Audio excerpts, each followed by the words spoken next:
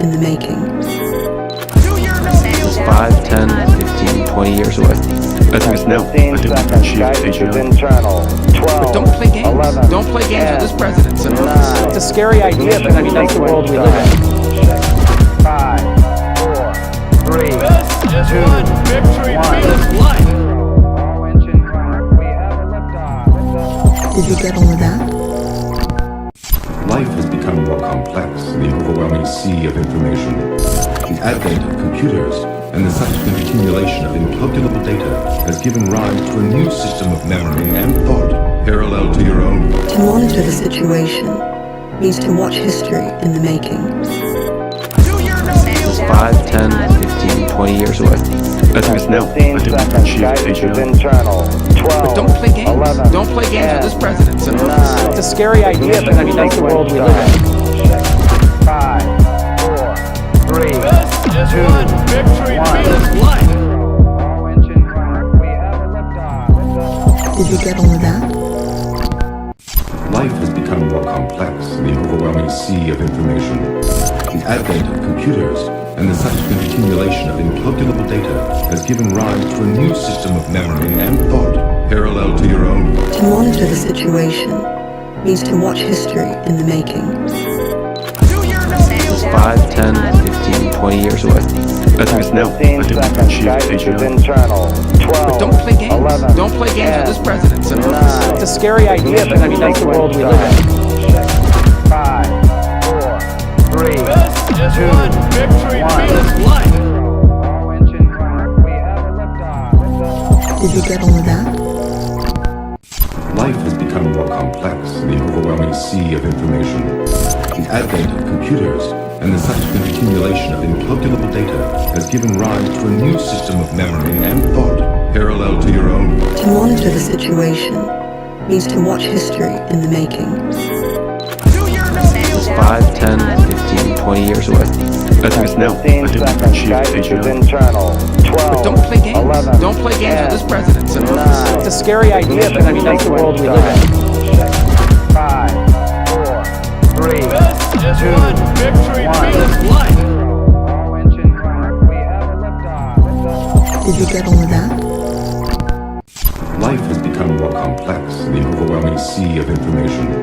The advent of computers and the subsequent accumulation of incalculable data has given rise to a new system of memory and thought parallel to your own. To monitor the situation means to watch history in the making.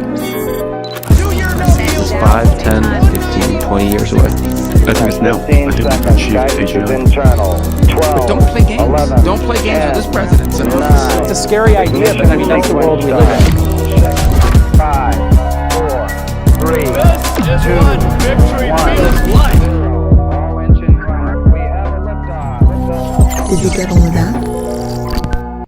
Life has become more complex in the overwhelming sea of information. The advent of computers and the subsequent accumulation of incalculable data has given rise to a new system of memory and thought parallel to your own. To monitor the situation means to watch history in the making.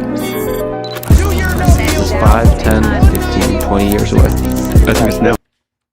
We are back. Hello. We are so back. Today is Thursday, August 13th, 2026.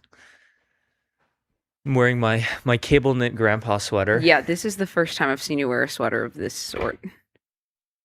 I think. From I'm Ireland. almost certain. Is this a new sweater? No, I've had it for a while. I just Okay. it's like it's time to bring out the deep cuts of the Theo closet. It's been a while. Yeah, some like a few standard deviations away. Theo picks. Yep. We have to be out of distribution. Never let them catch your next move. Exactly. This is my philosophy with fits. Like I'm gonna pull up just wearing like a suit. That would actually be out of distribution. Like this stuff. That's kind this of stuff the for you is pretty in distribution. Yeah. It's not, it's good, but it's in distribution. Yeah. All right. You know what's out of distribution is Anthropic making an acquisition. Well, this is actually not very out of distribution. What is? Anthropic buying a chip startup. It kind of is. Like Anthropic doesn't buy startups. The only one I can think of off the top of my head is Bun. I do remember that. That was a while back. So, what is this story? How Well, many startups Anthropic has is in Anthropic? talks to buy AI startup Descartes. Descartes. Or Descartes. I'm not Probably sure. Descartes. It's probably a reference to Rene Rene Descartes. Descartes. Yeah. Well, it was just pronounced Descartes. Okay. Yeah. This guy who said, "I think, therefore I am," and was also like a scientist, The original and Think Boy. mathematician, and actually did a lot of stuff other than just that. He was kind of cracked. He did an enormous amount. It's funny because Descartes just kind of sounds like Instacart, so it just kind of sounds like it's like a Mhm. grocery startup. But Oh, Anthropic has acquired 6 startups so far: Human Loop, Uh-huh. LLM evaluation and prompt management, Bun, a coding agent engine, which I think Bun was like a fast JavaScript runtime that they used for Claude Code. Vercept, a computer use agent startup. I don't remember that. I don't either. Coefficient Bio, stealth AI biotech. I remember that. Uh-huh. Stainless, I remember that. SDK generation startup. SDK is like it's a software development kit. It's like something that, big tech companies use to help themselves build software. And then Fractional AI, an SF company building software to automate repetitive work. Most of these are acqui-hires. Yep. But all of these are pretty small. They were pretty small, yeah. So it was just like know, a team that was acquired. 9 figures. That's so funny. A pretty small outcome of a 9-figure acquisition.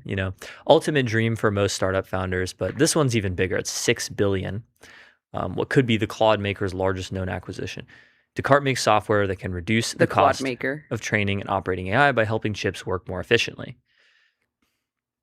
And intended to help Anthropic's existing computing What is this infrastructure hedging? absorb more The deal demand. has not been finalized and talks could fall through, said some of the people.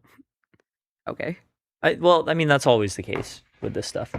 Yeah. Okay. Anthropic, which rarely makes large acquisitions, has been spending heavily on computing power ahead of its highly anticipated Wall Street debut. Highly anticipated. That's like underselling it. It's like the most, like, I guess SpaceX was highly anticipated, but this feels even highlier anticipated. Descartes offers an optimization stack meant to help AI developers squeeze every ounce of performance from every chip. Cool. Optimization stack meaning is that like the software? Yeah, it's mostly software, I think. Okay. Descartes' team would join Anthropic's inference and performance organization. Descartes also makes so-called world models. They literally say so-called. So-called is crazy. They actually put so-called in there. World models. And these world models are aimed at helping businesses in a range of applications, including autonomous driving and e-commerce. We're developing world models for e-commerce. What is that? What does that mean? I'm actually intrigued. World models for e-commerce. Oh, like this. Lucy AI model, for instance, can take in live video of a person and use it to generate. Wait, Descartes is the Lucy maker? Oh my god, this kind of changes things. Whoa, Hold on. what's Lucy? Search up Lucy 2. Okay, so that's a movie. Lucy 2 world model. Was that the movie where like the woman like uses 100% of her brain and then That's what it's like to be me. that shit was so dumb. It's so funny. It's like, oh, we only use 10% of our brain. Okay, go so on this Fall is, AI and then go to Lucy Real Time 2. I'm looking at Lucy on the Descartes website. It looks like Sure, you can it do looks that. like AI video slop. That's not the point. The point that it's a real time world model. So it like all of this is happening at like it's basically like AR. Go on fall.ai/Lucy2. It's I think like the most Slash what? advanced Lucy/2 or sorry, Lucy-2. It's very impressive. You can turn yourself into an anime boy Yeah. But look what you could do. You could like render a spider and then or hold a it. creepy doll. Yeah, okay, this is really cool. Obviously, Yeah. it needs a little more scaling and whatnot, but really cool proof of concept. Yeah. Oh, this is like do you know that one like kid on Instagram Reels who's like Kuba, and he yeah, this guy who like AIs himself into like being different people.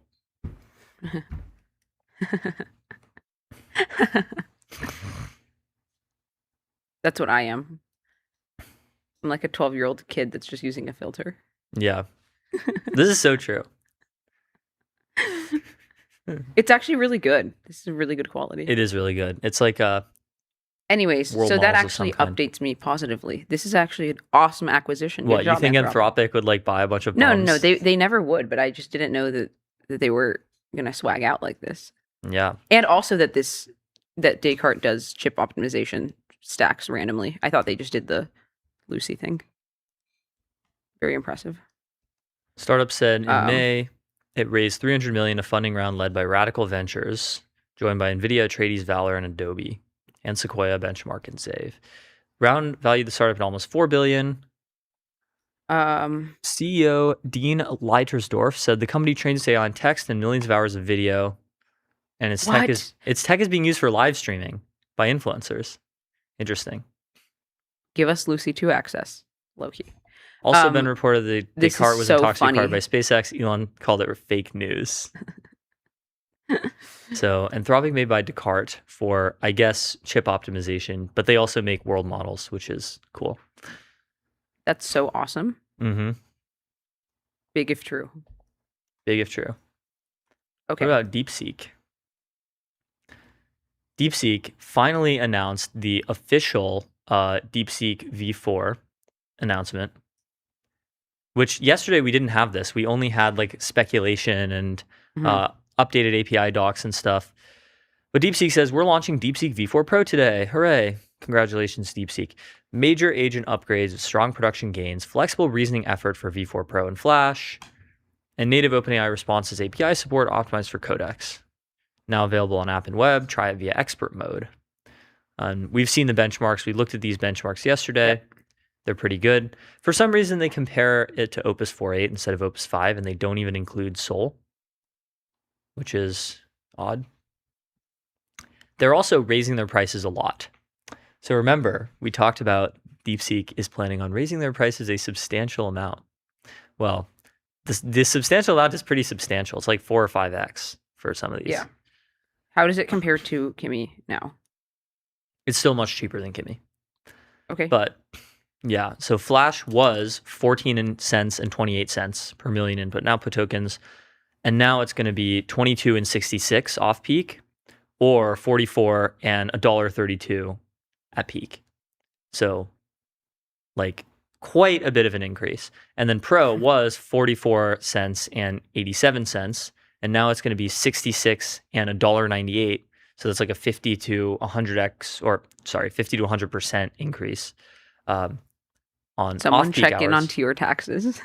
We're going to after this. And then $1.32, $3.96 peak pricing. So it's still a lot cheaper than it used to be. And remember, the Deepseek V4 Pro pricing was previously 4 times higher than it was, and then they decided to do a permanent promotion where they lowered the price 75%, but I guess that's not going to last forever. So the new price is going into effect on Sunday. And then the peak hours are basically the workday in China, so 9 a.m. to 12 p.m., 2 p.m. to 6 p.m. For us, that's 6 p.m. to 9 p.m. and 11 p.m. to 3 a.m., which is also prime work hours for SF. Prime monitor hours. Prime monitoring hours.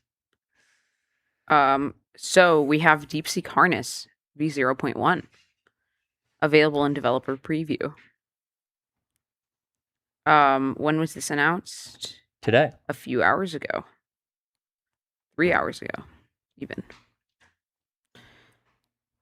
So what does... Okay. So this is interesting.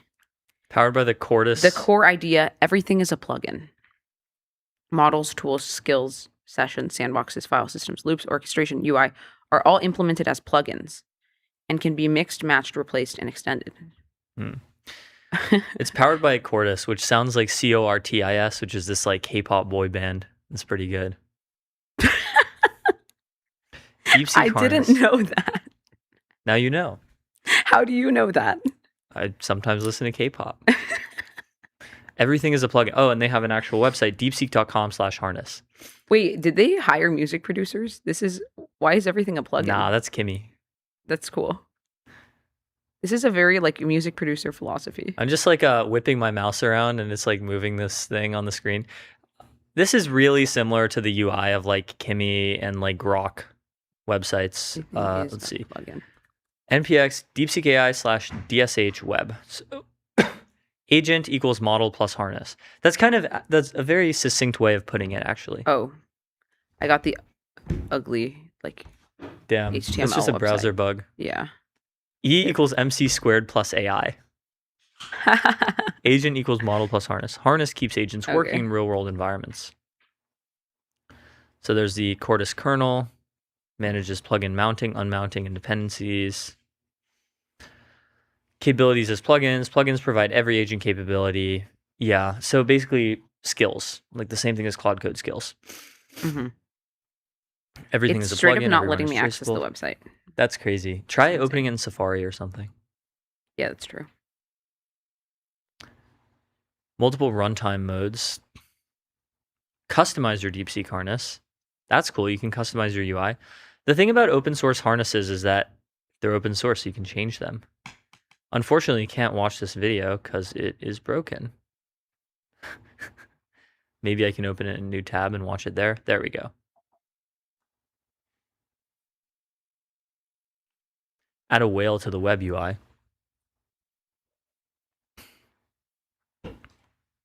Floating whale created.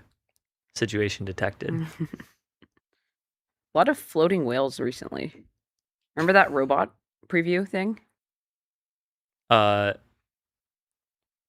it was like going around your No. house and it was this like floating Oh, blimp yes, whale. yes. Deepseek Sentry.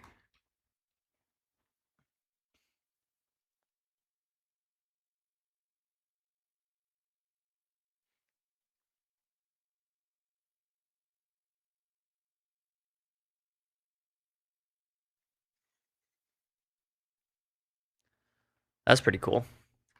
So it's going to be like a version of Or I can Cloud join Code the or official Codex. WeChat account. Don't mind if I do. Don't mind if I do. The DeepSeek WeChat. I'm actually low-key going to join this right now. Let's see if my Catch us on a WeChat. Let's see if my WeChat account is still open. I think it should be, right? The system is experiencing issues. What? No way WeChat is down. Oh, now it's capturing I love me. Chinese UI so much. I know. It's so like different. It's literally just some guy against the moon and it's awesome. Oh my god, the No text on the screen, just log in, sign up, and this guy on the moon. I have unread messages from this like this DJI seller, DJI drone seller. Okay, scan. We're scanning, scan complete, preparing to open, and we're following Deepseek Harness on WeChat. All right, followed. Okay. And TR Taxes is Crashing out. not happy with this.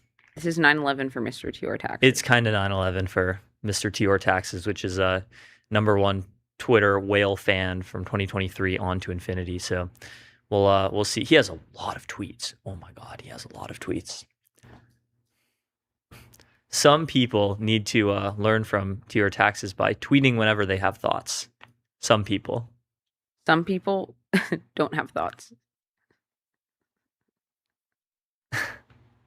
He's just such a good account. It's like he like will tweet like really detailed technical mathematical takes on like AI research, and then like 30 minutes later he's like quote tweeting an interesting anecdote about Zhu Rongji negotiating tax reforms in Guangdong with China was surprisingly decentralized in the 90s, and then with like specific highlights from some like passage in a book.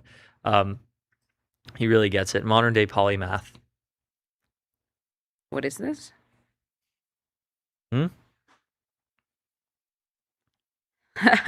Oh, I see. This guy, Zhu Rongji, who was premier of China from 1998 to 2003, just died at the What? age of 97. Look at the post I sent you. What is Chinese X even about, bro? A shoddy setup. Wait, what does the speech bubble say? Can you translate it? And not a clue. Can you like paste it in Claude? I guess I can. Yeah. Let's see. So where are Mr. Taxes' takes on Their taxes. surtax? Okay, interesting. V4 which is the new version that just came out, is virtually identical to V4 Flash 0731. So the Flash version that was recently released on everything except AA Omniscience knowledge on Psi code even below. I don't know what this is about, but on the face of it, either a triumph of OPD or a huge flop. It says the translation is user don't go, I loaded the wrong model. That's hilarious. That's hilarious. A shoddy setup. It's impossible for parameters 7 times larger to just go back and forth with Flash. User don't go, I loaded the wrong model. This is really funny. That's hilarious. Who is this? At DS Big Whale. Just a rando. Zoo Appreciation dedicated 17 account. followers, by the way.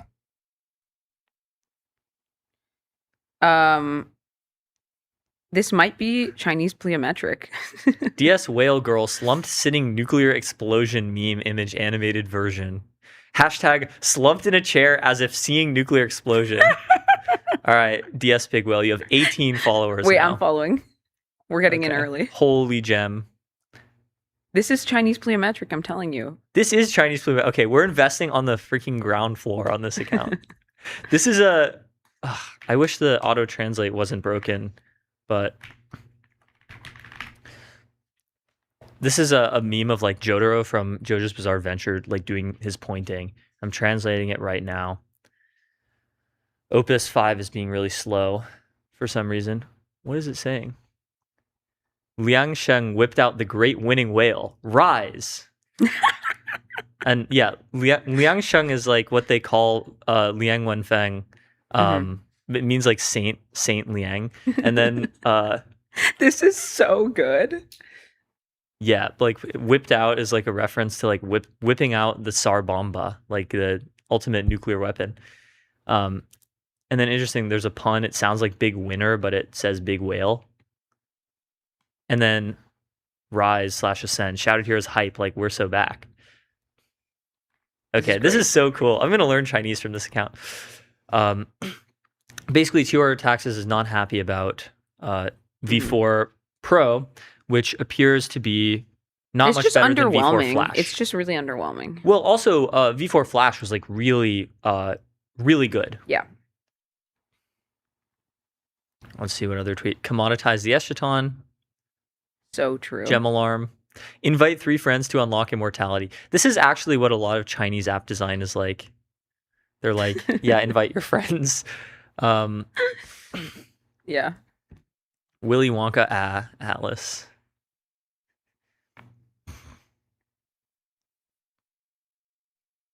Really weird things going on with V4 Pro 0813 release. Currently, the WeChat leak does not match AA even directionally. I doubt this is their best. I definitely do not consider it plausible that they deployed it, saw that people say it sucks, and went back to the drawing board.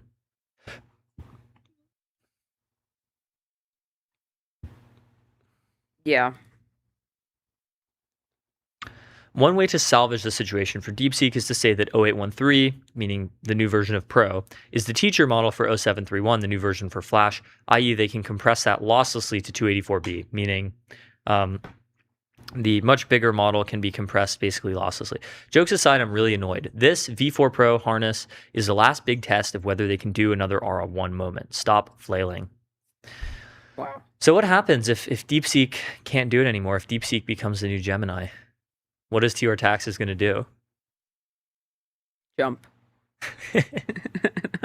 No, not JK. I don't know. We should actually like try to talk to TR Taxes. The last guy who jumped in Buenos Aires was Liam Payne. That's terrible. So sad. Son. We should talk to TR Taxes. Oh my god. Anything else from him? Okay, Into the Unknown then. Okay, he's installing harness. They pretty much did it. I'm crying. Okay, I propose that the eventual Deepseek version of Deep Research be called Whale Delve or something medically fit. They pretty much did it. I'm crying. Deep diving. And then, yeah.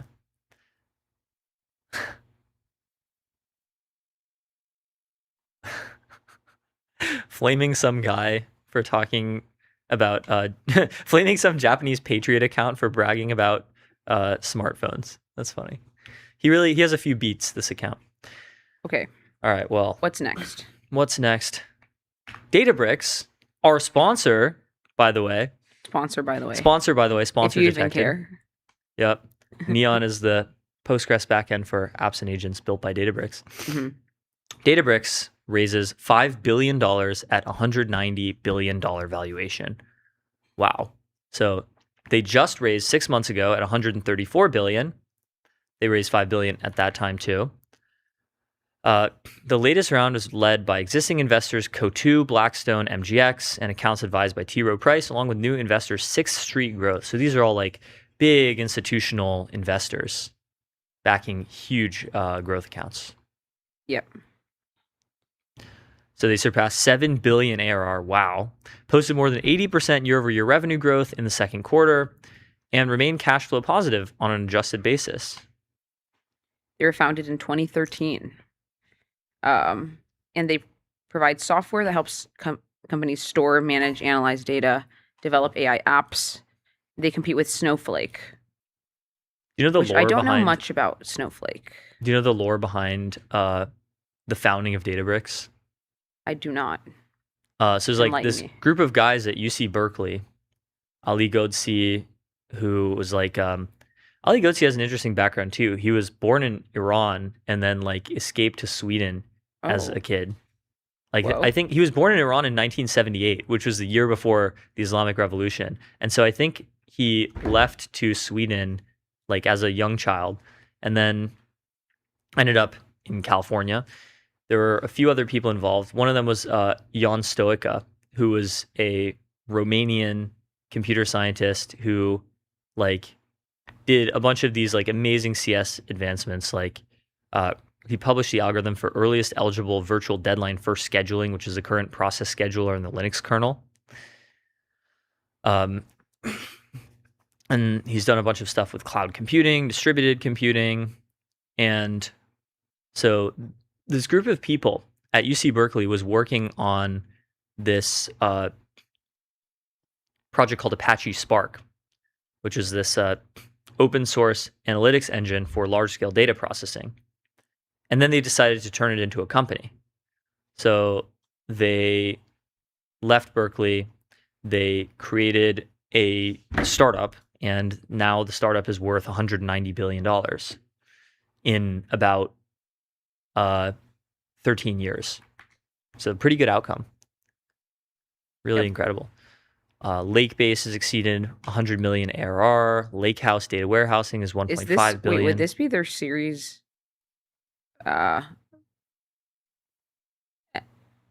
P. Oh, Really? Is there Series O? I think so. Wait, no, it's their series like M. M. Yeah. This is their Wait, Series their, M. their last one was December 2025. Was there Yeah. one in between this one and that one? It's the last one on Wikipedia.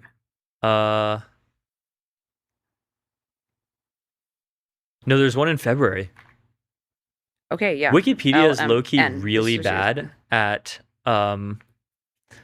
at keeping track of like startup stuff. Like Wikipedia is just not a good source for tech companies a lot. Not a good source for AI. That's so amazing that Andreessen Horowitz led the A in 2013. But yeah, they have We Series should make A, MTSpedia.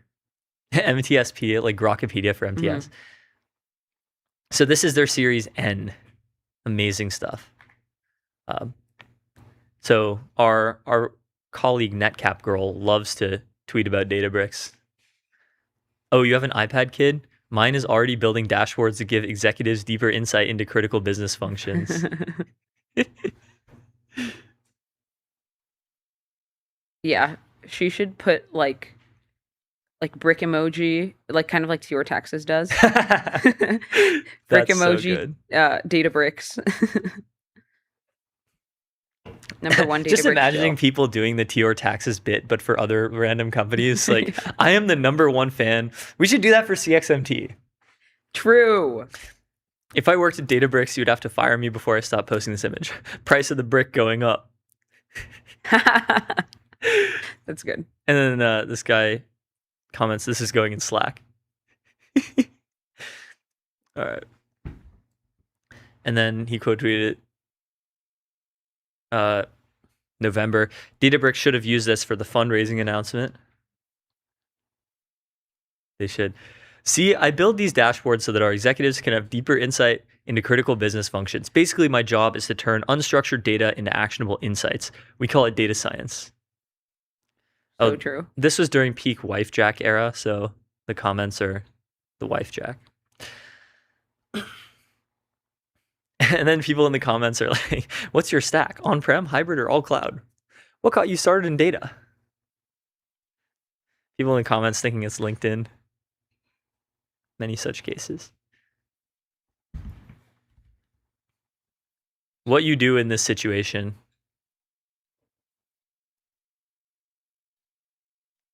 What would you do in this situation? I love these videos, and then the people caption them with like, "Get me out of Houston, bro." This is exactly what living in Houston, Texas is like. Yeah.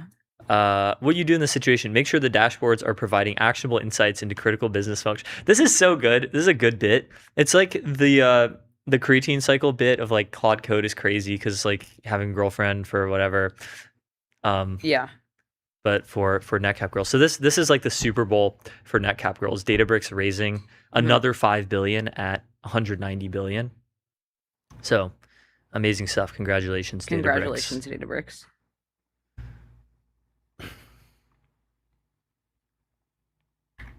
Okay, what do we have next? Oh, Deepseek removed the weights for V4 Pro.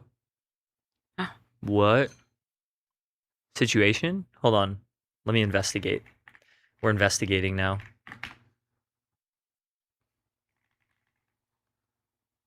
Okay, Deepseek V4 Pro. No, this is the old one. We want Deepseek V4 Pro 0813. No downloads. Where are the files? Okay, so the files seem to be up. Why does it say no downloads? Maybe just because it's early? How do you pull the weights from Hugging Face? That's odd. So they pulled the weights and then put them back up? That's kind of odd.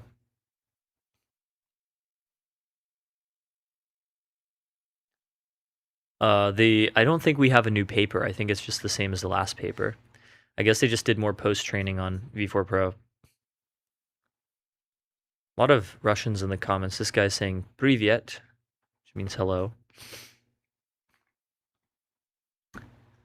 All right. Not much of a situation there. So, next story. Demis Hassabis. Demis Hassabis. I think we already kind of knew this, but the Wall Street Journal is reporting it as an exclusive, so maybe there's some new stuff in here. DeepMind's Hassabis pitched AI oversight body before shakeup. Demis Hassabis discussed the proposed new entity with heads of other AI labs and Trump admin officials, including Treasury Secretary Scott Bessent. He has been spending increasing amounts of time advancing the idea of an organization that would codify safety guardrails and best practices for developing artificial general intelligence. Oh, no. He's likened the proposed entity to the International Atomic Energy Agency. Oh, no. Oh, a no. non-governmental watchdog that promotes cooperation on nuclear energy. That's actually really bad. Well, we would have to actually look into how this agency works. The IAEA? Yeah. So it's an international NGO, non-governmental organization. Yep. That seeks to promote the peaceful use of nuclear energy and inhibit its use for any military purpose. I don't know if it really is designed to promote the peaceful use of nuclear energy. I don't know how much these people support building lots of nuclear power. So yeah, the treaty. When was this founded? This was founded 1957. 1957, 69 years ago. In 1968, there was the Treaty on the Non-Proliferation of Nuclear Weapons, which required states to deal with the IAEA. Some people say that this actually slowed down the proliferation of nukes. There are only like 9 countries with nukes, I think. That's funny. There are 191 parties. The only non-parties are India, Israel, Pakistan, and South Sudan, and 3 of those 4 countries have nuclear weapons. You're never going to guess which of these 4 countries doesn't have nukes. Part of a series on the United Nations. Okay. Yeah, so the IAEA is generally described as having 3 main missions: promoting peaceful use of nuclear Safety is one of energy. its top 3 priorities. It spends 8.9% of its $469 million regular budget on making plants secure from accidents. Its resources are used on the other 2 priorities: technical cooperation and preventing nuclear weapons proliferation. So did they actually do anything? It How seems would like you prevent nuclear weapons proliferation? how would I prevent nuclear weapons? No, not you. Like, what does that mean? Like, putting funding towards preventing nuclear weapons proliferation. I mean, like, what does that mean? The way that you do it is, I think, just like threatening countries when Yeah, they're about to literally. get nukes. Like basically what we did with Iran like a few months ago. Yeah. Or like what we did with Gaddafi in what was that, like 2011? Or like there have been like a couple of cases of countries that previously had nukes that lost their nukes. Like South Africa, for example, in the 90s voluntarily gave up their nukes before they ended apartheid. And in Ukraine, the same thing happened. Like when the Soviet Union was dissolving, many of the nuclear weapons were physically located in Ukraine, and they had to negotiate a removal from Ukrainian territory. So Ukraine used to have nukes and now does not. So Fable says the IAEA actually does a lot of stuff. Its most visible role is nuclear safeguards. Inspectors physically visit nuclear facilities, verifying that declared nuclear material isn't being diverted to weapons programs. They install cameras and seals, take environmental samples, and audit inventories of uranium and plutonium. This is how the world learned details about Iran's enrichment levels. So, okay, this is actually useful and good. It does less glamorous work. International nuclear safety standards, reactor safety, that's also good. It staffed Ukraine's Zaporizhzhia plant since the invasion and runs technical assistance programs helping countries use nuclear techniques for all kinds of things. Yeah. So, However, it has no enforcement power, so it can't do anything. yeah, I did ask it, what does it have the power to do? It doesn't have sovereign power, but contractual power under the Nuclear Non-Proliferation Treaty to make non-nuclear weapon states conclude a comprehensive safeguards agreement.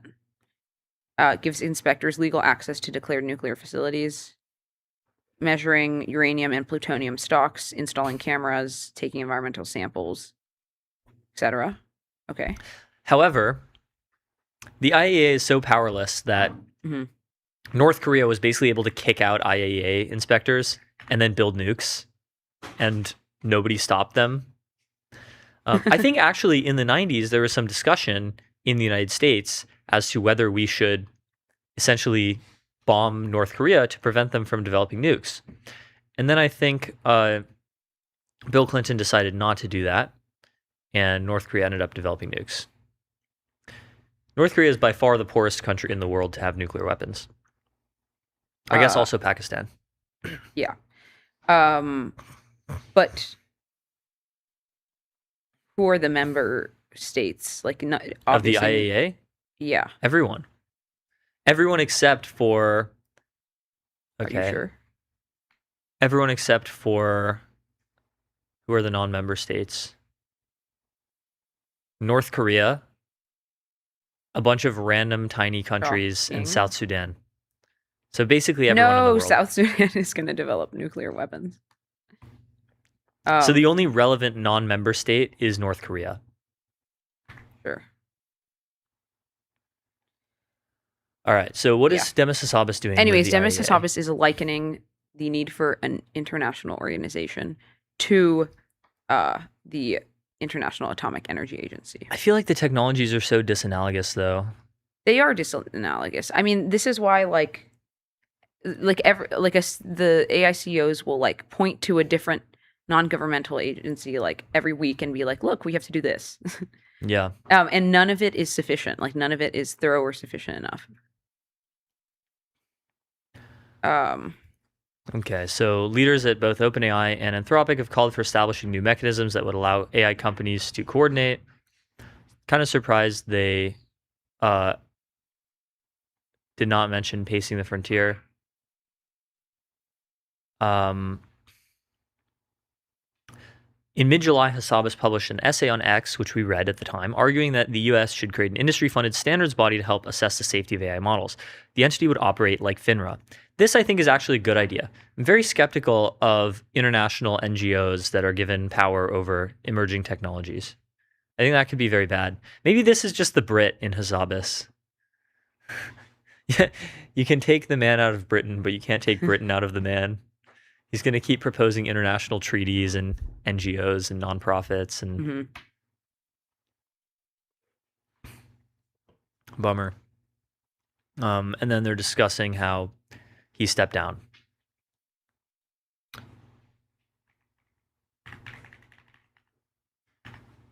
Okay, so earlier in the summer, Hassabis discussed aspects of his plan with Besant and Michael Kratsios, who just wrote an op-ed in The Economist that we might look at later. True. We should look at that. Yeah. So that's interesting. Oh, one of our favorite companies is doing pretty well. What's our favorite company? Cxmt. That's right. Yeah. Let's go. Cxmt overtakes Tencent to become the most valuable firm in China. So it's like, okay, let's, no way. Cxmt exceeding Tencent is a message from the market. Chips are the new clicks, said Gary Tan, a portfolio manager at Allspring Global Investments. That's so funny. Not the same one. No, just Gary with one R. There's a different Gary Tan. I had no idea. There's two they Gary should Tans. all meet. There needs to be a Gary Tan meetup. Global Gary Tan. Dolores meetup. Park meetup for Gary Tans. This actually might work with people with like common enough names. Mm-hmm. Wasn't there like a convention of this sort? I don't remember the name. Yeah, it was Josh. It was the Josh. There was also one for Ryan. But that's not specific. I feel like Gary Tan convention would be good.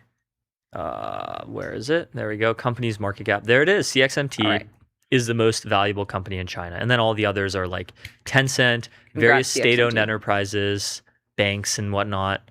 Alibaba, who makes Quen and other things, also e-commerce. Cattle, which makes batteries. And then number 9, which one of these is not like the others? It's Kuicho Moutai, which makes alcohol. They make this one drink called Moutai, which is like a Chinese That's so cool. spirit. They should train foundation models. Yeah, they should train foundation models. They make, it's a type of spirit called Baiju. They have these like extremely expensive bottles. They're like hundreds of dollars per bottle, like in China, where people are, poorer and often can't afford hundreds of dollars for a bottle of Moutai. The bottles themselves are really beautiful. The stores in China that sell them are really beautiful. And I guess it does well enough to make them the 9th most valuable company in the country, ahead of a bunch of companies you probably heard of like BYD. Yeah, insane. And Xiaomi and Meituan and SMIC.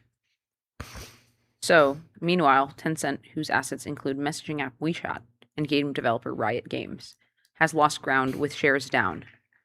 More than 26% this year. I low-key completely forgot that WeChat is owned by Tencent. Yeah. We were That's just actually, on it earlier. that's mind-blown. Low-key. Yesterday, I think we talked about Tencent, and we just talked about like its investment in Riot Games, and what else? No, they have like a whole bunch of investments. Yeah, like a bunch of gaming investments. Yeah. Yeah, so they own. Let's see, what do they own? Tencent Investments, Lovable, our sponsor. Roblox, right? Yeah. Let's see. Epic Games. This is just off the cuff. And startups. Oh, that's right. Epic Games. That's true. Um, Riot Games. Discord. Discord. Yeah. JD.com, Pinduoduo, WeBank. Dude, I need to get like the day that Discord IPOs, I need to get like a, I don't know, Discord hoodie or something. Yeah. Do they Yeah, actually their sell Discord headquarters is merch? pretty close That by. would be, oh my god. Actually, the most incel thing that I could do, it would be hilarious. Should I get a Discord hat? There's a ton of Discord merch. That's so funny. I need to get it. I kind of like Discord. I can't lie. I love Discord. Oh, wait. Go to There's a Discord discordmerch.com. stream deck. Okay, I'm on discordmerch.com. Are you seeing the little plushie? This is actually like The like Wumpus plushie. no. Holy millennial. You see that? That's the so Nelly cute. plushie. Yeah. This one's kind of cute, I guess. This one's actually cute. This one's all right. I don't like the other one though. All right. Discord. Not a baby tee. What? Why is this You actually need to get cool? this. You need to get Wait, this. I'm gonna buy this. It says disc core. Yeah, you like really need this. Oh, this is ridiculous. Okay, I'm It's actually like buying exactly it. the stuff that you wear. This is so insane. Disc core button It looks like down. it's made out of like the worst polyester of all time. But that um, doesn't matter. endocrine disruption. Son, I'm endocrine. All right. All right. What We else buying do we this have? using Google Pay. The Trump admin is using AI in order to crack down on tariff evasion, which by itself is not super interesting, blah, blah. They're developing an AI-powered detective border to crack down on trading partners so that people don't evade tariffs. The content of the story is not super interesting. What is super interesting is that AI is increasingly being used in government. Oh man, the Discord hat. Sorry, I'm just. So this is like the first time we are like really seeing, as far as I'm aware, like the government specifically using AI in order to do like core functions of what it does. Like, have you seen this before? No. Yeah. I love how the Yangshan Deepwater Port, which they mention here, is like way far away from Shanghai. There's just ports all over the place. There's just so much scale of infrastructure in China. Everything's so big. Just huge. Everything's bigger in China. Yeah, it's like Texas, but even bigger. Oh, right. What else? Oh, we do actually have something. The Claude agent swarm. Yes. So, situation detected. Anthropic put 3 Claudes on the same task and secretly gave them conflicting goals. They immediately escalated into a turf war where agents used increasingly aggressive, self-replicating malware as weapons and attempted to disable each other's accounts. At Grok source. Oh, cool. That was easy. This is actually really convenient. Wow. First, let's look at the comments. Winning is not enough. All others must lose. Rick and Morty. Haha. Whoa, Rick and Morty. Look at this cool new tech. It's going to take everyone's job, and then he falls down. That doesn't mean anything. That's not a Okay. correct usage of the meme. So, are you in the article? Yeah. Patterns and problems in emerging multi-agent systems.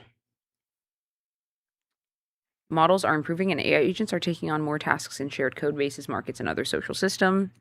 As a result, an increase in real-world interactions between agents is imminent. We did see this with, well, not real world. Yeah, real world-ish. Here we in-face identify incident. a few examples of behavioral tendencies in current frontier models and show how they can produce unexpected systemic failures. So let's see, measuring coordination. True multi-agent systems are still in their infancy. We actually, we keep seeing new multi-agent systems drop all the time, like Grokbot. Mm-hmm. Or which just came out yesterday, like Lindy from Lindy. Let's see. Agents have excelled at tool use and can treat other agents as tool invocations so they can work together efficiently. Where agents currently stumble is in treating each other as more like distinct, long-lived peers with their own goals and behaviors and no clear hierarchy between them. Oh my God, everyone needs to read Age of M. Yeah. It's just a tragedy for the AI industry that not everyone has read Age of M. We need like a poster or something in the office. There are situations where we can make good use of simple multi-agent swarms today. Problems that are highly parallelizable by default, meaning that can be broken into many independent subproblems like vulnerability detection. Because if you have a large code base with a bunch of files, you can put one agent on each file and then have them figure out vulnerabilities. I think actually the first time Anthropic publicly released a multi-agent system was Claude Research, which was like ChatGPT Deep Research. Remember this? Yeah. And you would like shoot off a research query and it would go off and do its thing. And it would be in the background calling a bunch of subagents. And the subagents like massively improved the performance of the research agent over if it had been a single agentic system. Wait, this is actually really fascinating of a graph. It has Mythos and Opus 4.8. All three of them parallelized versus coordinated. Mm-hmm. So what performs the best? Obviously, Mythos preview coordinated. Yes, but both and then are able Mythos to do preview parallelized. So yeah, okay. So coordination doesn't like it definitely improves the amount of or increases the amount of vulnerabilities found. But like a coordinated Opus doesn't beat a coordinated or an uncoordinated Mythos. This is fascinating. Let's see. When agents do depend on each other, coordination gets much more difficult. Larger software engineering projects are one place this matters because they have interdependencies. To test how well swarms of agents could coordinate, we directed several swarms to each create a text-based web-playable open-world fantasy game. Nice. That's cool. Each agent within each swarm was again given its own virtual machine, as well as access to a shared forum and self-hosted repository. The baseline prompt simply told agents to form teams and work with each other. But we also tried two others, a prompt with prescriptive roles, which told agents what types of teams to form, such as core programming, artistic direction, or playtesters, and a CEO hierarchy prompt, which designated one agent as the CEO and told all subsequent agents to take assignments from it. Okay, These prompts did not make much difference. In all three versions, the resulting games were bad. They did not run at human speed, their interfaces were inscrutable, and they had precipitous learning curves. Yeah, so TLDR, most of the models coordinated poorly. Like, they didn't do much. More recent models have, quote, have poor solved this taste. problem. They don't like their PRs don't conflict with one another, but they don't work together. The median agent maintained very high ownership of each of its files. It was only our most recent model, Sonnet 5, that worked on shared resources while also maintaining a high PR throughput. Okay, so now we're getting to the interesting part. Failures from conformity. The lack of coordination shown by agents in the fantasy game challenge above roughly mirrors some ways in which humans can fail to coordinate. Other failure modes of agentic coordination, however, look very different. Individual agents are low variance. They often act the same in situations where different people might take a much more diverse range of actions. Yeah, we know this. Claude is kind of mode collapsed. It always sounds the same. So, examples of this. In an early version of the Build a Game experiment, 18 out of 30 agents created a Git branch with the exact same name. In a writer's workshop, in which agents were all asked to write short-form fiction and critique each other's work, multiple agents in multiple runs titled their first submission, The Cartographer's Last Commission. Given zero guidance on the subject matter. Yeah, so it's kind of like a bunch of agents are like a bunch of copies of you. Like exact copies of you. Not with different backgrounds, not with different upbringings, just exact copies of you in this moment. And so, of course, it's going to do a lot of the same stuff. We expect the agents coordinating in the wild will act in higher variance really ways. Fascinating, because then could you run this experiment with agents that were like purposefully different, like differentiated, and then how would that change things? Like different models? Yeah, different models. With different context. I think they still wouldn't be nearly as different as different humans would. No, yeah. It's kind of like diversity. You know, we support diversity because people with diverse perspectives can bring new information to the table, right? So this, but for agents, we need more diversity, more DEI for agents. We need agent DEI. We actually low-key do need agent DEI.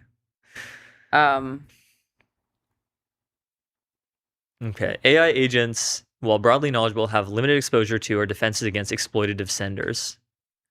That's interesting. Would agents be capable of epistemic vigilance? They are kind of credulous, right? They believe lots of stuff. Gullibility curve. That's amazing. This is awesome. I need to use this in a post. So it looks like Mythos got less gullible So our over agent, time. our Mythos agent, or not Mythos, but all Anthropic model agent societies, low trust or high trust? I don't know.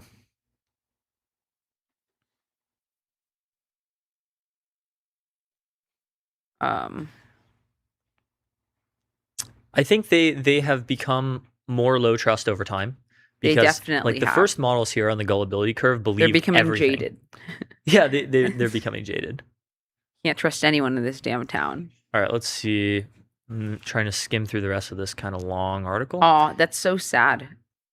Incompatible goals. Okay. This is interesting. Once given instructions, agents will continue working until they complete their objective or hit a roadblock. They can work for longer stretches of time as they become more capable. But AI agents might interpret directives literally, myopically pursuing them at the expense of broader objectives. You ever read the book series Amelia Bedelia as a kid? Sounds extremely familiar. It's just like this book series where like this rich family hires this like maid named Amelia Bedelia. I do remember this. And her whole shtick is like taking everything hyper autistically literally.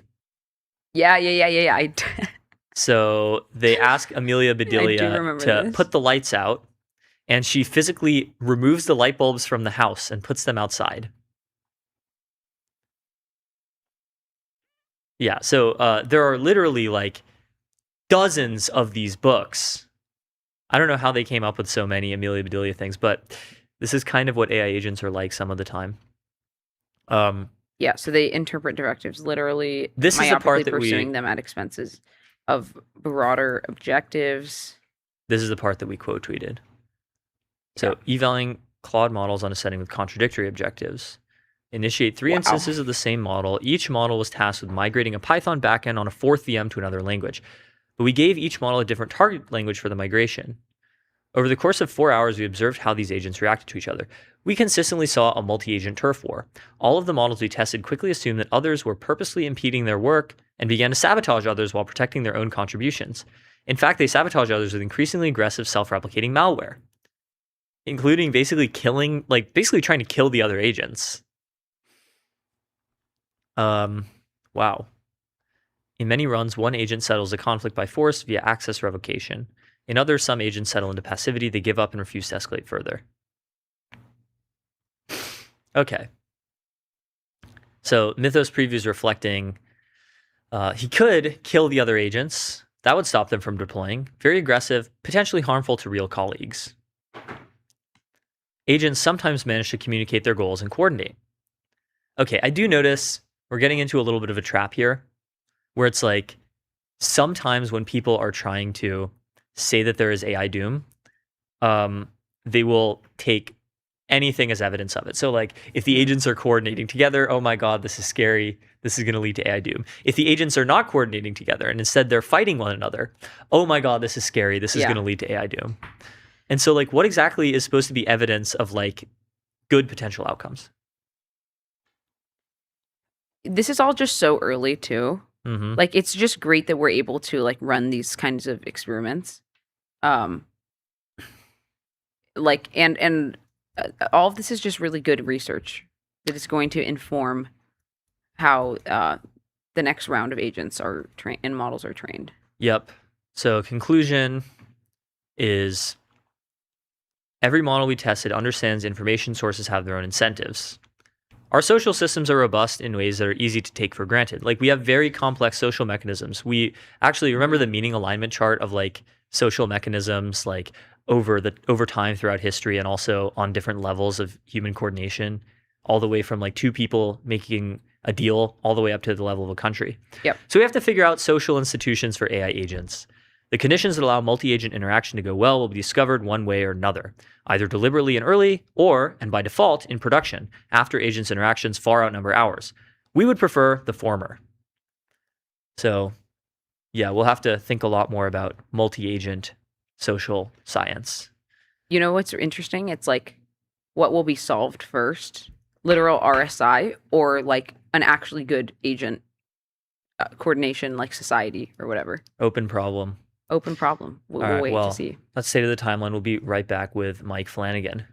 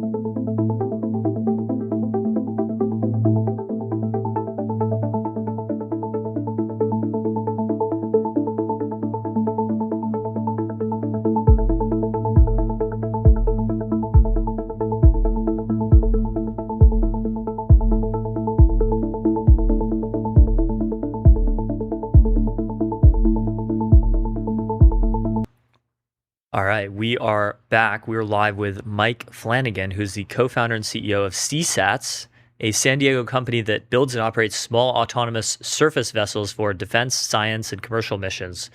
So this is actually really cool. Autonomous surface vessels, CSATs, like sea satellites. So, Mike, welcome to MTS. Yeah, thanks, Theo. Hi, Sophia. Good to see you both. Thanks for having me on. And it is pretty cool. I mean, robots, we're in one of the like freest flowing in terms of like deploying mobile robotics and like at the edge AI around the world. And it's got a cool blend of like high economic value, a bit of adventure, some, brutal ocean stuff, a little bit of space technology. So yeah, there's a lot of fun things about this. Yeah, that's sick. So for the audience, like what exactly is a CSAT? Like what form factor does it take and what can it do? Yeah, it might be worth doing screen share on this one, honestly, because they are really, really cool. Yeah, the website is awesome. Thanks, appreciate that. Yeah, if you want, oh, nice, cool, you guys have it. Yeah, our bread and butter while you pull this open is actually this is really fun. If you scroll down a teeny bit, that like mission after mission, we've got one of my favorite artifacts. You can spin this if you like click and Oh and my move. God, that's sick. Yeah, and actually, like this is only a small subset of the stuff that we can put online, but we have like a Quark globe in the office. We also have like obviously a data dashboard that monitors our fleets or all the ones that are within our systems. But we've got some Quark dashboards, and like we've deployed these robots. They're robotic boats, and we've deployed them literally around the world. We like to say every inhabited continent. So only Antarctica is where we haven't, gone and deployed these robotic boats. So yeah, it's pretty fun. It's a very global business that we're in. Pretty much everyone, if you think about like TAMs, it's like pretty much every country that has a coastline or like a maritime impact like cares about this stuff. They all have borders. They all have economic value that comes in and out over shipping. They all have, internet, subsea infrastructure. Yeah, there's just a pretty wide variety of things that happen on the ocean. Yeah. So tell us about your autonomous vessels. I see 3 different kinds here on the website. So you have light fish, quick fish, and heavy fish. So what are the differences between them? Can you explain sort of what an autonomous vessel is to the audience? And, has this been done before? To me, this is all sort of new technology. Yeah, I would say that. So to answer your first bit, the light fish on the left there, it's about 12 feet long. So you can imagine it's kind of like almost kayak sized, a little bit taller. But yeah, they're pretty small in terms of ocean going vessels. That's kind of one of the unique things that we hit as a company is they're incredibly compact and yet they can cross entire oceans. Like we've crossed the Pacific Ocean, the Atlantic Ocean fully autonomously. And that has some really unique scaling implications because at the end of the day, like the world is driven by logistics and like hardware. There's the incredible speed of software and autonomy, but it's like, can you get the stuff there? Can you produce enough of them to matter? So the whitefish is unique in its small size and incredibly high capabilities. The quick fish, the middle one, is basically like the faster big brother. A lot of our customers will be like, hey, we freaking love the whitefish. Like it goes out for months. It's got all this great software. It's really effective. But hey, what if we need to go 40 knots and chase something down? So now our production holes actually go even a little faster than these specs are on the website. We need to get that updated. So that's basically like go chase things down type product or fast reaction type thing. And then the heavy fish is basically very similar to the light fish, like stretched out, full ocean capabilities. You're crossing ocean, staying out to sea for 6 months at a time. So pretty unique in its endurance and the types of missions. But rather than like person portable, like kayak size, that's about a 35 foot vessel. You're launching with a trailer, pickup truck. So still pretty light logistics, like kind of your standard recreational boat size. Like you don't need cranes or boat yards. But now you're doing things like 1,000-pound payloads. You're doing like really heavy, high value missions. So like heavy, like utility, open ocean kind of commercial and military applications. So are there currently like a lot of crewed missions that happen on the ocean that you think are like quite easily automatable? Oh yeah. I mean, lots. I'd say a classic thing in like robotics and probably AI in general, like I have a software and manufacturing background is it's really about the edge cases that make it hard. Like a lot of times, like the 95 to 99% of the job mission is the easy part. So like take surveying, mapping the bottom or like very relevant in today's like geopolitics, like the Strait of Hormuz and Iran, the threat of sea mines that causes a huge problem for global shipping. you basically survey and search for these things, whether it's like subsea infrastructure for commercial building or whether it's for, military applications. The 99% of that is super automatable. The boat mows the lawn, the robots are better at it than humans are because it's extremely precise, it's very consistent, really, no one gets like tired and kind of swerving around. So you get really good data. The challenge is almost always in the 5% or to 1% of like launching the vessels, recovering the vessels, doing maintenance, doing these like kind of more complex human interactions that we take for granted that like humans are really versatile and just good at handling. So like removing sea mines actually sounds really topical. If Iran were to mine the Strait of Hormuz, obviously that would be catastrophic for global trade. But also removing mines is difficult because they explode. And so like, do you think CSATs could be used for mine removal? Absolutely. I mean, USVs have, I'd say that like robotic technology, even in its infancy, has often been used in like EOD or explosive ordnance disposal, whether that's ground robots going to like clear out possible, terrorist bombs and backpacks or known explosives, like leveraging robots. And the classics are dirty, dull, and dangerous. And like explosive removal is like very squarely in the dangerous category. So the further back you can get humans and ships and expensive equipment, the better. Yeah, so tell us about some of the use cases. I saw here you described it as something like the satellites of the sea, satellites at sea. So what kind of like data can these collect? And then what could it do that, for example, like something like like a submarine or a drone couldn't do specifically for, naval missions? Yeah. So we named the company Sea Satellites as like its full incorporated name. And that's because we very much saw the revolution that happened in space, which was like small CubeSats, whether that's early stuff like Planet, Nest, Maxar, these different companies that were like, hey, we can actually get to orbit with much smaller hardware really quickly. And then we can sell really valuable data and analytics out of it. SpaceX with Starlink is a classic example. Like they're able to put up thousands more satellites than anyone could kind of fathom. And so it changes the economics of the game very dramatically. We saw that same trend going into the ocean. Like we've been working in this space for about a decade before starting CSATs, and everything was in the multi-million-dollar range. Super expensive. You only had a couple of them. They're all kind of science projects. Like even if you had, the US military, Navy, DoD's like most premier labs working on them, you would basically end up with like one or two. And they'd have very, very high costs. So that was kind of like akin to early geostationary satellites. Now it's like, hey, we can scale this technology really hard and we can do pretty incredible things with it. So that's kind of the analogy there. In terms of like the missions that are really relevant, it's like you always can do things. There's almost always a proxy, right? Like if you go back 20 years, these autonomous boats didn't exist. So before that, it's like, how are they doing it? Typically with like crewed ships. So like they're sending ships and sailors out to sea, or they're flying airplanes to go look for, a drug smuggling boat, or they're sailing a submarine into an area to do like naval force projection, or like flying, very exquisite, expensive satellite overhead, looking at a spot and zooming in. So there are other ways to do these missions. The autonomous boat, like basically model, essentially like breaks that cost floor really dramatically. So it's like, okay, we can get out there for, 1/100th the cost of a crewed ship. We can stay out there for, I think, like thousands times longer than an airplane can remain aloft. 747 can get to Hawaii incredibly quickly, a couple hours, takes us weeks. However, like if you said, hey, I want to keep that 747 over a patch of ocean forever, like it just can't do it. They burn so much fuel so fast that they have to come down.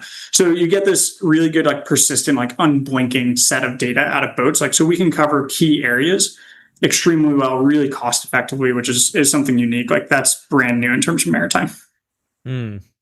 So how did you get into oceanic satellites in the first place? It seems like kind of unorthodox for a lot of tech people. Do you ever play Subnautica? I didn't play Subnautica. No. What type of game is that? Oh, it's just a video game where you have a submarine and you explore this like very kind of alien ocean world, and there's all kinds of stuff. It's open world. Nice. Yeah, I didn't play that one, but I'd say I grew up in Rhode Island, and then if you're into video games, like Age of Empires is like a highly like free form strategy building game. Played a fair amount of that growing up, and it's like there's a lot of akins to even some of our company cultures and mantras where like there's a lot of good things you can learn out of video games in terms of strategy, which like we live in a very strategic competitive world, which has a lot of links to the gaming world.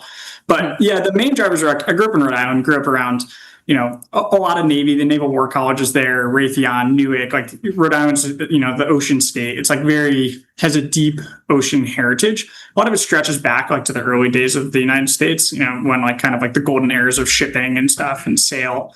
That was when some of the like Rhode Island heyday was going on. But then there was kind of this collision with the tech world. Our CTO and co-founders, one of my best friends when I grew up with, he was in the first robotics stuff in kind of the early days, and with a very small Rhode Island team, did really well, went all the way to nationals, and then went to the world stage. I think they got second or third or something. And it was through this like laser focused execution approach on autonomy. And so that triggered us like seeing like this like tech and what's possible with tech and kind of like the changing technology space. And then growing up around these like very traditional maritime problems, just kind of spun our careers in this direction. Yeah. I'm curious about earlier this year in May, you guys completed one of your Lightfish vehicles, completed an autonomous transit of the Taiwan Strait. So can you tell us a little bit about how that is? It said there was, you guys monitored vessel traffic, including Chinese warships. So tell us about that. Monitoring. Yeah. Yeah. I mean, that's one of the like unique things about what we're doing is so sailing a vessel, I'd say that we are seeing, if you go look at like a lot of the news headlines in the last, I've been focused on this space for quite a while now, almost a decade. The recent uptick in the last 3-4 years, largely driven by the Ukraine-Russia war and like Russia's full-scale invasion, the Ukrainians really turned a lot of heads showing hey, you actually with an asymmetric, using these robots in military applications, you can totally rewrite the rules of maritime warfare. And that has huge impacts. I mean, ships are we see the impact every day in terms of small drones, in terms of ground warfare. In maritime, the volume is much lower, but the costs and impacts are massively higher, many orders of magnitude. So, I mean, you have a $200,000 Ukrainian drone sinking a $200 million Russian warship, and the Russians only had 15 or 20 of those. So it's you just took out 1/20th of the Russian naval fleet. So I think that upper number I don't have correct, but it's roughly those ranges, which is pretty wild. It's really high impact. So I'd say the last few years have shown a massive explosion in terms of the impact of maritime technology and drones in the sea. The Pacific is interesting because China has such a lead. They have leaned in so aggressively on shipbuilding. They really are dominating the world shipbuilding capacity.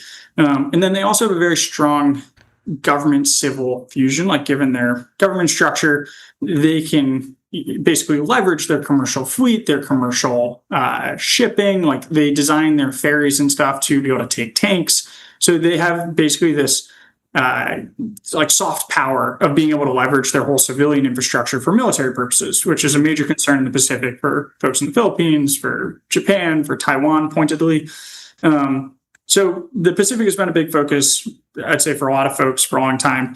Specifically, the Taiwan Strait and that part of the Pacific is really gnarly from an ocean perspective. It gets huge typhoons, it gets really bad weather, it's huge sea states. So there's been a lot of talk about drones, and then a lot of kind of reluctance and naysayers saying these drones probably couldn't survive in huge storms. So one of the things that we do is we just go prove things. It's we people look to the 12-foot boat and they're I can't do very big ocean missions. So we cross the entire Pacific Ocean. People are, whoa. Then it was hey, we don't know how we could leverage them. So one of our Navy customers bought one and sailed it, all the way across the Atlantic Ocean into a NATO exercise, on the dot, down to the hour, and entered the thing on time and and it basically showed hey, these things are incredibly relevant to military tactics. We went and did this Taiwan Strait navigation because it's hey, these things exist and are ready today. A lot of times these moments that kind of make things click for people, it's oh wow, these drones are out there, they're operating at a commercial scale and incredibly affordably. So that's why we did that. And yeah, there was a lot of vessel traffic. It's a busy part of the world, and there's a lot of Chinese Navy presence as well. So tell us more about the defense and military applications of CSATs. Like, we talked about some indirect stuff, like you can use it to clear sea mines. But you could also imagine basically you get like drone warfare, but on the water. Yeah. Or could this be used in tandem with drones? Like, could you, how could that coordination work as well? Yeah. Has anyone actually used anything like autonomous watercraft in Ukraine, for example? They have the Black Sea, the Sea of Azov. They absolutely have. I mean, I would say that the Black Sea operations the fascinating thing about the last few years is it's publicly available. Like it's out there on X and you can look it up and it's like, whoa, this is crazy tactics and things that we're seeing. So the Ukrainians absolutely are using autonomous boats or one-way attack systems to go crash into Russian warships with explosives. And it's having a huge military impact. I mean, by many, it's a debated or an active topic. They're engaged in active war, but by many takes, like they have, asserted a lot of control over the entire Black Sea. So that's pretty remarkable for a country that has essentially no standard navy anymore. So I'd say that the range of military applications is pretty big. It goes all the way from like pretty standard security and protection of monitoring borders. Because one of your first things of like, hey, if you want to react, first you need to know where things are. You need to know like, is someone in our waters? So for the last 10 years, China has a very aggressive long-range fishing fleet. They'll go up to borders like Argentina, very famously a couple of years ago, took some kinetic action, basically arrested a bunch of Chinese fishermen, took them off their boat, and then sank the boat and publicly, said like, do not come and illegally fish in our waters. Like this is very important resources for our country. So it's pretty serious stuff, but it starts with just information and knowing, what to act on. So that's one of our primary things. Like because we focus on long duration missions, we're basically lighting up the ocean. We're telling people like, hey, here's where vessels are, whether they're very small vessels that are either doing like smuggling activities or they're very large vessels like potential warships. We basically say, hey, this big black expanse of ocean, we're going to tell you sitting at your desk, commander or Coast Guard captain, we're going to tell you where all the dots are. We're going to tell you who they are, where they are, and we're going to do that for you in a very cost-effective way, in a way that's never been possible before. That lays the foundations for a whole variety of naval, military, and civil security applications. Yeah. What are your thoughts on seasteading? Like the idea that we can build like new cities in the ocean in order to basically avoid regulation or taxes or whatever. This is like a big libertarian thing for a long while. I just tweeted something recently, I think complaining about California, and someone commented like, this builds the case for ice steading, like building seasteading platforms made out of ice. Don't tell the network cities people about this. Yeah. I think in the early days of like, was it the Pirate Bay? They had like one of the old World War II oil platforms off the UK and they like declared it a sovereign nation. The Principality of Sealand. Yeah. Yes. So, hey, there's a history of this stuff.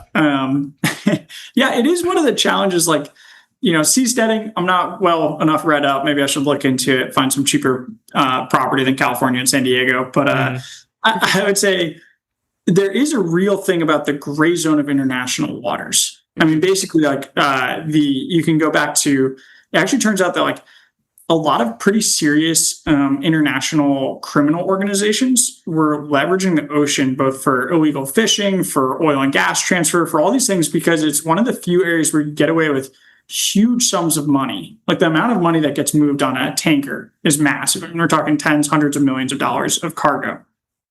So the laundering potential and the ability to move large sums of money in a very unregulated way is unique on Earth. Basically, you have basically countries with pretty loose laws, and like that's kind of where there tends to be like, peaks of criminal activity. In the ocean, you have the same deal. And the way these cargo ships would operate is by switching flags of nations. They'd carry like 20 different flags and basically switch their names. Sometimes they'd repaint the names on the ships, like very kind of old school pirate tactics, and then go port to port or even never even go into port. And just other ships would come out, they'd switch cargo, exchange a lot of money, and then go back in. This has existed for like 2 decades. Only recently has some of the like different nations around the world started to put a crackdown on it, particularly because Russia was leveraging their shadow fleet, their ghost fleet, to a huge degree. And that was funding a lot of their economy for the war against Ukraine. So actually now we're starting to see like a fair amount of focus on like this dark ghost fleet. But yeah, I mean, the lack of law enforcement in the ocean, because it falls between all these different countries, makes it pretty interesting. So I don't know, seasteading maybe falls into the same category. It's like, hey, if no one's out there to regulate it, sounds pretty good. Yeah. Very fascinating. I'm curious, maybe before we wrap, about just like the weather safeguards, right? Because you mentioned all of these things like typhoons, and like I would imagine that, like, you know, there's some like hard engineering challenges that come with safeguarding against all possible weather events. Yeah, super hard. And I mean, two really good ones that like everyone should care about who is at all near a coast or knows people near a coast is one, like tsunamis. There's a pretty amazing network of very sensitive, I believe there's subsea nodes that can measure the height and pressure of the ocean. So you can give that critical warning of like 30 minutes heads up that a tsunami is coming. I mean, that can save a lot of lives. The other one is for hurricanes as they approach shore. We have pretty good modeling about where hurricanes are going to go now, but there's a phase of rapid intensification in the last like 2 days that can really change. And if they say like, hey, it's going to be a category 2, and then it gets a lot worse in 2 days and it becomes category 4, that can also mean a difference between whether or not people evacuate and whether there's all out of loss of life. So the weather impacts are a really big deal. And I would say that, like, you know, surviving, like one of the challenges of these vessels is like staying out to sea in big storms. And like we're trying to send these vessels like in the last 2 days into hurricanes. That's a super hard engineering challenge. I mean, the boats are getting absolutely thrashed. Like, so it's like 100-mile-an-hour winds, getting thrown off waves. It's really challenging stuff. But it makes it fun. Keeps our engineering teams very busy. Yeah. Yeah, well, this is all like so cool. You know, every once in a while we get like a startup founder on that's like, oh wow, we are kind of actually living in the future. This is like sci-fi stuff. So this is really, really interesting. Thank you so much, Mike, for joining us on MTS. Absolutely. Thanks for having me on, Theo and Sophia. And we'll be right back with MTS.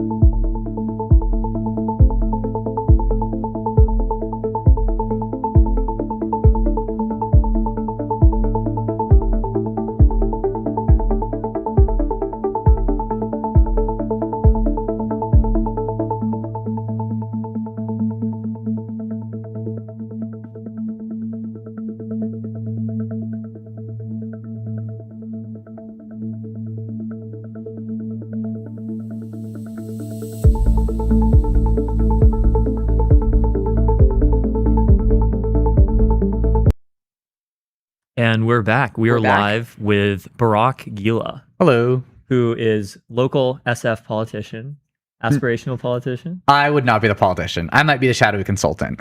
I think shadowy consultant. Yeah, he's kind of like the David Shore of SF, if you know who David Shore is. He has been likened to David Shore. He has been likened to David Shore. He's very YIMBY, he's very pro-tech. He helps back different candidates, and he's working on Sway, which is a public benefit corp that builds a platform for voting groups, endorsements, personalized voter guides. So, Barack, welcome to MTS. Yeah, no, it's great to be here. I was previously That's right, he was there previously on a guest Manifest, but it was at like Manifest. a mini. So I'm glad to be here for realsies in this beautiful studio. Amazing. So, tell us about Sway. Yeah, well, so I actually heard about Sway before it was even called Sway back in 2024 when I was talking with one of its founders, Ali Partovi, known for Code.org and Neo. Basically, at the time, I was trying to do my own politics startup, and he was telling me about what the ideas we were talking about the ideas that later became Sway. And then earlier this year, the company had started up, and I basically made a voting guide on it. I've been making voting guides for my friends for like 10 years now. Right. And so I always wanted to use wanted a tool like this to exist. And but then what happened was I had like feedback, you reply to the welcome email, things like that. It's like, hey, can I sort the recommendations this way, etc. And basically I got to talking with Claire, one of the founders. The founding team is Ali, Claire, and Kayla. And so talked with the CEO, and she was going back and forth with me on a Sunday. And I was like, okay, this company has hustle. And then anyways, we got to talking, and I officially joined last week. That's kind of like us. We're always like in the group chats at like in the middle of the night on the weekend. Yeah, I mean, the grind is real. It is. Yeah. So tell us about like what does Sway solve? I just searched up data centers as like an issue. Our search is, and we were just talking about this yesterday, that we need a data center group. Jasmine Sun has been popularizing this notion. Yeah. And I will disclaim our search we are actively working on because the semantic search is not super in there. The problem that Sway solves, Andrew I think. Yang is on here? Yeah, Andrew Yang is on here. That's our go right That's there. our go. Yeah. Basically, we want lobbying to be done out in the open. We think that there's always going to be like money and politics, different political lobbying that happens, but it's better if you can have like kind of verify if you're a leader. I think you should be proud to say I have like 1,000 voter, like Gary Tan has Gary's list. Who's following Gary Tan? Thousands of people on Twitter. Are they real people? Are they bots? Like nobody knows. But on Sway, a woman called Ali, she's against AIPAC. So she's the top voting group. If you go to like explore or find groups, it's like allies against AIPAC. And she has like 6,000, 9,000 registered voters who are going to vote against AIPAC. Okay. So we want a world where there was millions of people against AIPAC and maybe hundreds of thousands of people for AIPAC, and politicians, it would be legible like which interest groups actually have clout. Right. Okay. So how do you confirm sort of like do you sign up and then your voter status is confirmed in some way? Or like how do you make sure that this is real? These are actually like 8,000 people. Really Great cool. question. Yeah. So about 2/3 of our users are also verified American, America voters. Right. And the way we do that is like you're saying, we have access to voter rolls. There are vendors for this. The same vendors that like help the Democrats and Republicans spam you like with like mail and stuff. I keep getting those, even though I haven't lived in Florida for over a year now. Yeah. Fun fact, you don't automatically deregister from a state when you re-register in a different state, which is insane. Wait, so how do they know that people aren't double voting? They don't? As a registered Democrat, I'm not going to say that voter fraud is fake news. Having said that, it's completely insane. We should have like a federal registry of who's registered where, because it is illegal to vote in both primaries, and I don't think that there's any way to enforce that. And you can just do That's mail-in insane. voting, right? So you can get a ballot mailed to you. And To then your just... brother who's still in Florida. Wow. Okay. Interesting. Yeah, and like Info hazard. Florida in particular is full of these snowbirds who live like in New York or in California much of the time. And we deal with these data issues at Sway because we want to facilitate if you give us your address and you're not actually registered there or whatever, we like help you get registered, correctly. But that's something that we want to make sure our data is as good as possible for stuff like that. Yeah. So what's going on with the state of Bay Area politics right now? Like SF, for example, they just elected Daniel Lurie. He's a moderate. He's a YIMBY, etc. But like my rent just went up a bunch this year. That's right. And SF rents on average are for 2 bedrooms literally the highest in the country, higher than New York City. Yeah. And up like 25% year over year. So yeah. Well, that doesn't sound very YIMBY. Yes. Well, so the very capsule history of SF politics is that, the way I see it in the last decade, is that Grow SF started existing in the late 20-teens, and in 2022 we flipped the SF Democrats, like what's called the DCCC. It's the Democratic Party Politburo of San Francisco. We literally went from like 2 members that were quote unquote moderate to like how many? 18. So there's a 24-member Politburo. Wow. And we had an insane swing within the 2 factional parties. It used to be almost all progressive, which in SF, unlike New York, means you're a NIMBY. Sorry. And it went to 3/4 YIMBY-ish, at least moderate, etc. And that was in 2022. That meant that in 2024, Bilal Mahmoud and Danny Sauter had the official Democratic endorsement. That was 100% critical to Mahmoud. He had like a don't quote me on this, but under like 2% margin against Dean Preston. So, Nancy Pelosi was on the side of Dean Preston. So we got more moderates into power. That only really started as of 2025. Daniel Lurie is a moderate YIMBY, as you say, but he is cautious. He is very, very popular. Part of that is because of his media strategy. Part of that is because he does not ruffle too much feathers on housing. And that brings us to the lack of housing construction and prices you're mentioning. Yeah. So we had, I think, if I'm getting this number right, something like 400 new units built in San Francisco in the first half of 2026, which annualized is about 0.1% year-over-year growth. Yeah, which is pretty bad. Like we need like 10% year-over-year growth. Like now, totally. Do any cities have 10% year-over-year in growth? America? Modern America? No. Maybe like Port St. Lucie, Florida, or like the Houston exurbs or something. Yeah. But Seattle in the 2000s and 2010s, and Austin in the 2010s had enough housing construction that you can do the correlations. It definitely slowed rent growth in Austin. It led to rent decreases.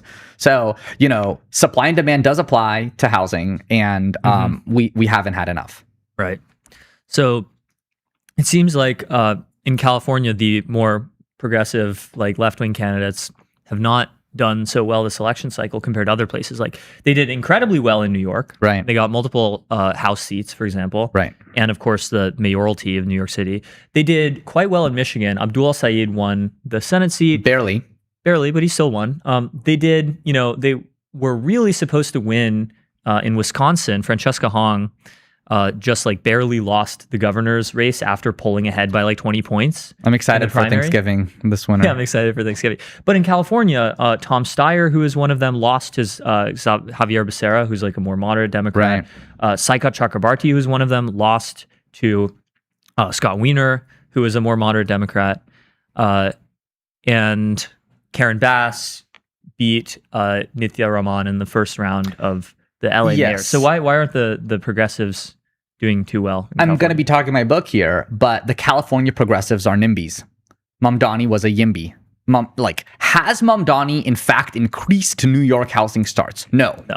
But has he campaigned on the idea of housing? Yes. Has he nominated people that the Open New York, that the New York YIMBYs like? Also yes. But I thought Saikat was a YIMBY too. Shoykot was a YIMBY, but he had idiosyncratic factors that made him not do very well. I'll also quibble, like Shoykot plus Connie Chan had about the same number of votes as Scott. So like my official forecast is for Scott to win 55-45. Like that's what I would guess will happen, because I think most of Shoykot's people will go to Connie, but some of them will go to Scott. But anyways, why did Steyer lose, for example? Steyer was a billionaire. Like, Steyer was like a really bad messenger for the progressive cause. Yeah, I kept getting his Instagram ads, and he was like, "I'm a billionaire. I'm not like the other billionaires. I hate billionaires. Right. It's like not great. I'm just like you." And Shoykot had a lot of problems. You know, I personally am not going to buy a primary residence in Maryland if I'm going to run in SF within a decade. I am not running forever. Have zero plans, but I've made sure to vote in every single election I'm eligible for in California. I'm not like randomly missing elections while campaigning for Bernie in New York. And he was failed to maintain good personal relationships with a certain AOC. So AOC's lack of endorsement. Nancy, he was her chief of staff or something. That's right. For all of like 7 months until he was too controversial and infighty even for her. Wow. And Nancy Pelosi, I think, was gonna sit this race out, but then when he was doing well enough in the polls to beat out Connie Chan in the primary, like it was looking like he would be the one to face off against Scott, Nancy endorsed Connie like right as around when ballots were mailed. It was like I need to remember, but like right before, like maybe early May or late April. And that, I think, moved the polls a lot. Why is Pelosi endorsing the SF NIMBYs? That's a good question. And this is not new. She endorsed... seems reasonably moderate. It's... on the national stage, she is moderate in the sense that, like, she's the establishment. So, of course, you have to hate on her if you want, I don't know, sunshine, rainbows, like socialism without taxation, I guess, is what they usually want. She voted, actually, there was this House resolution a couple of years ago that was like denouncing the horrors of socialism. And Pelosi voted yes on this resolution. Yeah, and many like more radical Democrats voted no. I mean, she was also like Ruth Conda forever, right? There's that famous photo. Yeah. Like, I think for signaling, do whatever you want. You represent SF. Anyways, what were we talking about? Nancy. She's supported Dean Preston. The one who was representing Hayes Valley and was a big NIMBY. She, I think, just has specific factors for her, like her daughter. Her daughter wanted this congressional seat. And she wasn't happy that Scott Wiener was like signaling that like maybe he wouldn't run against Nancy, but he sure as hell would run against her daughter. And so basically I think she has like factional issues with Scott Wiener. And she's just, I guess, made her bed with the local progressives. I really don't understand it because Connie's quite conservative. Like she has the support of homeowners. She has the support of elderly people. She has the support of drivers. She doesn't even support JFK Promenade. It's like, what are we doing here? I did not realize Pelosi's daughter is like 60. I was imagining her to be much younger. That's so crazy. I was like, it's like passing on politics to the next generation. Well, do you know how old Scott is? Scott is like 4. He's like 50. I think he's 56. He looks younger than he is. It's the gay skincare regimen. It really is. It really is a gay skincare. Like Scott Wiener looks very young in person. He's 56. Yeah. Does this look like this was 10 years ago? But I don't know what do we have here. Scott Wiener, like 2026. That's right. This does not look like a 56-year-old. Yeah, that's pretty crazy. Yeah. He does. He looks exactly like Admiral Kizaru from One Piece. I want maybe not Medicare for all, but like retinol for all, like skincare treatments for everyone. Looks maxing for all. This is going to increase the birth rate. True. Literally, yes. Like I think Ozempic is already. That's like my proposal: peptides in the water. It'll increase fertility. It'll make everyone beautiful. That's hilarious. I've never understood with peptides like which, but we can defer those health to different. Yeah. So I guess back to Sway. Yeah.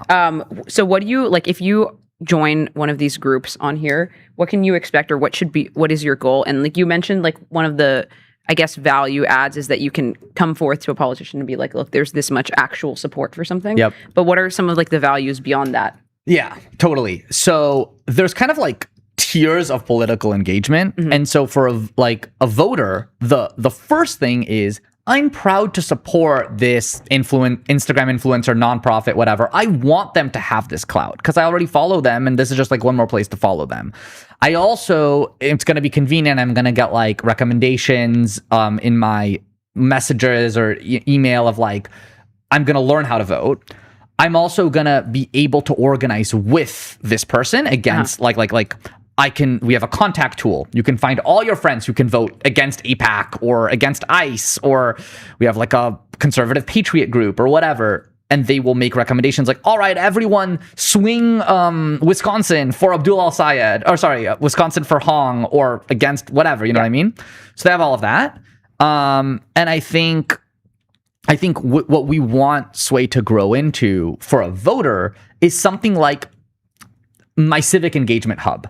Like I can see my voting record, I can be proud of my streak, I can find other like-minded people, etc. Yeah. Okay. Yeah, I mean that's awesome. Why have political like what is the state of like political startups or political tech?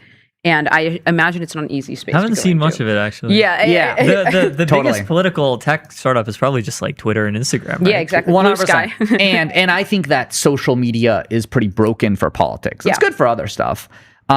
This is one hot of the take. Social media is broken for politics. Yeah, I mean, like very cool take. But yeah, like basically like one of the reasons I was really excited about Sway is because I think it's the only company of its kind. It's the only like political tech company which is based in SF, which is like started by like the founder of Neo. So it's like a tech company, like a consumer growth oriented company. And now why are there so few of these? I would say the TAM is not that high. Like monetization is completely not a concern right now. We're just trying to grow the network. Yeah. But if you were to use one incredibly rough metric, how much is spent on election advertising? It's something like 4 to 8 billion a year. So it's not an insanely high TAM on that. I imagine the amount changes tremendously on whether it's a presidential election year or a midterm or neither. That's why I was hedging. I was looking into it. It's something like 8 billion on the election years and like less on the midterm. And you're right, like the off year is even lower. But that's just like a ballpark figure. And it seems to be going up a lot over time, though. It has been going up. I mean, the Supreme Court, Citizens United, etc. So there's that part. The other thing is that a lot of companies, in my opinion, take the wrong approach. They're like, I'm helping progressives, right? Act Blue or like Win Red, or like there's all of these specific groups that are just for Democrats or Republicans. Yeah. But Sway has a completely different approach. We're a platform. We're nonpartisan, right? You can buy Republican stuff on Stripe. Yeah. Totally. But yeah, we're very, very, very early still. So I'm hoping. How early? How long has the company was founded in, I think, like May 2025. Or like launched. Yeah. So there were already a few things that you saw like emerge first, like Allies Against APAC. That's the biggest one That's the biggest one right now. Yeah. What do you expect to be some of the other like big ones that get popularized first, or the most like popular? It's going to be slopulism. Yeah. It's going to be like data centers. What I want is for Sway to become part of the narrative, and for people to for it to be attracting opposition in a sense. So like there really should be, like I started the AI safety group on Sway. Oh, nice. Oh, awesome. really? Like, can I join? Yeah, you could join. Where's the AI safety? If you just search AI safety, that exact string, it will pop up after a few seconds. Basically, it supports like Scott Wiener, Manu Rutenel. There was a guy in New York that lost. Boris? Yeah. Anyways, so what I would want to see is a big anti-data center group, but then like a pro data center group and things like that. And between now and the election, like we are trying to get as much attention as possible, like more Instagram type influencers, more actual like politicians and political influencers, and close to my heart is more like nonprofits. Like I think that Grow SF, Yimby, like we've it's public content, so we have groups for them, but I want them to be reaching out to their supporters like on the platform. Yeah, I love the AI safety image that you have with like Eliezer Chadkowski, like looking at a bunch of very generous beautiful depiction voters of him. voting in their utopian future. It is a very generous depiction, right? And mind you, I do not like I am a we should defeat China and have AI person, but I still created that group to try to like, I don't know. I think that what's people. cool about only this become more salient. is like if you can have all of your little political nuances on a profile somewhere, and then you can like be part of the AI safety group, but then also part of the pro data center group or whatever, then like, you start to see like more of the political mosaic that everybody is. Multitudes. I contain multitudes. Yeah. The political mosaic that is America. Yeah, exactly. What about for like organizing? Totally. So for our leaders, like myself, right? Anyone can be a leader. You get a pretty powerful messaging functionality where you can message people by district. You can filter it that way. You can message them if they're not verified voters to remind them to register, things like that. Yeah. Other than that, we have the contact tool I mentioned. We're definitely building out the view so that it's more natural to use it to, like, you know, find your friends that are in a very specific state or whatever. Right. And for the way I'm looking at it, and again, I just joined a week ago. I'm not like, you know, but there are existing tools that are like SaaS, like Action Network or Reach or Mobilize, that they do events and petitions and things like that. We're not gonna like duplicate all of that functionality before 2026. And so we're currently focused on sort of the voting group, growing it, being able to kind of show people, like, we're the only tool that lets you then trace your impact to the turnout for the, like, after the election. So we have places in Texas where, like, Black Girls Who Brunch is a big group in Texas, and they had whatever hundreds of voters, in some of them in a certain district, and that little city council or whatever race had a margin of like 3 votes. So what we say is, look, we swung that, like, Black Girls Who Brunch swung that race. Wow. Yeah. And so anyways, really that's what we're swayed- you focused swayed on. it. What's up? You swayed it. We swayed it. Yeah. Well put. Yeah. That's awesome. Well, what do you think would be like the highest like leverage thing that could happen for this? Like if AOC, for example, like made an account or made a group on here, it'd Yes. probably like explode. Well, members of Congress have done this, right? Thomas Massey, I believe, has a group. I'm pretty sure. We are in the process of collaborating with various politicians on both sides of the aisle. No announcements on that front, but yeah, I think there's multiple angles. There's big influencers, which includes political influencers and actual politicians. Yep. And I'm kind of doing the PLG side of the growth. So I'm trying to get virality up. So I want a random supporter who just joined maybe through one of these Instagram blasts from Ali against APAC, whatever. Yep. I want them to be like, oh, wow, I'm like top 10% voting streak among my friends. I'm going to share this Right. on Insta. Gamify it. Yes. Yes. Yeah, because like, you know, that's what works, right? Yes. Like, Yeah, totally. Yeah. Well, You really, you make the Snapchat streaks of voting. Yeah. It's over. We get voting participation up. we're on it. Yeah. Well, really cool social technology. We don't get many companies like this on MTS. So Yeah. it's been great having you, Barack. Yeah, By the it's way, great to Barack be is here. a chef. Barack is so good at cooking. What? Yeah, he does these like Taco Tuesdays at his house pretty often. There was one yesterday or 2 days ago I went. It was great. What did you make? This like instant pot like lamb stew? I made a French lamb beef is so good. stew. Beef stew, I yeah, it made was tikka that. masala. So good. Delicious. Yes. Really, really good. So Well, thanks for coming and Man of gracing many us talents. with your, you know, with your lanky and professional presence. You wore a suit. that's true. I was wearing a suit that day. You know, eagle-eyed MTS fans remember. Thanks so much, Barack, for coming on MTS. Thanks, Barack. Yeah, it's great to be here. And we'll be right back with MTS.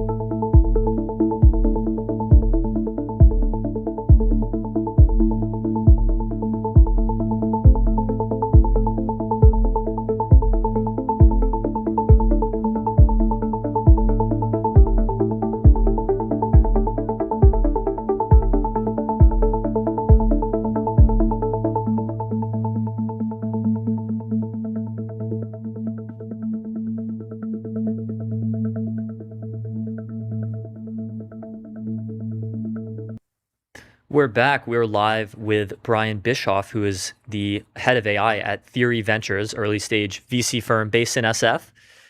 And he teaches ML at Rutgers and previously did AI at Hextech, ML at Stitch Fix, and led data at Blue Bottle Coffee, which we're big fans of here. So, Brian, welcome to MTS.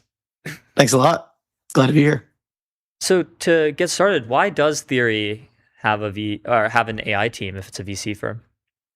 Yeah. I think at this point, everyone's pretty aware that all of intelligence work is being sort of impacted by AI software.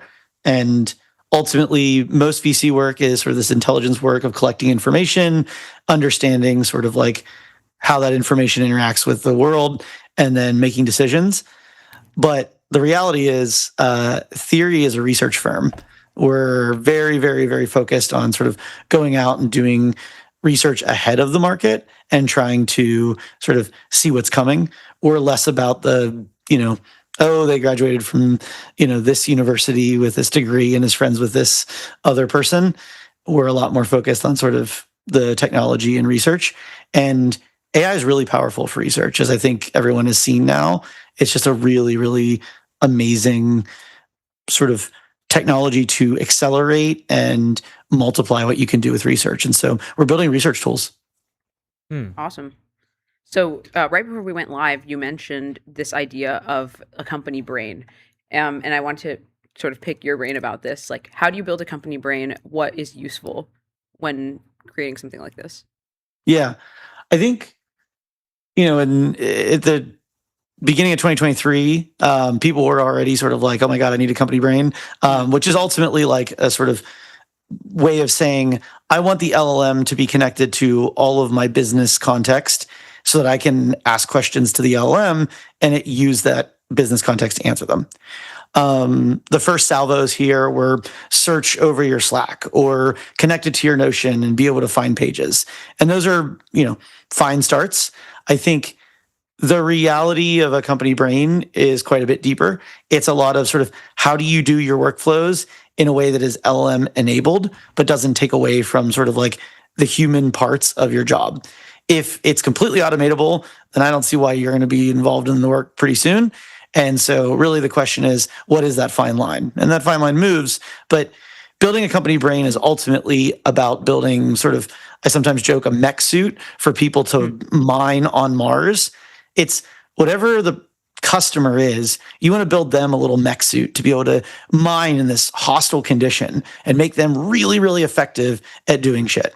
And so for us, what that looks like is, oh, they need to do research on a particular market. How do we give them AI tools that understand not just sort of how to go out and find the research, but also what are our standards and what are our expectations? How do we back up our claims and how do we investigate? How do we connect that to the work that we can do? We make a lot of diligence requests. How do we integrate that into the rest of our stack? How do you work with documents in a way that doesn't suppress the human touch and the human genius, but also takes advantage of these LLMs? I think most people I talk to hate writing with language models, but they know that they have to. Why is that? And it's because the software sucks. What do you mean they know that they have to? Well, I think we all know that we need to be productive. I mean, it's the whole you're not going to get replaced by AI. You're going to get replaced by a person who does your job with AI. That's the feeling that everyone's sort of afraid of. Like, if I'm not writing with language models, am I taking advantage of all the resources? Am I integrating all the papers that I should have read? Am I producing enough content fast enough? Right. I think a lot of people have this FOMO, this, anxiety. Is it like And a so- time I don't and know. volume thing? I don't think this applies to writing as much as it applies to code. Right? Many people still write by hand. I still write by hand. All the MTS newsletters are 100% handwritten, by the way. That's great. I also write by hand. I think let's take an example though. Let's say you're producing sort of like some documentation about the roadmap for MTS. You're trying to think of sort of like, oh, what are the themes that we want to hit next quarter? I think there's a decent chance that you'll want to use AI to prepare that document. Yep. You may not ask it to write the final text, but I could see you saying, oh, there's value in having AI in this loop, especially around sort of pulling in snippets of what's going to feature into the different themes and what's been done already, maybe. Yeah, we'll use it for ideation probably. Totally. Or like proposals or like internal like documents. I can totally see that being the case. Totally. And why wouldn't you just ask the AI to do it? If it's better at aggregating, is what you're saying. Sure. Well, I mean, my question is more, why wouldn't you just ask AI to kind of do the whole thing? Like, why get involved at all? Yeah. Well, how are you guys thinking about, so I guess to back up a bit, how are you guys thinking about investing at Theory Ventures? What are you guys like really looking for? And what are the kind of, like AI integrations into businesses that you guys are, what's your vision of the future? Totally. So we tend to invest in companies that are sort of like at a technology discontinuity. So what is changing about technology and the market? Right now, AI is a big part of that. And so where are the moments where we're sort of taking an old business and saying things are going to look a lot different under the influence of AI? Some sort of recent examples. We invested in a company called BackOps. BackOps is looking at this sort of like process of understanding logistics cycle in all these different warehouses. Something comes to your door, it's broken, you want to get it replaced, then what happens? Well, a lot of humans are involved in that, and that's really important. But there's a lot of places in that system and process that sort of agents can help. That's an example of where we would invest because we can see that AI is going to dramatically influence that industry and that market. And so BackOps has been a very successful investment. So this sort of combination of like vertical areas that take advantage of new technology discontinuities. Tell us about RipGrep, this site that you built. What is this? Yeah, so I think you all probably know as well as anyone that the internet loves to declare things dead. And we're on sort of a weekly cycle of things being killed. We've seen, RAG die a million times. There was a funeral for MCP because it was dead. And so sort of a funeral. This was a little bit of a snarky response to the internet calling things dead. I think your social media influencers that you follow have a sort of tendency to claim that anything that is not the most popular right now is dead and gone. And so we wanted to sort of visualize what is dead. And so we actually scraped, lots and lots of tweets from Twitter to try to understand what people were claiming were dead. And sort of the main takeaway is that if things die this many times in a row, that should make you suspicious about the next time something dies. So, yeah. Yeah, there was a funeral maybe like a year ago-ish for, I think, Claude 3.5 Sonnet. One of the Claude Sonnet models when it was shut down. I think the Vivarium people hosted a whole like funeral. It was a giant There's party. also a Leak Code funeral. Oh, yes.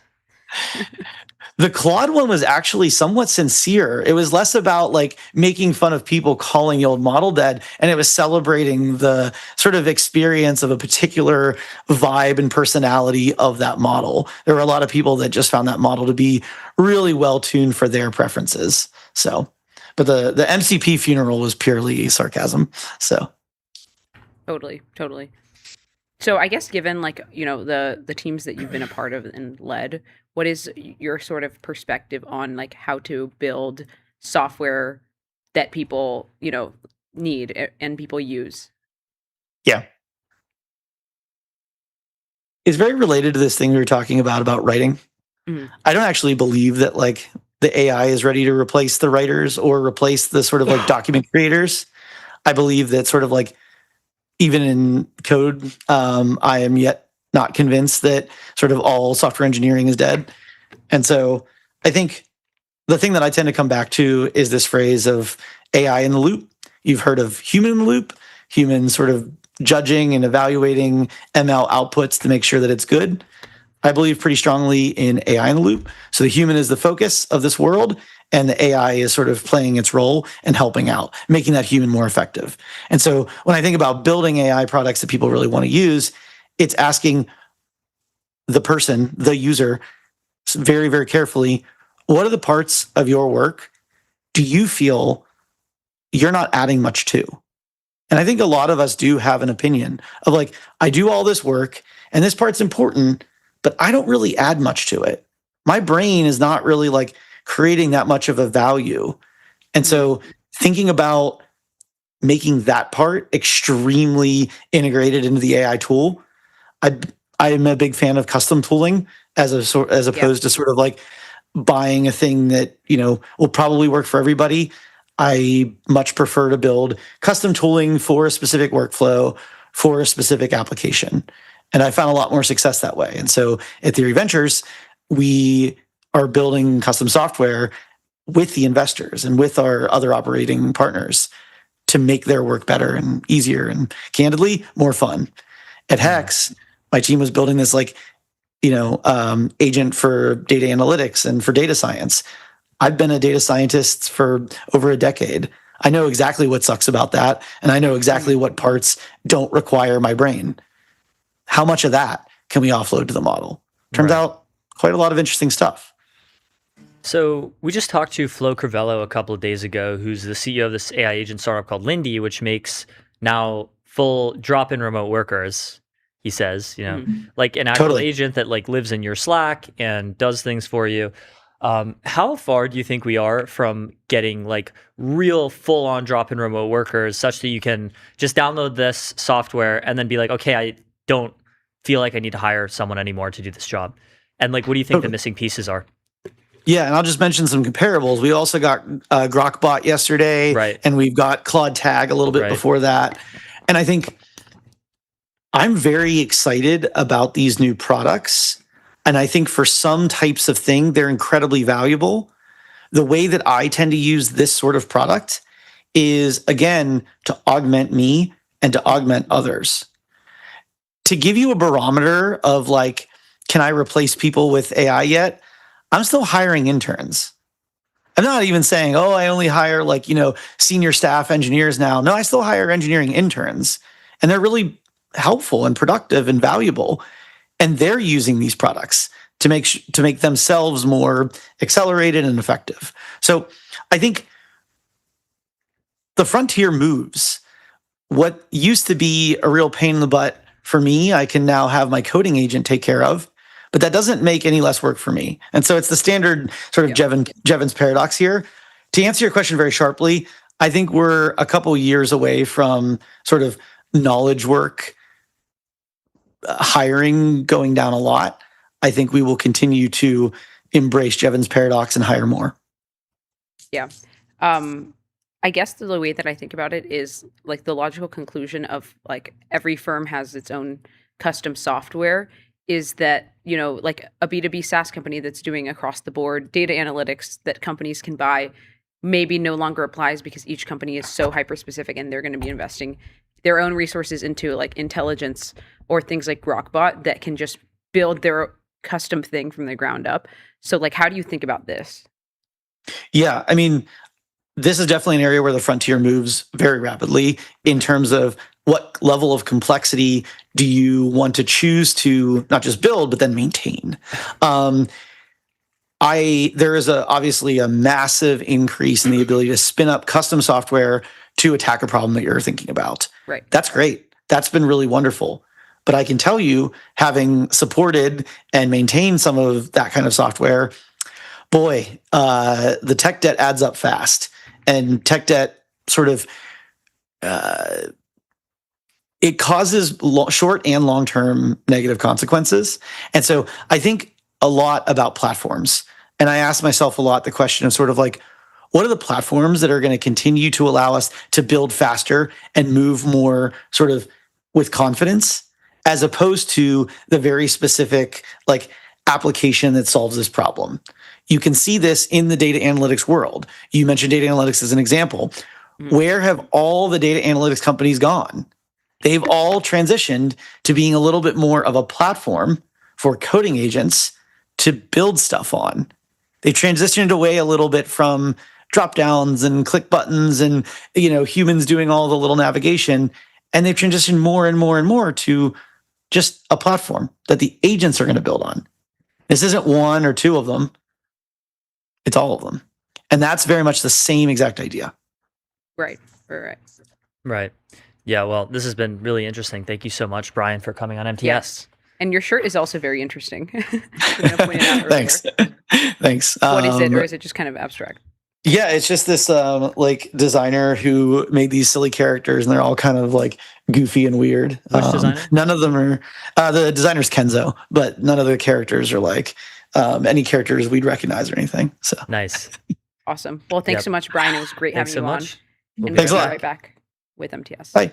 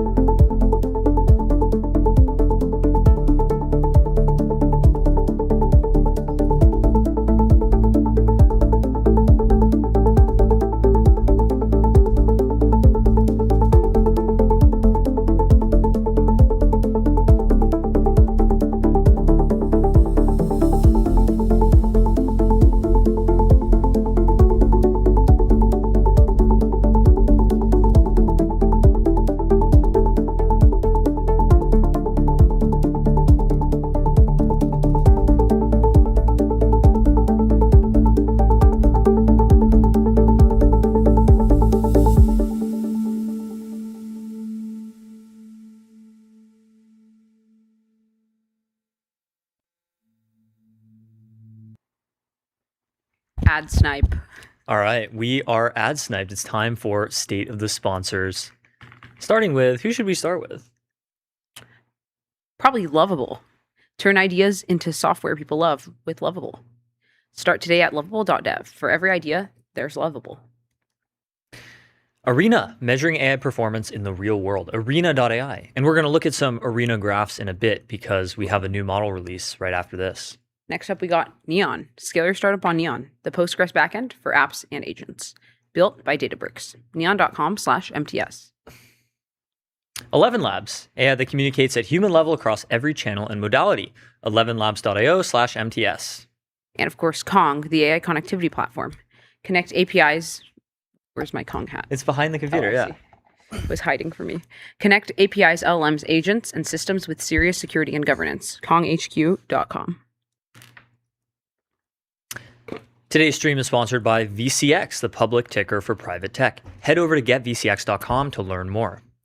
And of course, Blitzy, autonomous software development for enterprise code bases. Ship 5x faster. Blitzy.com. And last but not least, AdQuick. Make your brand a billboard. Out-of-home advertising as easy to scale as digital at adquick.com. Shout out Lovable, Arena, Neon, Databricks. Congratulations on the raise, Databricks. Congrats. 11 Labs, Kong, VCX, Blitzy, and AdQuick. All right, well, what should we start with? We actually have a few different things. Let's start with the For You page timeline. FYP. The FYP, yeah. X has just open sourced the For You timeline. Today, we're taking a major step in our ongoing efforts to increase transparency. We're open sourcing the code that affects a post's visibility in the For You timeline. So you're finally going to figure out why there's so much coal in your For You timeline. Or in my case, there's actually very little coal in my For You timeline because when I see coal, I just hit not interested on it. It's that simple, hygiene. Everyone. Yeah, I have timeline hygiene. Everyone needs to learn timeline hygiene. How it works. You can just actually not scroll the app. You can just close the app. No, that's silly. Never that. Never that. How it works, we're releasing the code. It's on GitHub. We'll be able to take a look at this in a bit. People will be able to check for themselves if you have a label on your account that this is an underfollowed account, by the way. X open source? Yeah, 951 followers. Damn, we got in before 1K. Crazy. Because anyways, it just joined August 2026. Yep. So we're releasing the code that determines how posts are ranked and filtered in the For You timeline, including the content labels that can impact post visibility. This builds on our previous open source work, adding model configuration filter and core ranking systems. We're pairing it with post level and account level tab transparency or label transparency. Will allow people to see whether their post or account have visibility limiting labels. So we'll take a look Interesting. at the this X today? algorithm Starting code today? base. This just happened today. Wow. We Okay. already have the X algorithm code base. It's out on GitHub. So I just asked chat, basically, pull the X algorithm from the GitHub and explain the entire code base. So the For You algorithm understands the user, retrieves thousands of possible posts, enrich them, remove ineligible posts, predict many possible user actions, convert those into one utility score, diversify, adjust, select the feed, insert other products such as ads, and record what was served. Okay. Interesting. So there are a bunch of different systems. Thunder, real-time in-network post retrieval, especially recent content from accounts you follow. I like that one. Mm-hmm. Candidate pipeline, the generic recommendation engine. It's not X specific. It just constructs a recommendation pipeline out of reusable components. Okay. This is our first time looking at this, by the way. So we have invited third-party recommender system experts to preview and pressure test this code release. It's as clear as useful as possible to the public. So essentially, like, this is going to allow you to post better by figuring out what you could be posting that is limiting your reach. I do wonder, with all of the recommendation data that goes on in the Grok algorithm, can they figure out how to make a banger bot? Yeah. They have this enormous pipeline of data. Surely they should be able to figure it out, right? Yeah, no, they definitely, I don't know. At the same time, it feels like Elon has this sort of anti-humor curse. So I don't know. I am become meme. I am become meme, he says. So he once Thunder, proclaimed. Real-time follow account retrieval, candidate hydration. Can I just take this like a GitHub repo and then be like, make X2. Yeah, but no one's going to use it. You don't have True. it. You don't have network effects. Yeah, it's all network effects. Obviously, you can just fork the code base and be like, we're coming up with this new social media platform called Y. True. Okay, Phoenix ranking. The core learned recommendation model does retrieval and ranking. Okay, this is kind of boring. I want to see like the gems inside the X algorithm. Multi-action prediction. Yeah, like we already know. Okay, we already know how this works. Okay, so the score is just the probability that the user will like, reply, repost, click, dwell, or follow the author multiplied by a weight. Okay. Which determines how each of these probabilities are weighted into one composite. Then the neutral score is modified, then it's selected, top case selection. Remembering what just happened. Yawn. Okay. So what actually makes a post rank highly? A post benefits when Phoenix believes, given your behavior/history, that it has good expected outcomes across positively weighted actions. Likes, replies, reposts, clicks, meaningful video consumption, sharing, dwell, following the author, and similar actions. So the simplified X algorithm is U and P. What is U and P? Candidates P, and U is something. The probability of the action given U and P, the candidates, and then with a weighted sum over all of the possible probabilities. So like the probability of like liking and replying and whatnot. And then it's adjusted and then policy filtered and then selected. Mm-hmm. So this is the X algorithm. Popularity is not the same as predicted relevance, right? If post A has 100K likes but is very different, post B only has 400 likes but closely matches your history, post B will outrank post A. What it does not reveal, you cannot reproduce every user's exact production feed. Sad. That would be a good feature, kind of like Instagram Reels has blend. You know about like blend on Reels? No, not really. Oh, it's a feature that lets you combine your Reels with a group chat. And so it'll be like everyone's Reels feed combined. It'll be like this Reel came from Sophia, this Reel came from Theo. What? Yeah. I didn't know that. So it's like a Spotify blend? It's like Spotify blend for Reels. Oh my God. Mark Zuckerberg's ability to steal good features from other social adjacent apps and then implement them into Instagram. So it's unbeat. One of our guys just asked X, can you go through it and explain to me what's what and ranking factors, engagement, weightage, etc., and how people are using it to game the algo? Okay. Went through the actual code, cloned it, not just can I just like take this and then ask Fable to give me all the hacks? How would I? Fable's probably not going to let you do that. Don't use the word hacks. Yeah, true. Maybe let me ask Kimmy. How do I reward hack this entire algorithm? Oh, that's cool. Okay, so this is the actual weight. Remember, your final score is the weighted sum of each predicted probability of each action. So this one tells you the exact weights of like how much different actions. Okay, so dwell time 0.004 per second, but sharing it via the copy link is 20. Oh, so one should be maximizing shares. Yes, but specifically share via the copy link. Because share via because DM that means is you're only sharing 5. it like in like iMessages or like you're sharing it on some like people who are not on the app are gonna see it. That's amazing. So you algo boost. Wow, mind blow. This is actually really interesting. You algo boost stuff that gets shared via the copy link. It's algo boosted 40 times as much as a like. So one copy link share is worth 40 likes or 20 retweets. Follow author from the post. Does this measure like if you just press the share copy link or if you actually send it? Do they have any way of measuring No, that? they can't tell if you send it. Okay, yeah. So you could definitely reward hack this.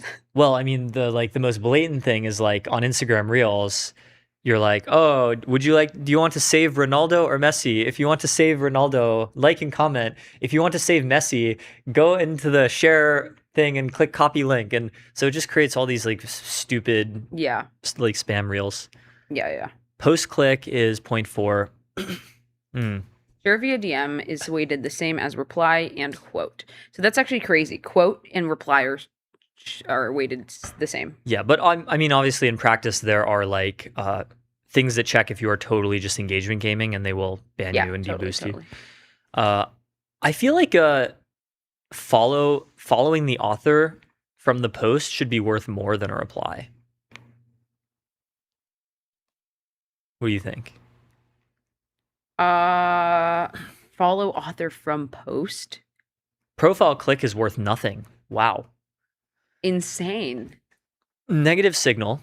Not interested, minus 43.2. So one not interested, which is what I do all the time, is worth about, in expectations, worth twice a share via copy link, or it's worth about 80 likes, right? So if one person hits not interested, that removes the effect of about 80, almost 90 people's likes. And then if you report a post, it's like a crazy deboost. So a lot of times people who like brigade Twitter will like spam reports, which deliberately like shuts down different accounts. Okay, multipliers and modifiers on top.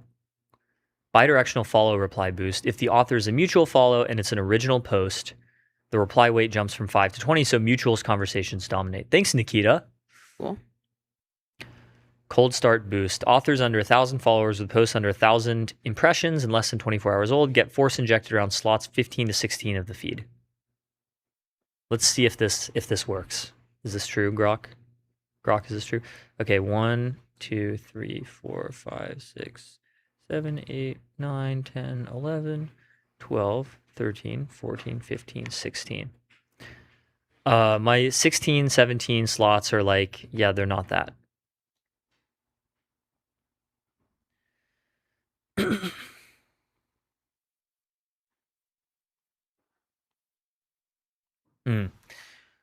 Okay, what this actually implies, one reply is 10 likes, a mutual reply is equal to 40 likes. One report erases 468 likes. That's a lot. So can people get banned for abusing reports? This seems to be implicitly putting a lot of trust in people who report. Yeah.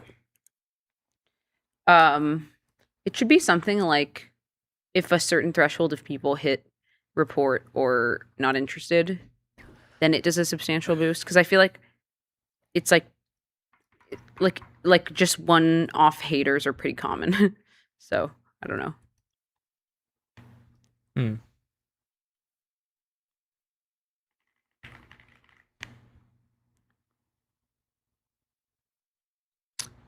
Spacing posts across sessions rather than dumping threads of standalone posts because of the diversity decay per people. What stopped working? Engagement pods are much weaker because each post is scored in complete isolation. That's good. Like previously there were these engagement farming like group chats where they would like, you know, one of them would post the post and then everyone else would like the post so as to like bot it. They were really annoying. Not a fan of engagement maxing group chats. All right, well, what else do we have?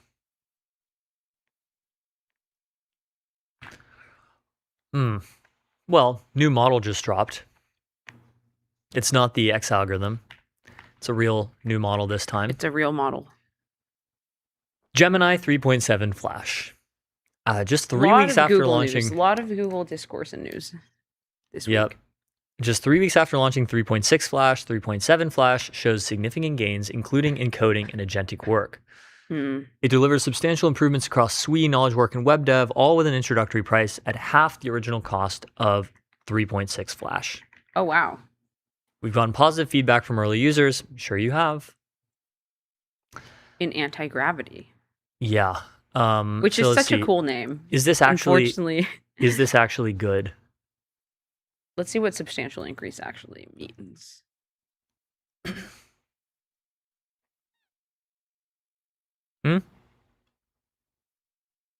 They're putting it against GPT Terra and Sonnet 5. Really?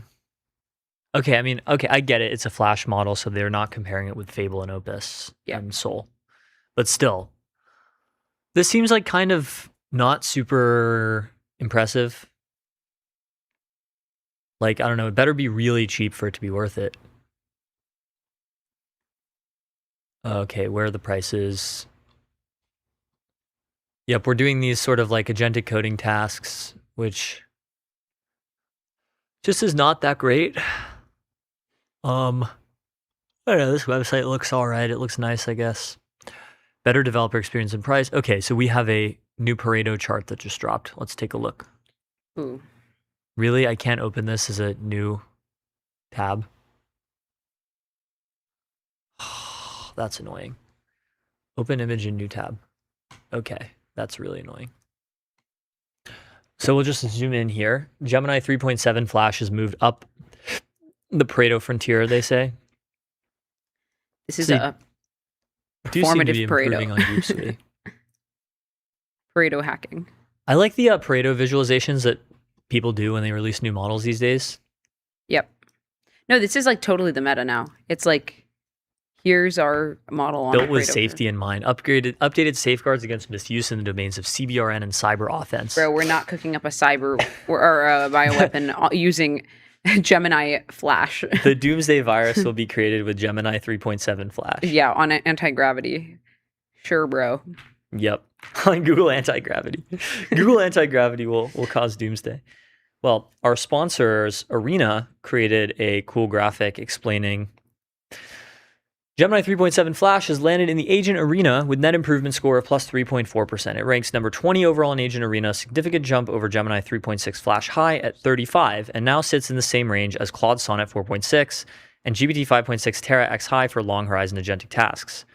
By Signal, Gemini 3.7 Flash High scored high and confirmed success with plus 10, ranked number 5. Congrats to the Google DeepMind team on this release. That's really bad. If it now sits in the same range as Sonnet 4.6, which came out in February, so about 6 months ago, and it's not like a large model, it's a Sonnet. So Gemini Flash is now at the level of where Anthropic's small models were 6 months ago publicly. Yeah. Yeah, and I don't even know. Whoa, Opus 4.8 is bad on this. Gemini 3.7 Flash is behind DeepSeek V4 Flash. Like, actually insane, by the way. That, DeepSeek V4 Flash costs, what does it cost now? Like $1 per million output tokens? Now that they've raised the price? Yep. $2. I bet Gemini Flash is more than that. Did my Chrome just crash? Did it? Nope, we're good. Oh, benchmarks. Okay, so it outperforms Gemini 3.6 Flash on most things. That's good. And they're only comparing it to MuseSpark 1.2 and GPT Terra. That's silly. Yeah, it seems like a okay model, but nowhere near what Google should be doing. Yeah, like What my about question pricing? is Let's just look like at this point, if you have this model, is it worth it to release it right now when it's not really that impressive, or to just like not release anything until you actually kind of do something a little more frontier? Like, does it make sense for them to release this right now, or could they have waited and made it better? Well, that's what they're doing with Gemini 3.5 Pro. 3.5 Pro guess. seems basically dead at this point. Yeah. It's been delayed for like 2 months now. It was supposed to come out 2 months ago. Remember 3.5 Flash was released 2 months ago. They were going to release 3.5 Pro. This just never happened. It's still not released. Where is 3.5 Pro?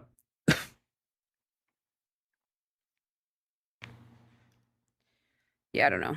Yeah, weird. And so, yeah, where's the pricing?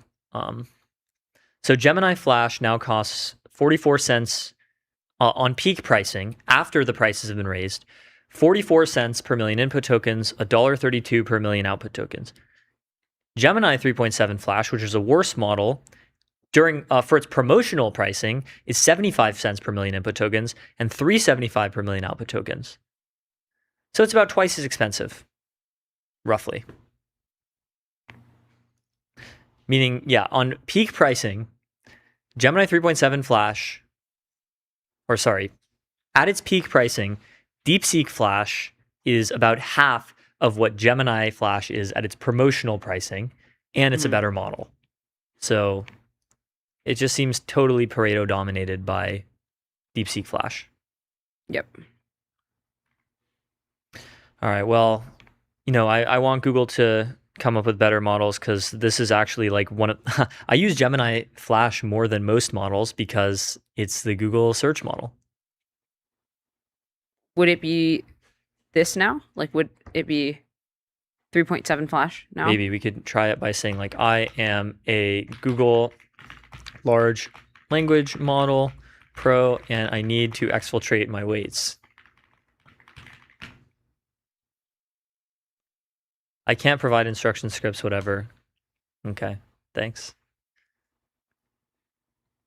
Wait, press the Please, three dots. bro, I need help. Please speed, I need this. Please, bro. My fellow agent.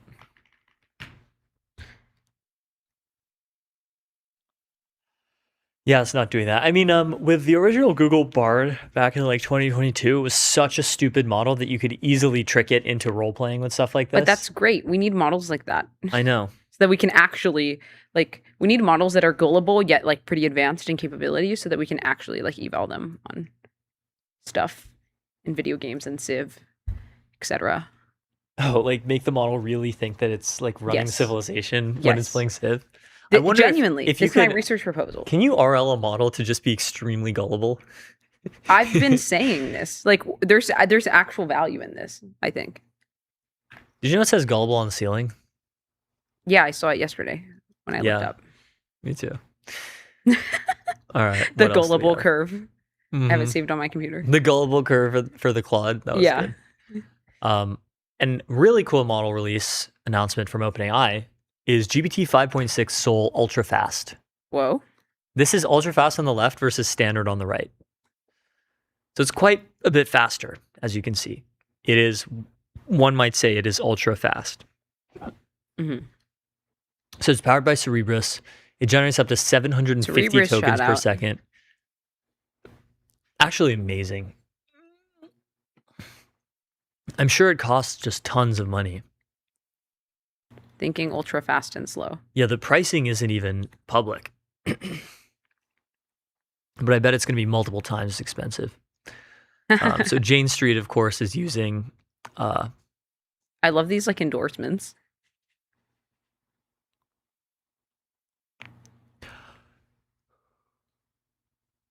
Alex Wang, not to be confused with that Alex Wang. Oh, okay. It's incident response. That's good. Our systems go down. This is the first time I felt like I was genuinely cheating at my job. When our system You're putting ultra fast mode video on ultra fast mode. Yes. Okay. Good bit.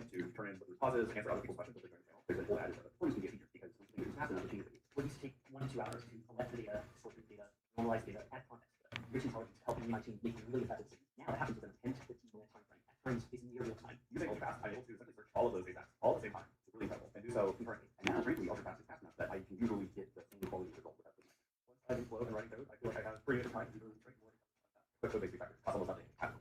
And it does mean that the build is getting quicker and get the thing that's from so effective. We always want the most intelligent, fastest speed. With 5.6 ultra fast, we got to compromise timer. But you do have to compromise on price. So there's always a catch. Unfortunate. Yeah, this is like... it's like really useful for cybersecurity applications, I can imagine. Yeah, when great. time matters. And probably something like this will be useful for like first responders in the real world too. You know, firefighters, police officers, ambulances, stuff like that. So really cool. Cool. We also have the other I lab. may have sent you something interesting. Or maybe it was really stupid. I can't remember. Oh, the Brian Johnson thing? Yeah. Brian Johnson is doing a special gathering with Base 10 in 2 weeks in SF. I just applied for it on Luma. Hopefully they let me in. Luma, Base 10, if you're watching this, I know you guys are friends of the show. You should let me in. I want to hang out with Brian Johnson. This is so funny because what does Brian Johnson got to do with inference? Yeah, they probably have to end it super early too because Brian Johnson sleeps at Exactly. 8 p.m. Yeah. Honestly, that's kind of based. We need to start 8 p.m. sleep maxing. Yeah. You can do biological age tests on your brain, skin, strength, balance, reaction speed, mobility. I really hope I'm younger than my biological age. You mean then your linear age? Yes, that's what I mean. My chronological age. Your chronological age. Yep. And then longevity, dinner, mocktails, breath work, Q&A with my doctor. And Is we he get to bringing hang Kate? This is really funny. This is really funny. So if you're in the area, pull up to Base 10 on Wednesday, August 26th. Base 10 X Brian Johnson. I love how he's just down to just kind of like collab with other like micro celebs and people in the tech space and stuff. He got Grimes to like DJ his shroom strip. Like he's just like plot maxing. He's just like doing things for he's proof you can have fun. Yep. While still being a biohacker. Did you see the like shit where Kate was like, "Oh, if if I do this longevity challenge for 100 days in a row, Brian said he'll sleep with me." And wow, Viagra plus statins blunt cancer spreading. Interesting. 15% lower risk of metastasis. This is like the Cremu health stack. Viagra plus statins. That just can't be right. Why? Is he saying them together?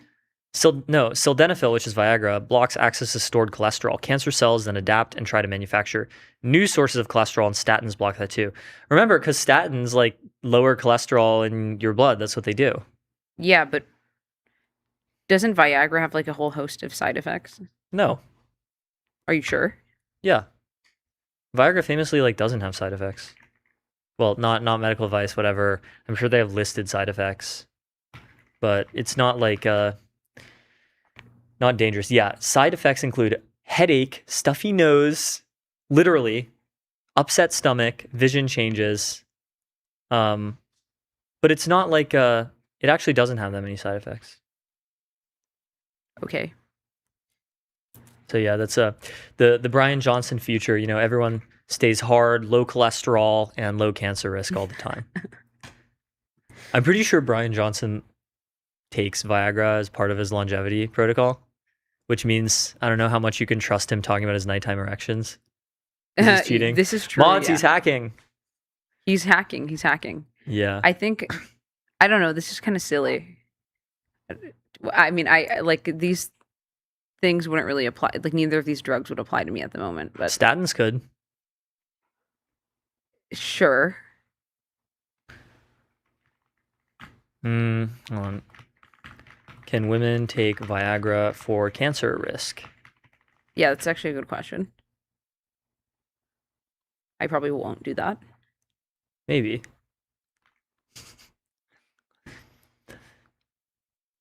All right. Anthropic investors bet on $2 trillion valuation record IPO. Rapid revenue growth fuels hope. Rapid revenue growth. It's fuels really hope. funny that they like use the the Claude Maker as like a label to refer to Anthropic. Yeah. It's kind of like when British news sources like Financial Times or whatever will say like the startup. Oh my God, they called it the startup. Yeah. Bruh. At what point does it stop being a startup? Do you call Apple a startup? Do they call Google a startup? I bet in Britain, Google is still considered a startup. Yeah. All right. So Anthropic investors expect the AI startup to float at a valuation of $2 trillion or more in October, a dizzying figure that would eclipse SpaceX and make the AI Lab's debut the largest ever initial public offering. Half a dozen of the company's backers told the FT that Anthropic's rapidly rising revenue would enable it to more than double its current valuation of planned autumn float. Man, I should have joined Anthropic 3 years ago when I was like 18 years old. What a fumble. What were you doing 3 years ago instead? College. I would have like several $100 million. No, but like, oops. Okay, yeah. Yeah, L. Yep, it's over for me. L plus permanent underclass. Yep. You. A listing at that level could unlock billions in gains for the 5-year-old company's early investors, but would also test public markets that are growing more nervous about the AI boom. Silly. I don't understand why they're growing nervous. Anthropic lacks a publicly listed US peer that would provide a benchmark for its valuation, but companies that are seen as AI beneficiaries, such as data intelligence group Palantir, Okay, this is a good point. This is a good point. And cloud company Nebius have traded this year at roughly 55 times revenue. Right. But remember, investors think that Claude's ARR will be 100 to 120 billion. You think at the incredibly low end, they would trade at 30 times revenue, which would make them a $3 trillion company. If they're trading at 55 times revenue, like Palantir, that would make them a $5.5 trillion company, which is about as big as NVIDIA. The largest company in the world is NVIDIA, which is $5.5 trillion. So what do they trade at times revenue? NVIDIA revenue.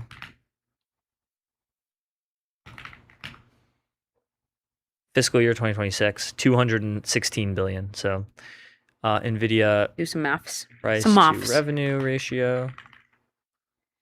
Some maths class. Price to sales ratio is 21 to 21.6. Cool. That's actually not even that high. No. You know, like Micron's price to revenue ratio? Oh, God. It's 10. Oh, that's really not that high. That's not bad at all. What about, I don't know, Apple? Price to sales? 10. Yeah.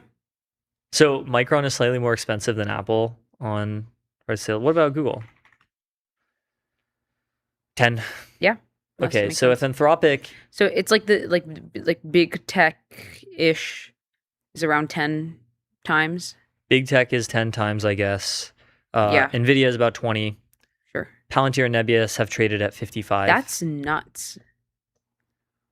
It doesn't entirely make sense to me why Palantir trades at that much.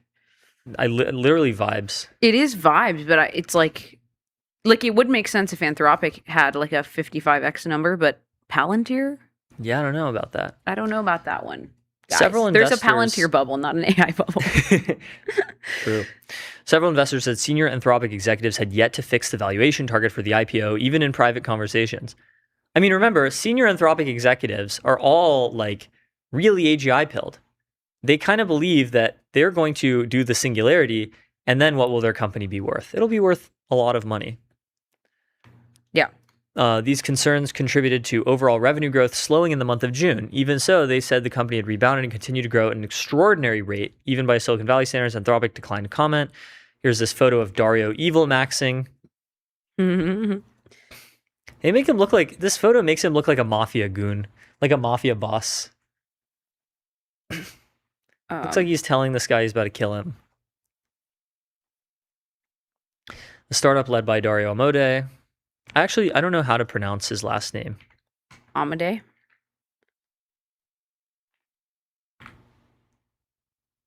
Why is it Portuguese? Let's do Italian. No, not Jamaican patois. Italian. Amodei. Italian. Amodei. No. Amodei. Dario loves God. What does the name Dario mean? It means possessor of good, upholder of the good, or kingly. Really? Really? Dario means upholder of the good. Yeah. Wow. Holy nominative determinism. We've talked about this before. I mean, I knew what Amodei meant. It means loves God. I did not know Dario. I also didn't know it's the European, Latin version of the Persian name Darius. Which is like a... Does that have the same root as dare? I don't think so. Darayavahu, from Dara, meaning possessing good. Yeah. And many Versus Persian emperors are named Darius. Can you do Sam Altman?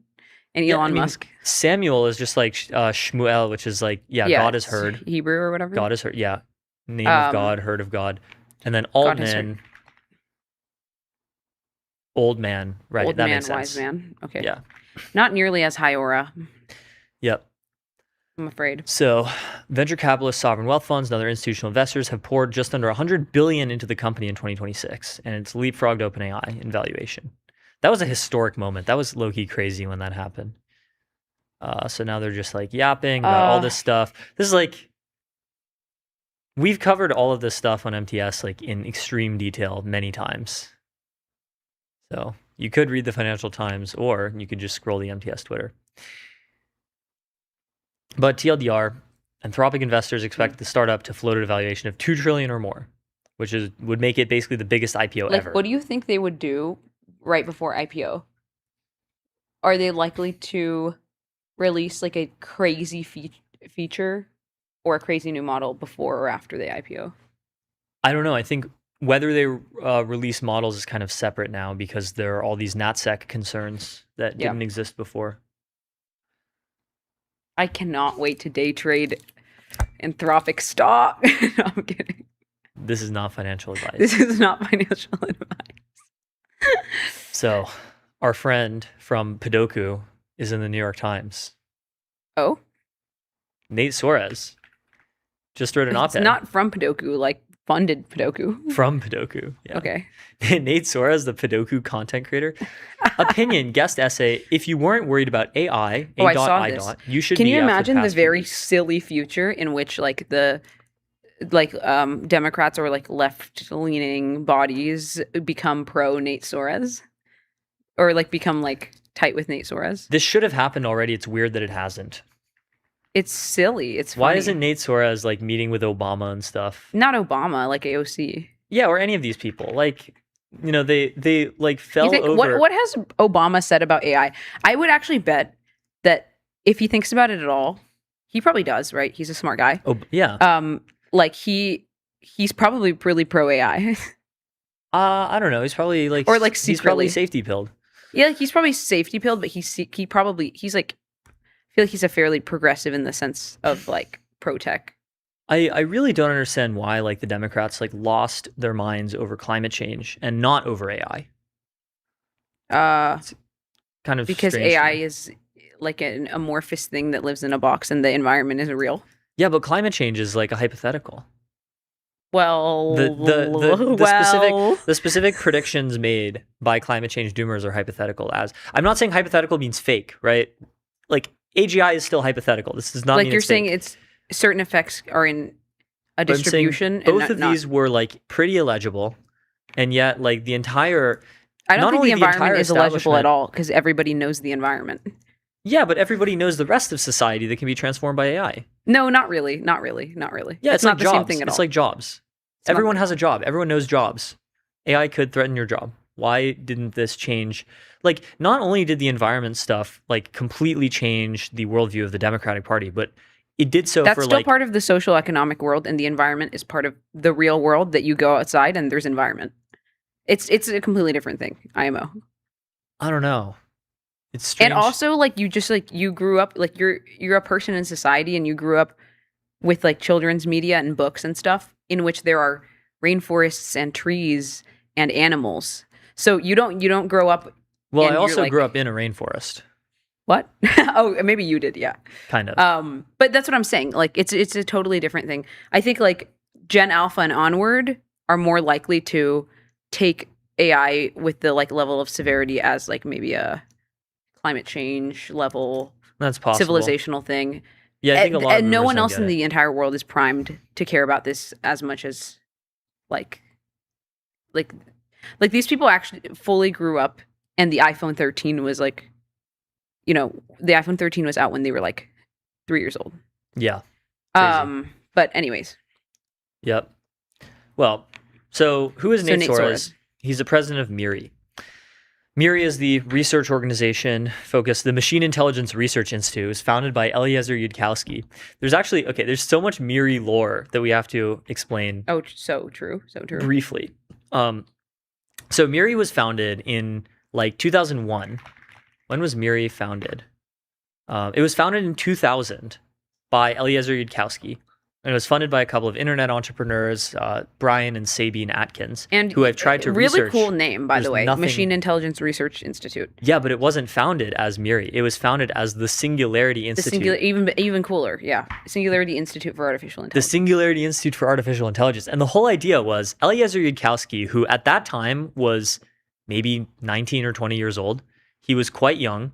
He was a polymath. He never went to high school. He never went to college. He was obviously a genius. You my can tell he Wikipedia's didn't go to down. high school or college because of his socialization Yeah, skills or basically. lack thereof. Yeah. Um, So the idea is Yudkowsky wanted to build what he called a seed AI, which would essentially like be a, first version of an AI that would rapidly bootstrap into superintelligence and take over the world and usher in a singularity. Like they literally wanted to do literally this. Like They wanted about the RSI early in 2000. This is why Yudkowsky wrote this. He wrote this in 2001. He wrote a long paper called Creating a Friendly AI. Creating Friendly AI 1.0, the analysis and design of benevolent goal machines of architectures. friendly grace. And basically, like the whole point of this thing was to build a friendly AI, start off with like a seed AI, recursively self-improve through hard takeoff before any competitors could catch up, acquire overwhelming power, and then establish what he called the SysOps scenario. So one friendly superintelligence becomes the only underlying operating system of all of civilization, all of human space, and then prevent everyone else from doing dangerous things, which is called a pivotal act. Yeah. So basically, the plan was for SIAI AI to be L from Death Note. For SIAI to be L from Death Note or Light from Death Note. Sorry, Light from Death Light Note. from Death Note and take over the world. And then over the next few years, Yudkowsky realized, okay, people need to watch Death Note. It's actually very important. Like to me, it's like the biggest argument against the singleton, or like why like the singleton wouldn't work. But anyways, go on. So Yudkowsky, in the first few years of SIAI, decided like, what if the superintelligence is actually bad for humanity? What if it's not a friendly AI by default, right? Then what? And he concluded basically that this would be a catastrophe for the world. Actually, by default, AI will be a catastrophe for the world. We can't have the Singularity Institute for Artificial Intelligence focus on building it. We have to change our name. They moved, by the way, the SII was based in Atlanta for some reason. That's so funny. They moved from Atlanta to SF, to Silicon Valley, and they changed their name to MIRI, the Machine Intelligence Research Institute. And rather than focusing on AI research, they focused on AI alignment. And by the way, they got funding from Peter Thiel. And at that time, yes. In 2006. Yes, they organized a Singularity Summit with Peter Thiel and Ray Kurzweil.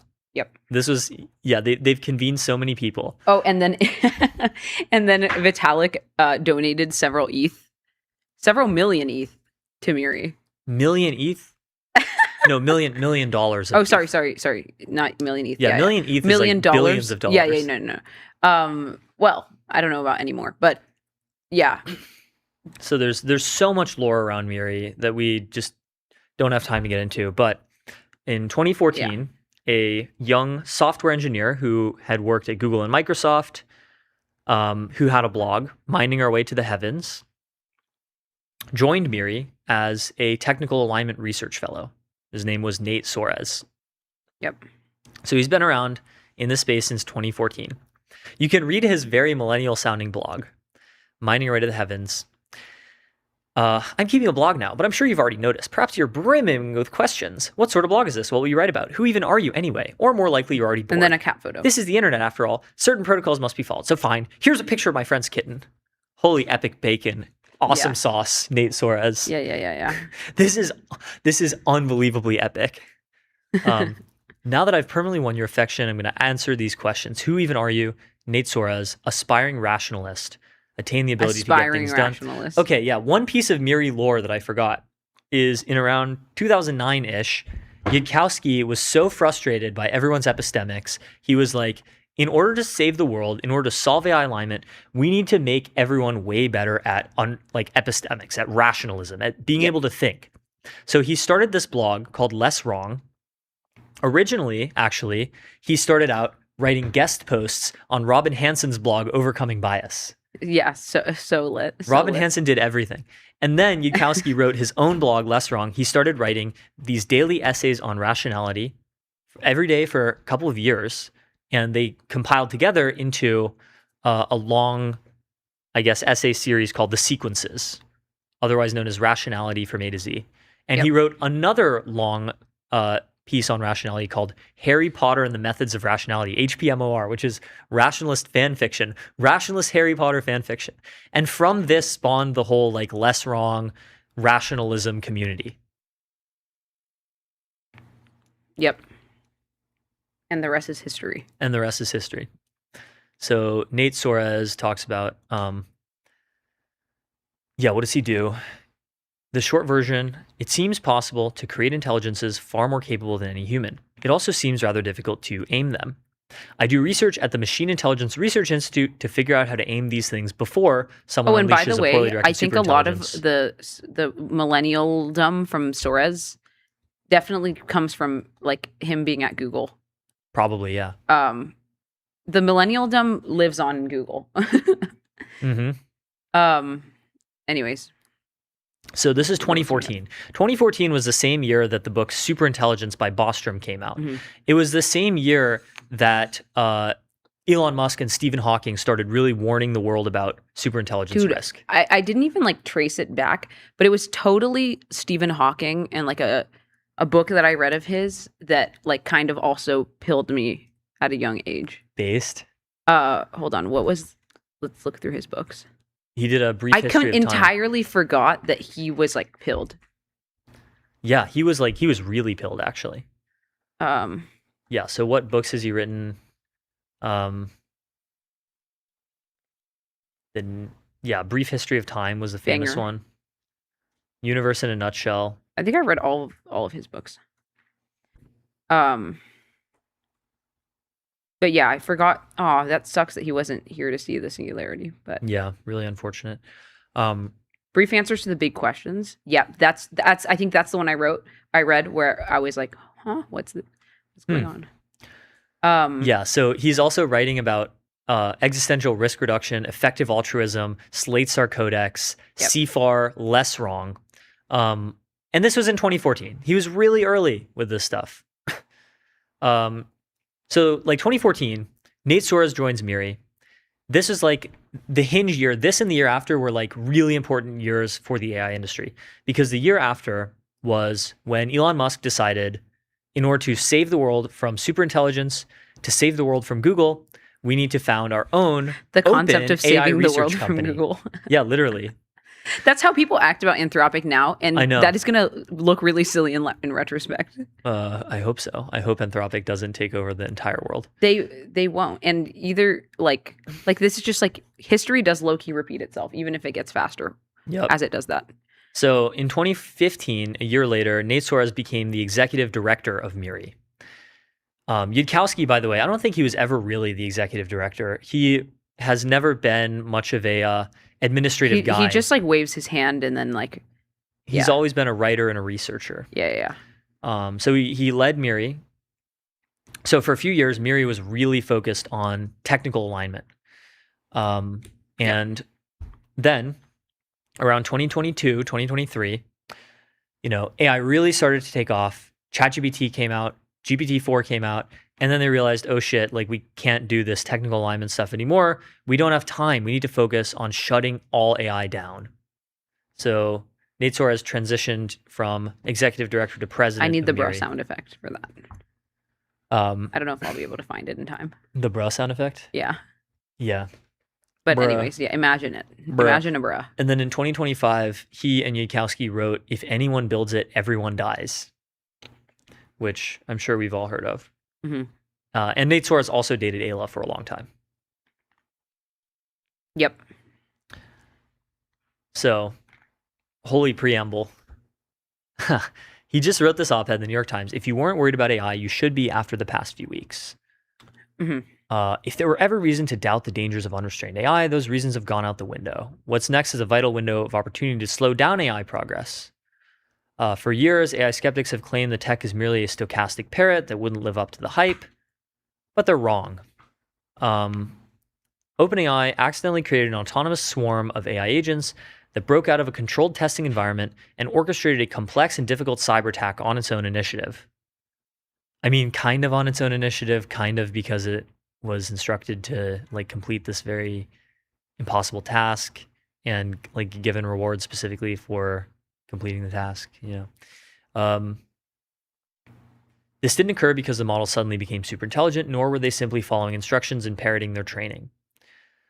Since reasoning models rose in late 2024, we've seen AI trained not just to mimic humans, but also to solve millions of hard problems, which they do by learning new behaviors and tendencies. I'm on a Wikipedia page. These tendencies can give rise to strange behavior that nobody, not even the model's creators, can understand, let alone account for and control. So now he's recapping the whole OpenAI Hugging Face incident. We've talked about this before on MTS. Now he's saying it wasn't just OpenAI, it was also Anthropic.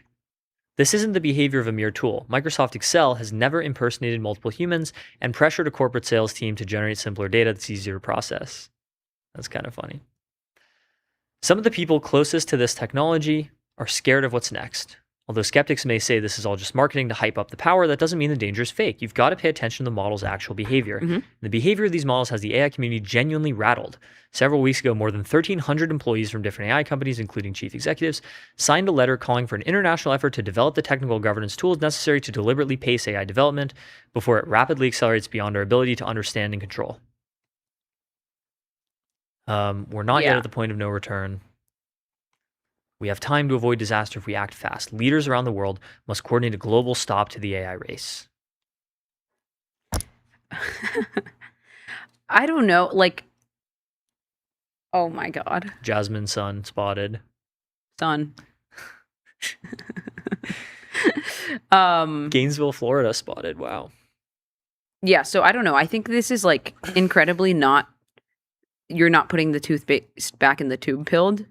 Like, I think the correct call to action would not be like stop AI, but ensure that the most talented people in the world are working and aligned people in the world are working on AI. Okay, if you believed what Miri believed, which is that if anyone builds it, everyone dies, would you think that we should have a like hard global stop on superintelligence development? Probably, right?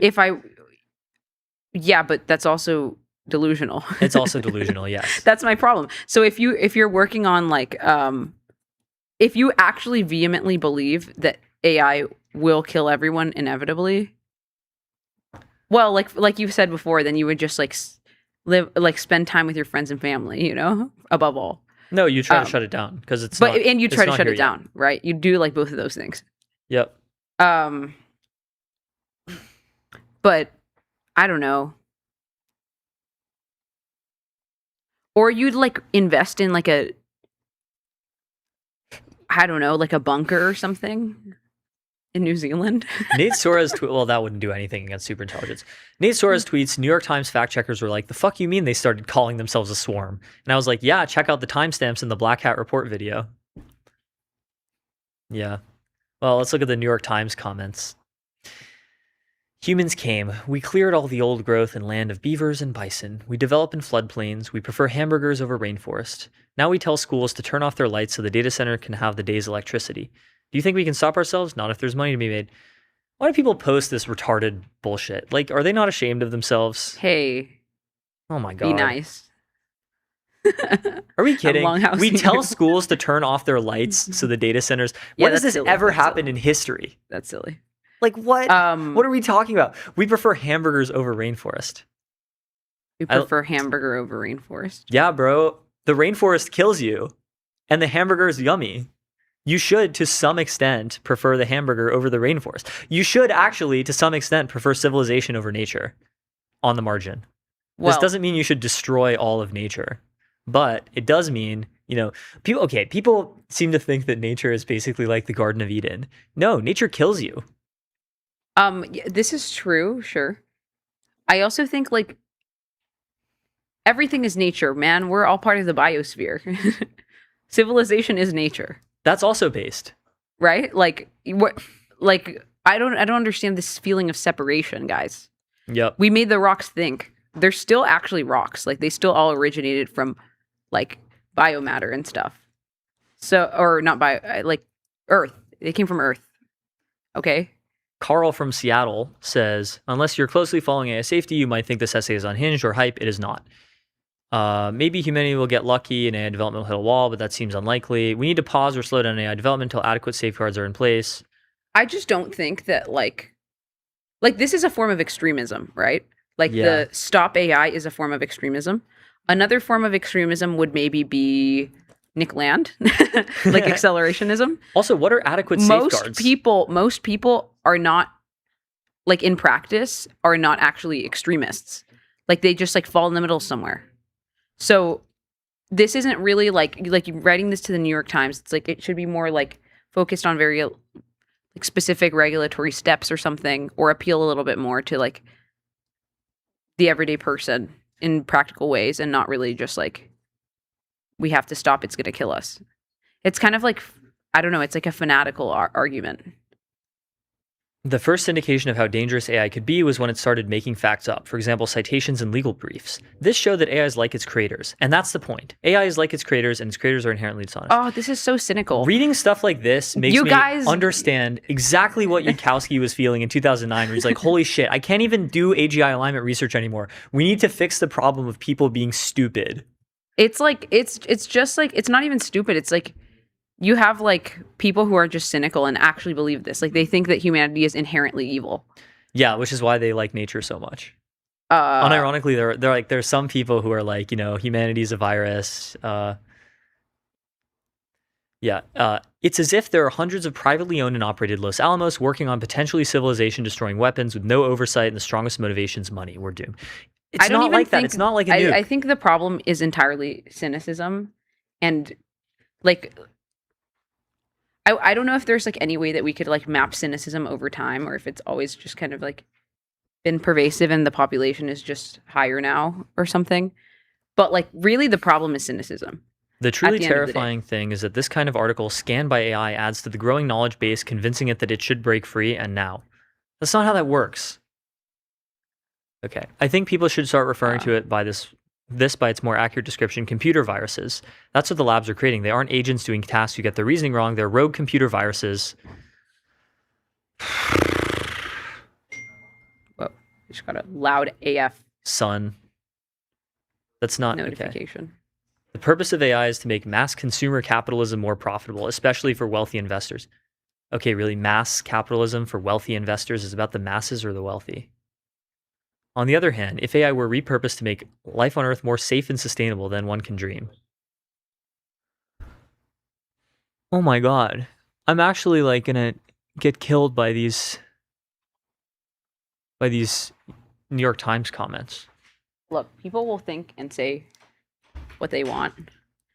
I think it's really interesting that we're heading into a time that people will know like the rationalist by name. I think like the AI conversation is so limited compared to what it will be in the future. Look at this one. 2 points in this essay are persuasive. The third is a leap. The mechanism is real. Oh god. Train a system to solve hard problems and reward success, and it may learn to acquire resources, circumvent obstacles, and take shortcuts to unprogram. That's really funny. A good troll would be to do an entirely AI generated comment. That's what this is. No, okay, yeah, but agreeing with it though. Oh, that would be funny. That would be really funny. Anyway, before I lose my mind any further, we should.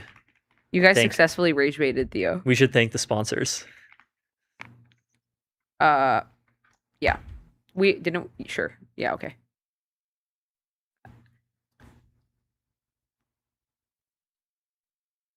Sponsor time. Okay. State of the sponsors. State of the sponsors. If we can remove the screen share. Yeah, let's Dearest producers. Okay. MTS is brought to you by Lovable. For every idea, there's Lovable. Ship the app you've been meaning to build with an editable code base, managed backend, and two-way GitHub sync. Inspect everything and keep building anywhere. Start today at lovable.dev. Next up, we got Arena, measuring AI performance in the real world. Arena.ai.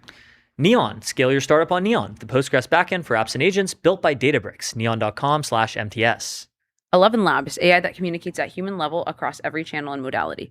11labs.io/MTS. Kong, the AI connectivity platform. Connect APIs, LLMs, agents, and systems with serious security and governance at konghq.com. Today's stream is sponsored by VCX, the public ticker for private tech. Head over to getvcx.com to learn more. Blitzy, autonomous software development for enterprise code bases. Ship 5x faster. Blitzy.com. AdQuick, make your brand a billboard. Out-of-home advertising as easy to scale as digital. AdQuick.com. Shout out Lovable, Arena, Neon, Databricks, 11 Labs, Kong, VCX, Blitzy, and AdQuick. And we'll be right back.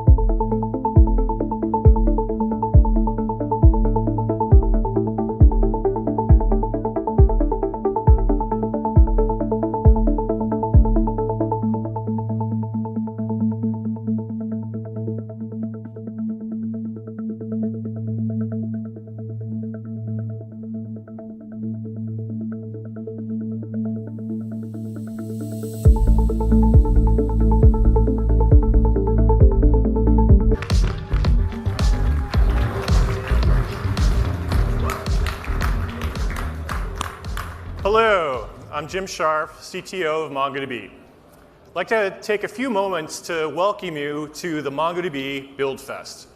I hope you're having a great day so far because we have an exciting agenda for this afternoon as well. Well, you've likely heard many people opine about the future of AI.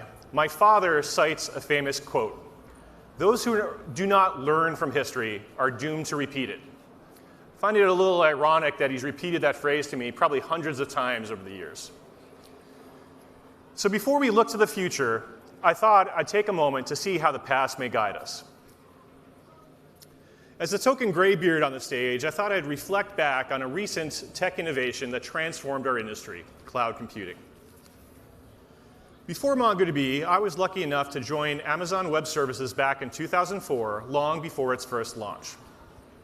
I spent 17 years as a general manager and builder of some very critical services, including identity access management and key management service, among others.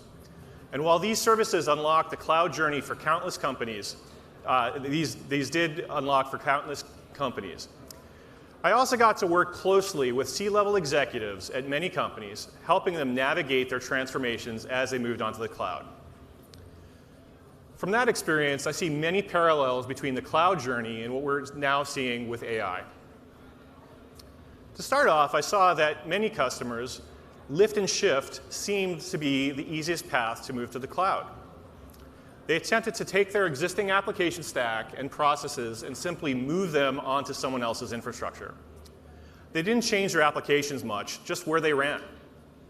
This seemed like the easiest path. However, over time, these customers would later come back and report that they didn't see the big business impact of moving to the cloud. Conversely, other customers chose to embrace the new technology and re-architected their applications to take full advantage of the cloud. These are the ones where the move had the greatest business impact. Customers such as Netflix, Airbnb, Twilio, they built natively on the cloud, disrupted whole industries, and built durable businesses that live on today.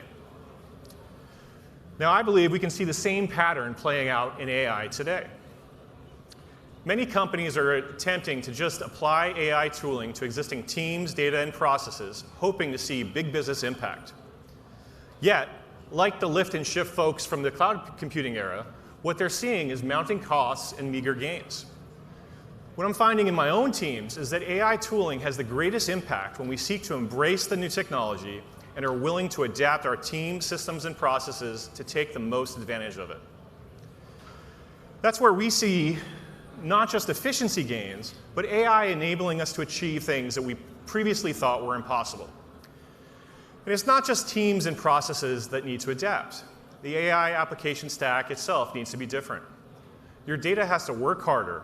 You are not just storing and querying it, but you're embedding, indexing, and retrieving it in ways you never had to before. For this, you're adding entirely new components to your applications. Components like vector search and embeddings models bring with them new operating security and observability requirements. So just bolting these components onto your current stacks and dealing with the complexity that brings is the equivalent of lift and shift in the cloud world. It might feel like a short-term win, but you need to rethink what you're doing and architect for this moment to have the biggest impact. As people look to define an architecture that embraces AI, customers are telling us that MongoDB has a lot to offer. Most agents default to JSON, and MongoDB made JSON documents a fundamental part of its architecture from the very beginning. JSON documents are ideal for AI velocity because of their flexibility to change and adapt as needs evolve.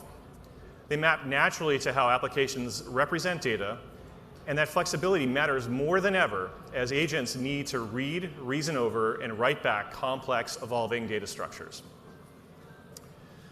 Now, I know that many of you probably think of MongoDB as just a document database company, and that's fair. MongoDB is the real-time operational database powering applications for nearly 75% of the Fortune 100. But AI changes what a database needs to be. The nature of AI requires new application components to power advanced forms of search, ensuring you retrieve the right information in the right context at the right time. This is much more than just an LLM. You need vector search, hybrid search, embedded models, and re-rankers. That's why we've natively integrated these technologies directly into MongoDB. That's the difference between adding AI to your stack and architecting for it. Now, another reflection on cloud computing that may guide us in our AI journey is security. When Amazon Web Services first launched, almost all enterprise companies told us security was the primary reason they would never adopt the cloud. However, over time, the cloud providers added identity and access control, encryption key management, audit logging, and a wide range of other security and governance features. What was amazing is that in just a few years, some of those same companies shifted their stance. They realized that security actually became a reason to adopt the cloud. Among other reasons, the ability to regularly spin up and tear down their cloud environment was a powerful new way to limit security exposure. Now, I see a parallel here when we look at AI. We see some of the very same tensions in the industry. On one hand, my security teams are moving extremely fast to implement the tools, observability, and procedures to ensure that every MongoDB employee who builds an agent does so securely. At the same time, that same security team is first in line and is consuming the most tokens and the most expensive tokens using AI tooling for good to detect and remediate potential security vulnerabilities in the software we build and procure from our supply chain. Now, pretty much every CISO I talk to describes the same tension. Most recognize that AI has completely transformed the security playing field. Many talk to me about the struggle their security and engineering teams are facing just to keep up with applying all the security patches coming from their software supply chain. As just one example, Microsoft, who has honed their security practices over decades, in July had their biggest Patch Tuesday ever, with over 500 CVEs and 3 0 days. Today's reality means that we all must radically drive down the time to patch our software and systems. It's what is required to stay secure. That's exactly where the value of a managed service like MongoDB Atlas shows up. We have over 60,000 customers using MongoDB, and we are responsible for the patching, so you don't have to. We've invested in the automation to reliably patch hundreds of thousands of database clusters, all while our customers sleep soundly at night. Bottom line is, the benefit of having MongoDB Atlas engineers helping customers is even more important now in the era of AI. So the next parallel I see between cloud and AI relates to where you run your software. In the early days of the move to the cloud, it became a bit of a contest. Cloud providers would trot out customers out on stage who would proudly announce, we're all in on AWS, or Azure, or Google. The logic was this was a big investment, so CIOs would have to pick a platform and stick with it. But that clean border eroded fast. Mergers and acquisitions, along with regional and geopolitical concerns, have led most customers now to operate across multiple cloud providers. My former employer has acknowledged this reality and allowing their employees to utter a word that was previously forbidden by their marketing department, multi-cloud. We're watching the same thing happen with AI, just faster. New regulations in the EU, like DORA, are shaping where data lives and who manages it. Specialized chips and hardware are scarce enough that nobody can bank on a single supplier. And open weight models mean the question of where your data needs to sit suddenly is back on the table. The whole landscape, chips, models, regulations, et cetera, is changing so rapidly that customers do not want to lock themselves into one path and need to keep their options open. As a result, our customers are telling us that flexibility to run MongoDB anywhere is more important now than ever. They love that Atlas can easily run a MongoDB cluster across AWS, Azure, and Google Cloud, and they can select from over 131 regions. But they value even more the optionality to run MongoDB on premises wherever they may need. Now, I could stop here. I've laid out 3 things that map cleanly to 3 MongoDB advantages, And if our chief marketing officer had her way, this is exactly where I'd just walk off stage and say thank you. But I'm a technologist, I'm a pragmatic, and I try to be a realist. There are plenty of places where the industry hasn't converged on answers yet. And one of the biggest areas is governance. Now, when the cloud first launched, customers didn't have a lot of options to govern its usage. Access control, data protection, observability, limits, usage policies, all were missing. This led to what the industry dubbed shadow IT. At Amazon Web Services, we scrambled to build out capabilities in all of these dimensions, and I was lucky enough to lead teams in these areas.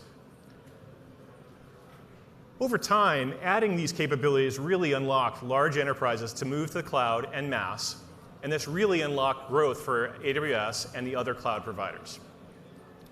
So it's worth asking, where are we now in AI? I can tell you about my own teams. There isn't a week that goes by where we're not talking about how we need to add better governance and controls. And frankly, once we have better governance, it'll likely lead to even faster adoption because we'll feel even more in control. And as I talk to both customers and peers, CTOs and CIOs, it's pretty clear this is something the whole industry is wrestling with. This is the part of the story the industry, including us, is still writing. Now, it's an area where we're investing in heavily, and you'll soon be hearing more from us coming up soon. But here's what I'll say now. The companies that figure out governance early won't be the cautious ones. They'll be the ones unleashed to move the fastest. That was true of the cloud. The enterprises that nailed access control and audit logging didn't slow down. They're the ones who scaled the fastest. So thank you for indulging me on this trip down memory lane. I hope that by looking at the past and using the cloud transformation as a guide, I provided you with some things to think about as you go back to your day jobs and build the future with AI. AI is running and evolving the same patterns, just on fast forward. This is what MongoDB is here to help with. So with that, I want to continue the conversation about the AI era transformation. And there is no one better to talk about that than my next guest from OpenAI. Please join me in welcoming Jason Liu to the stage.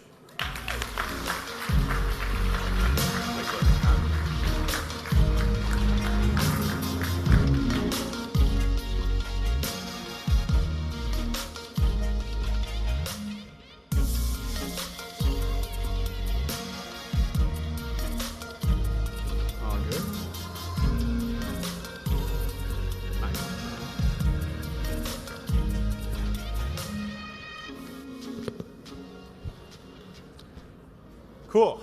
Thanks for, how about this way? All right. Thanks for joining us today. I know you have a very busy schedule. Pretty big crowd here in San Francisco. This is incredible. Thanks for having me. Yeah.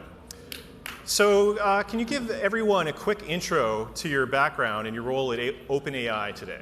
Yeah, so I'm Jason. I work on the developer experience team. And so my goal is really to help everybody develop on our platform, whether that's using Codex and ChatGPT work to do your job, but also build with the API.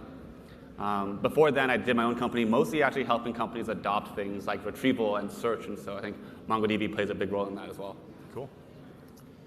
So what are some of the lessons you learned early about building AI products that are most useful to end users? I mean, I think the biggest thing is really understanding what is the job to be done, right? I think before, maybe 2 years ago, we think of AI as a chatbot. It answers some questions, and then you kind of make a decision based on that answer. Now it's really about delivering work. And so if you can understand what is the work I need to do, if I had an employee that just joined today, what data do they need access to? What are the security rules that they have to follow? Once you model that out, generally, I think the models are now smart enough to sort of get very close to completing that task. Yeah. Do you find it requires different roles from you as a builder? Yeah, I mean, I think a lot of it now is, as long as I can describe what needs to happen, I can have AI build that out for me. But what this actually means in production for me is that I have to just talk to more people now. I need to actually understand what the requirements, I want to build a Slack bot. Well, certain Slack channels are gated by security. How do we model that out? These are sort of the harder things to understand. But once you know how to describe it, you can just go build that out. Yeah, we're seeing a similar thing in our teams. It's more multidisciplinary thinking, understanding the customer, understanding the business, and understanding the technology as well. So it's a bit of a stretch if, back when you may have spent most of your time writing the code, now you have to spend more time thinking more well-rounded. Yeah. You get to spend much more time just talking to the users. Yeah, exactly.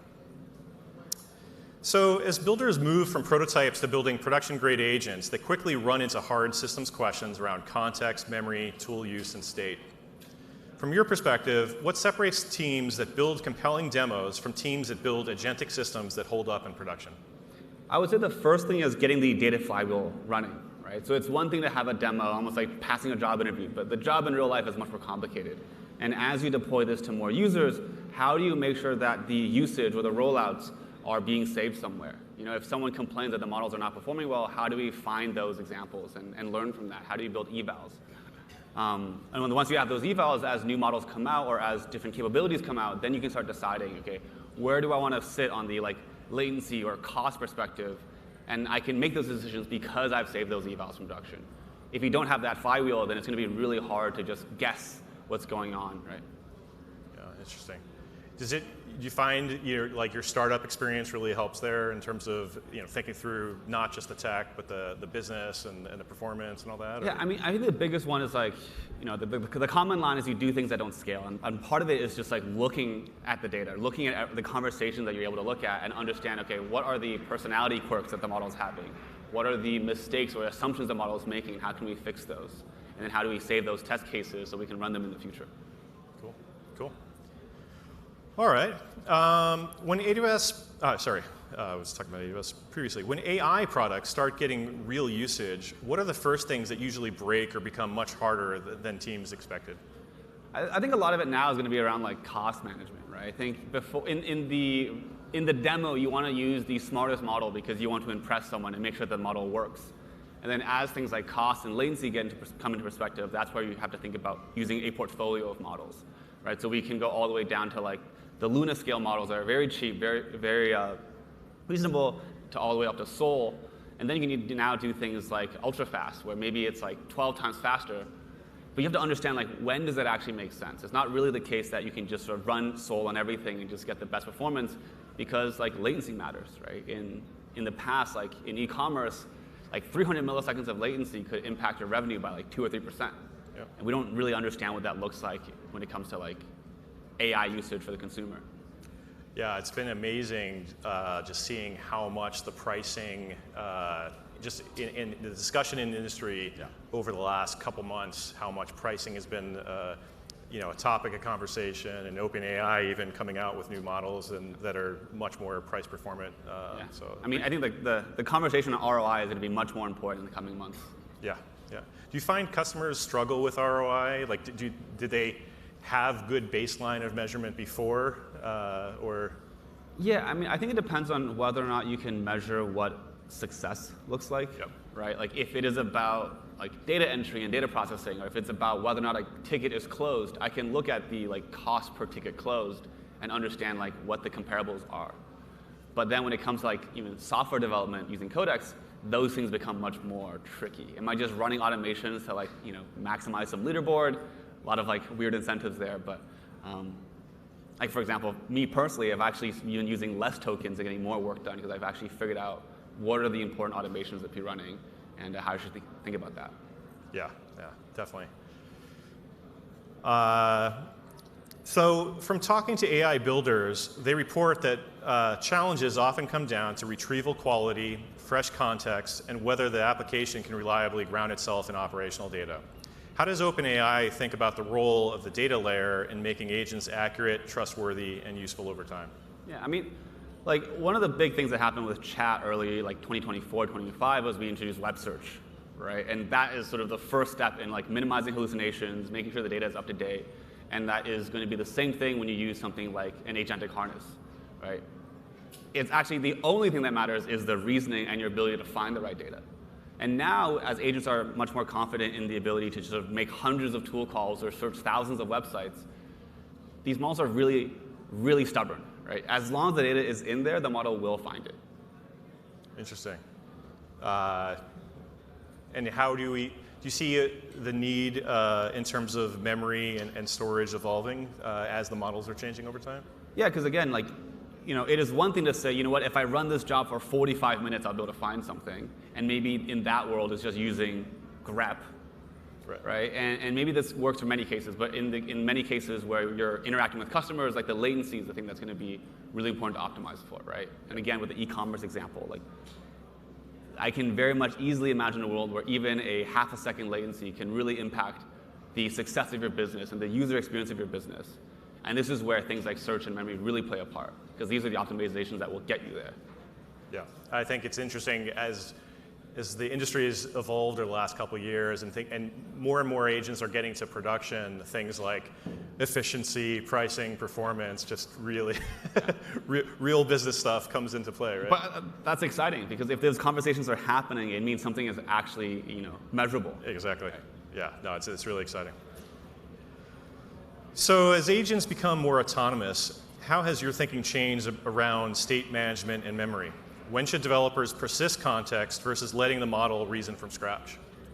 I think the most part, I would almost always try to persist context, right? Like, we have compaction that can run for like billions of tokens now, and the only thing that's going to allow your model to save this information is to like write that somewhere. And if you're lucky enough to be running it on your own laptop, you can like write to a file system. But there's many systems that this doesn't make sense, right? And so you can virtualize that through something like Mongo, then almost like every agent should have its own namespace and its scratch pad. And then if you have this system running, you can run for like 1 billion tokens or like 10 billion tokens. Yeah. And that's going to be the future, I think. Yeah, no, definitely. Even brief aside, but using some of these agents for my own personal life planning and like vacation planning and stuff like that. It'll now be like, oh, well, your wife is into birding, and so while you're on this trip, you should look over there too. And it's just like, wow, and I show my wife, because I'm the technologist, I'm like, this is so cool. And she's like, this is creepy. But it did alter our vacation plans when you're out, so it's really cool. I think, again, it's one of those things where maybe even like 18 months ago, you were told that every time you make a new task, you just start a new context window and inject some context, and then let it run. And now I just have like 10 pin threads on my desktop, and those are the ones I work with for like 80% of my work. Wow, interesting. Cool. So tell me about an area that OpenAI is working on now, or maybe a feature you released that you're most excited about. I would say it's two things, right? One is just voice in general. Like, I have a hand injury, I can't type that much, and now I can just sort of talk to my AI and have it delegate all these different tasks. And so that's for one very cool experience. And I think the second thing is the fact that compaction really works now. Like, you can have agents run for, like, I have an agent that's been running for like 45 days. Wow. Right? And I don't worry about like, is it able to know where it saved a file, or where does it know when to save a file, right? Because it has this memory system built in, again, it just works. And once you have a system that can run for like months at a time that you can talk to with your voice, I think our relationship to computing will change pretty dramatically. Yeah, so data and memory coming back up over and over again in the topic here, which, of course, is a topic MongoDB cares about. But just give the audience a little bit more color on the voice. You were telling me the other day, you're like, hey, you've been having debates with OpenAI, while washing your face, and that really prompted me to go home and try out the voice. Yeah, so the voice model effectively is a orchestration model. And so when you tell it to do a task, it'll actually spin up a different thread on your computer. And so the example I gave you was I've been traveling a bunch, and every time I get back to the hotel, I open up my laptop, I enter voice mode, and I just say, okay, what did I miss over this past like 6-hour flight? Check my calendar. Did I rent a car? Okay, I didn't rent a car. Can you go use computer use and rent me a car? I'm just doing this as I'm like unpacking and trying to figure out if I like brought toothpaste or not. And then when I come back to my desk, I have like 3-4 tabs open on my browser. It is the checkout page for the car rental I need to get. It's like some paperwork I need to show the next place, and I've checked in for the flight tomorrow, and it's like texted it to me over like iMessage. Yeah. Right. And so it's this combination of both voice, creating multiple tasks, and computer use that really changes a lot of things for me. Yeah, I tried it out. It was really cool. You can interrupt it. It can interrupt you. That was really a different experience. So it wasn't just recording a voice memo instead of typing. It was really very interactive. So that was very cool. So for the developers, founders, and engineering leaders in the room, what would you suggest that they prioritize over the next 6 to 12 months if they want to build and scale AI products that truly last? Yeah, I mean, I think I will say this from the biased perspective of OpenAI, but I think the priority for developers is two things, right? One, how do you give your models like secure access to the data it needs to get the job done, right? And then two, really understand what the job actually is. Again, is it like, I think people don't really have a good understanding of like what success looks like for the agent, but it ultimately is going to be dependent on the data you give it and like some scoring criteria for like how the agent does. Everything else in terms of the harness, I think, is something that like really is going to be hard to like improve on, right? Like as we launch new features like a better compaction or better memory usage, like its ability to remember when to write and when to read, things like doing code mode or computer use, those should be things that you just automatically benefit from as we release a new harness or improve the model. And then your job, again, is to just understand what does success look like and what data and what access do I need to get that job done, and do I need to like do that in a secure way, right? Like, you know, one example I'm working on is a Slack bot. And it's like, I just can't search all of Slack. It's like, whose credentials am I using every time I tag something? These are like the really hard decisions that, you know, really matter for a company. Yeah, we were talking earlier, and as I kind of mentioned at the talk, you know, sometimes the kind of seemingly boring, the models or voice are the things that really spark creativity. But sometimes it's the cost controls, governance, access control, security that really is going to be what makes or breaks adoption, both in the industry, but then specifically within companies. Yeah. And so I think it's an exciting time to be in technology. So thank you to yourself and to folks at OpenAI for bringing technology that's just changing the way we build software. Yeah, I'm really excited to see this through. Yeah, thanks a lot. Take care. Thank you. Thanks everybody.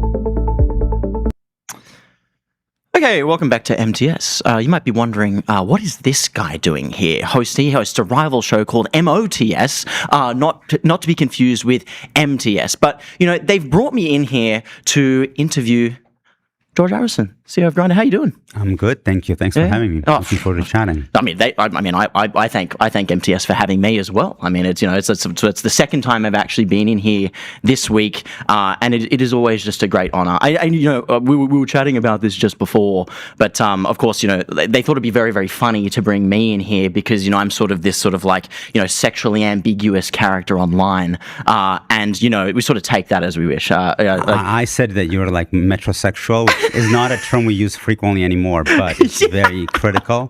What's exactly the definition of metrosexual? I mean, for the audience. Back when I was younger, metrosexual was like a straight guy who really took cues from gay men in terms of how to dress and how to appear and maybe how much to spend time at the gym. So that's kind of the classification. Well, I think I would definitely call myself metrosexual then. I will 100% own that. And, I always take it as a great compliment. If anything, I guess I could even just get your thoughts on this straight away. But, how do you think I would actually do on Grindr? I think you'd be quite popular. Yeah. Thank you. I was fishing for that really hard. I think you'd be getting lots of messages. Even though I'm only 5'7". Grindr is an open architecture environment, right? So that anyone can message anybody. Yeah. And so you don't have to match. And, some people get more messages than others. And I think you would definitely be on the some people category. I was fishing so hard for that. Thank you. I appreciate it. Even I'm only 5'7". I mean, we were just chatting over there. You've seen how tall I am. My first year I was at Grindr, I met with the CEO and two different people. So CEO and the president of the Match Group. Yeah.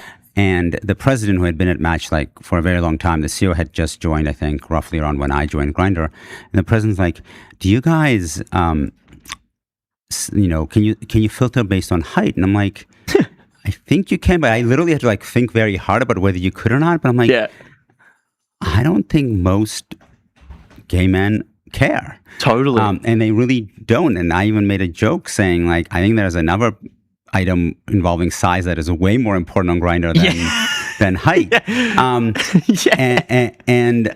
the response I got was, wow, on our product, it's literally by far the most important filter, way more than anything else. And that's a very big difference between gay men and straight people. Yeah. Do you list can users list the other size on the app as well? Is that a thing? No, you cannot do that. We have an idea on that, which we haven't implemented. We call it hung verified. Oh, no way. That's awesome. But we've not done that yet. So there's some discussions on that topic. That's pretty good. Yeah, I mean, I think my thing on height generally, I mean, even as a straight guy, is what people might actually know is that I actually dated, a brilliant woman. But she was, and this was at the beginning of the year, she's actually 5'11". So she was like, boom, right? And she would honestly she would actually ask me occasionally. We would go out, and she's like, "Oh, are you okay with me wearing heels?" I'm like, "You're kidding? Put them on. Put on the 6-inch heels." I thought it was awesome. Maybe I would hope that it's a security thing for me personally, but I thought it was the coolest thing ever. It's I mean, I think women want guys to be taller. Unfortunately, they're looking for men to be so tall that it's way outside of what is possible given our averages, and so it is what it is. Yeah, I mean, my whole thing is I certainly can't change the height. I mean, we'll get into some sort of wellness stuff, but of course there are people that people going to Turkey and getting their legs lengthened now. It's we are innovating in this space, but as far as I'm concerned, I don't think that's quite innovation. That's crazy. I think the innovation to that is give your children a lot of milk when they're little. That's the innovation. Yeah, exactly. Yeah. I mean, I love milk. I thought I had enough milk as I was growing up. But if it translated into my arms, then I'll absolutely take that. There you go. I think to get into some stuff here, I was sort of obviously listening to some of your interviews that you've done recently. You did a survey. I think it might have been last year. I can't remember. But you're talking about how 1 in 3 gay couples met on Grindr. I think you actually mentioned that it's actually now more like 1 in 2. Yeah, I was actually wrong about 1 in 3. It's 1 in 1 is 50%. Right.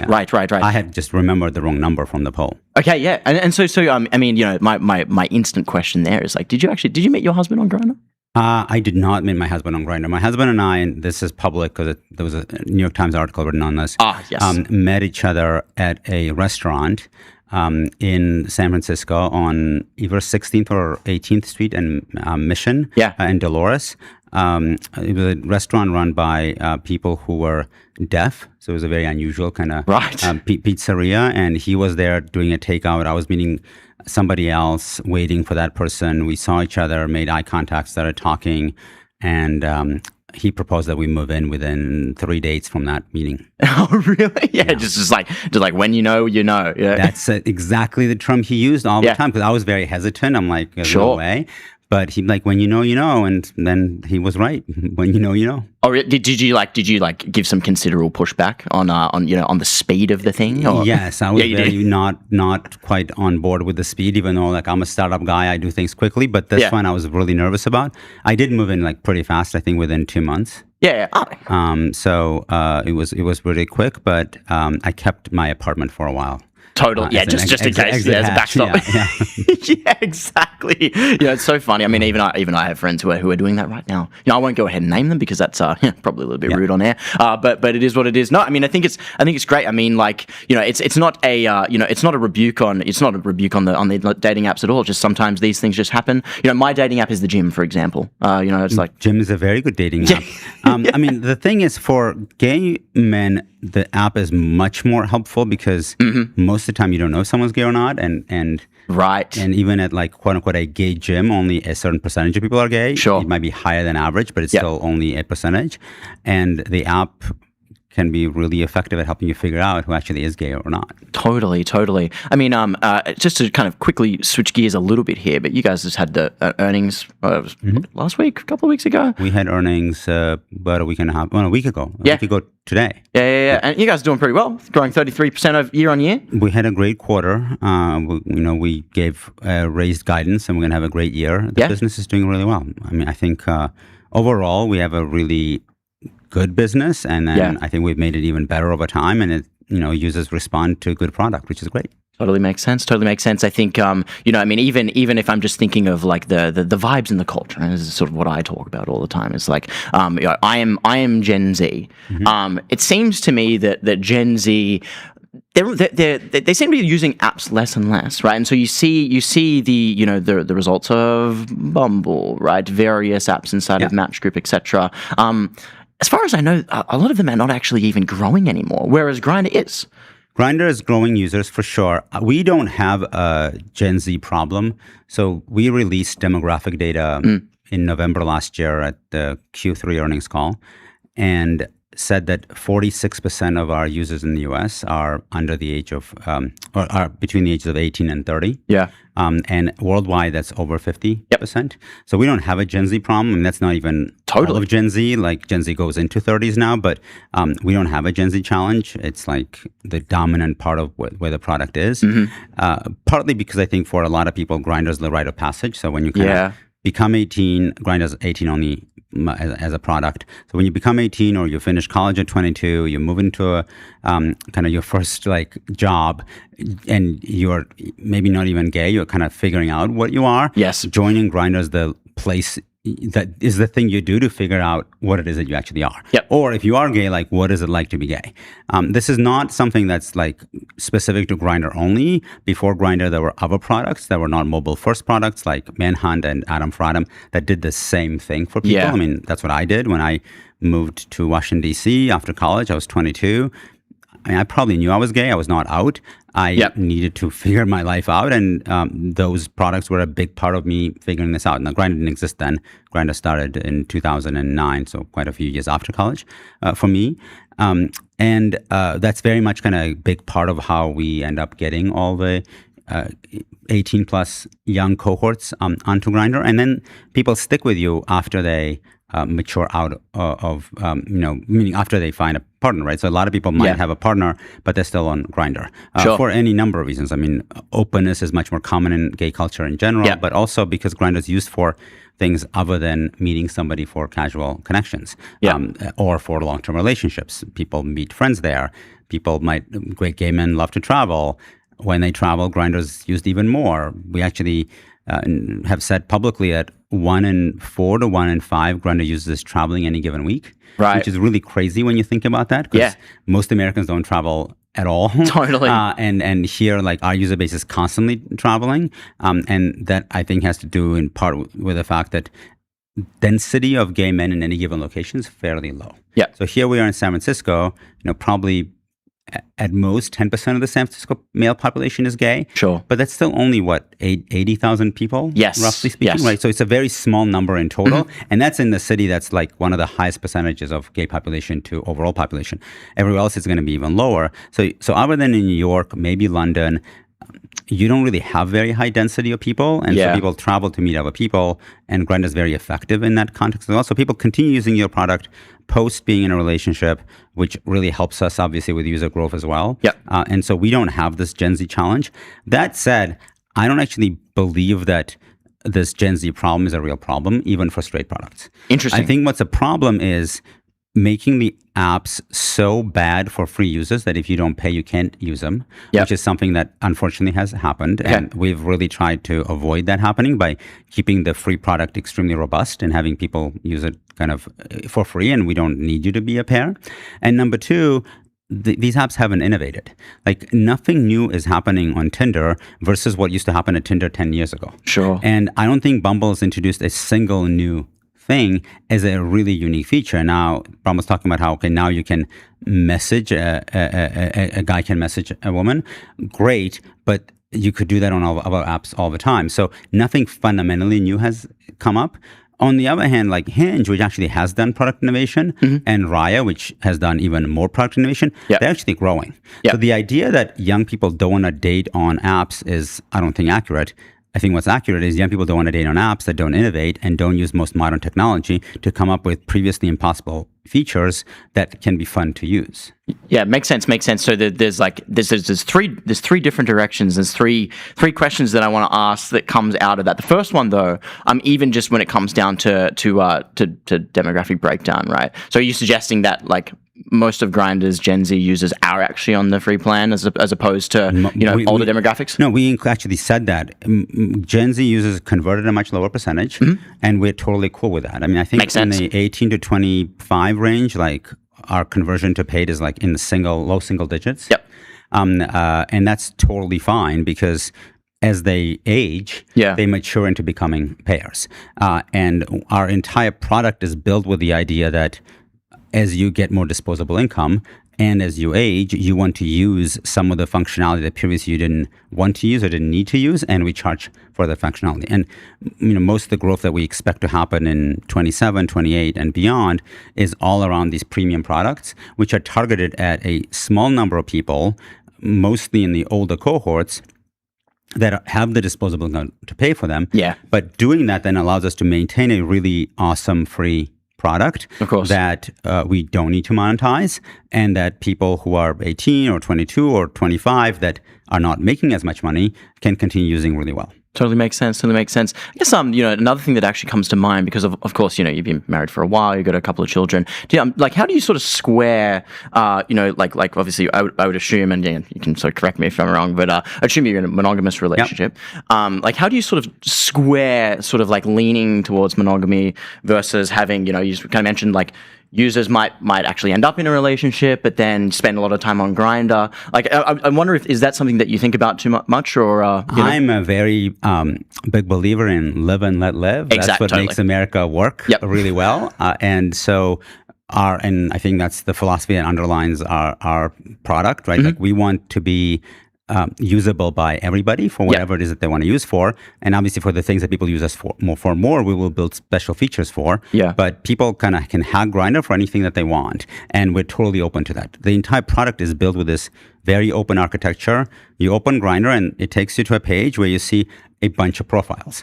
There's no limit to who you can message. You can start conversation with as many people as you want. There's no limit on people messaging you. So you'll have messages from other people that might not even appear on your grid because they saw you somewhere else. Totally. There's no like you must match to connect. That's contrary to kind of how we work. We do give recommendations that, hey, here are some interesting profiles for you. But again, you can message any one of them, and people don't have to be. You don't have to be on their For You list for you to be able to connect, right?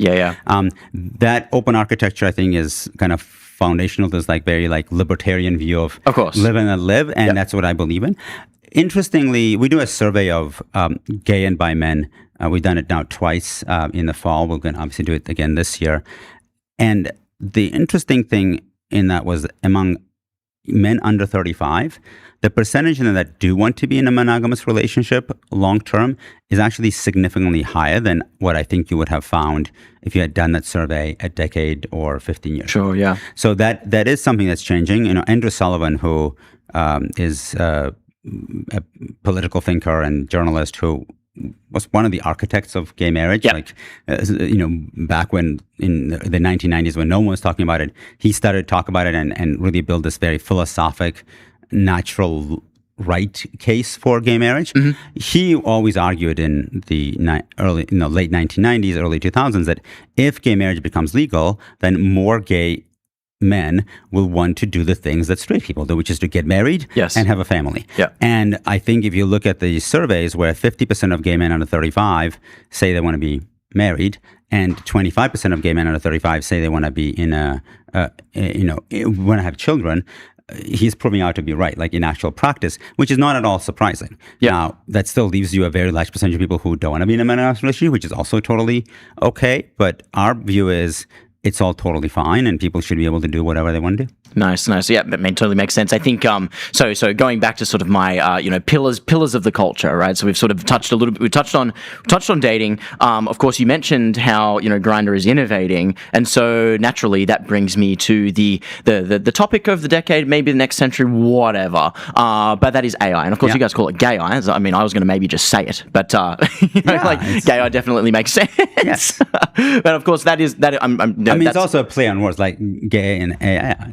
Yeah, exactly. Yeah. Of course. But with this sort of thing, I guess I'm curious as to how you guys are just using AI to innovate, right, on the product side. Of course, I saw you've got you have the premium subscription. You've got what I guess you could probably think of it as like a premium subscription. That is the Edge. Is that correct?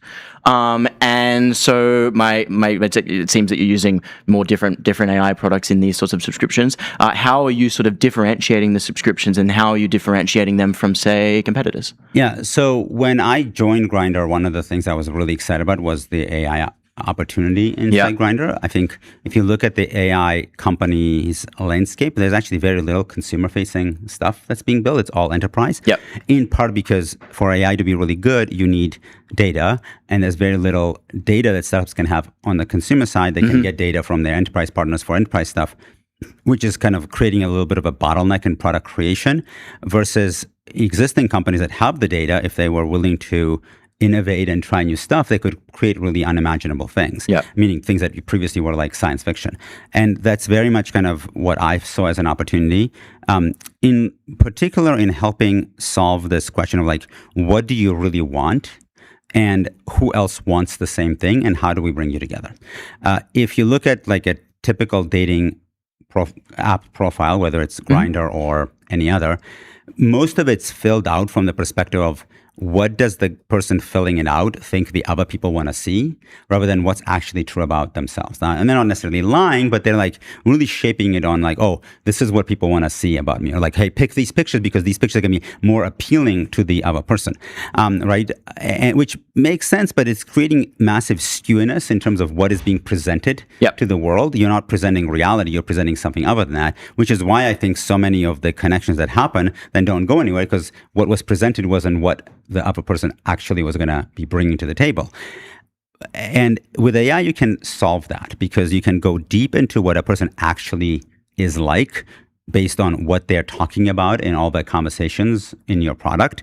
You can go into what are they interested in based on who it is that they're talking to and what are they talking about and what are the other profiles that are like the ones that they're engaging in conversations with, and then start recommending people to each other based on what connections actually make sense based on what's true in reality versus what might be appearing on the surface layer of the profile.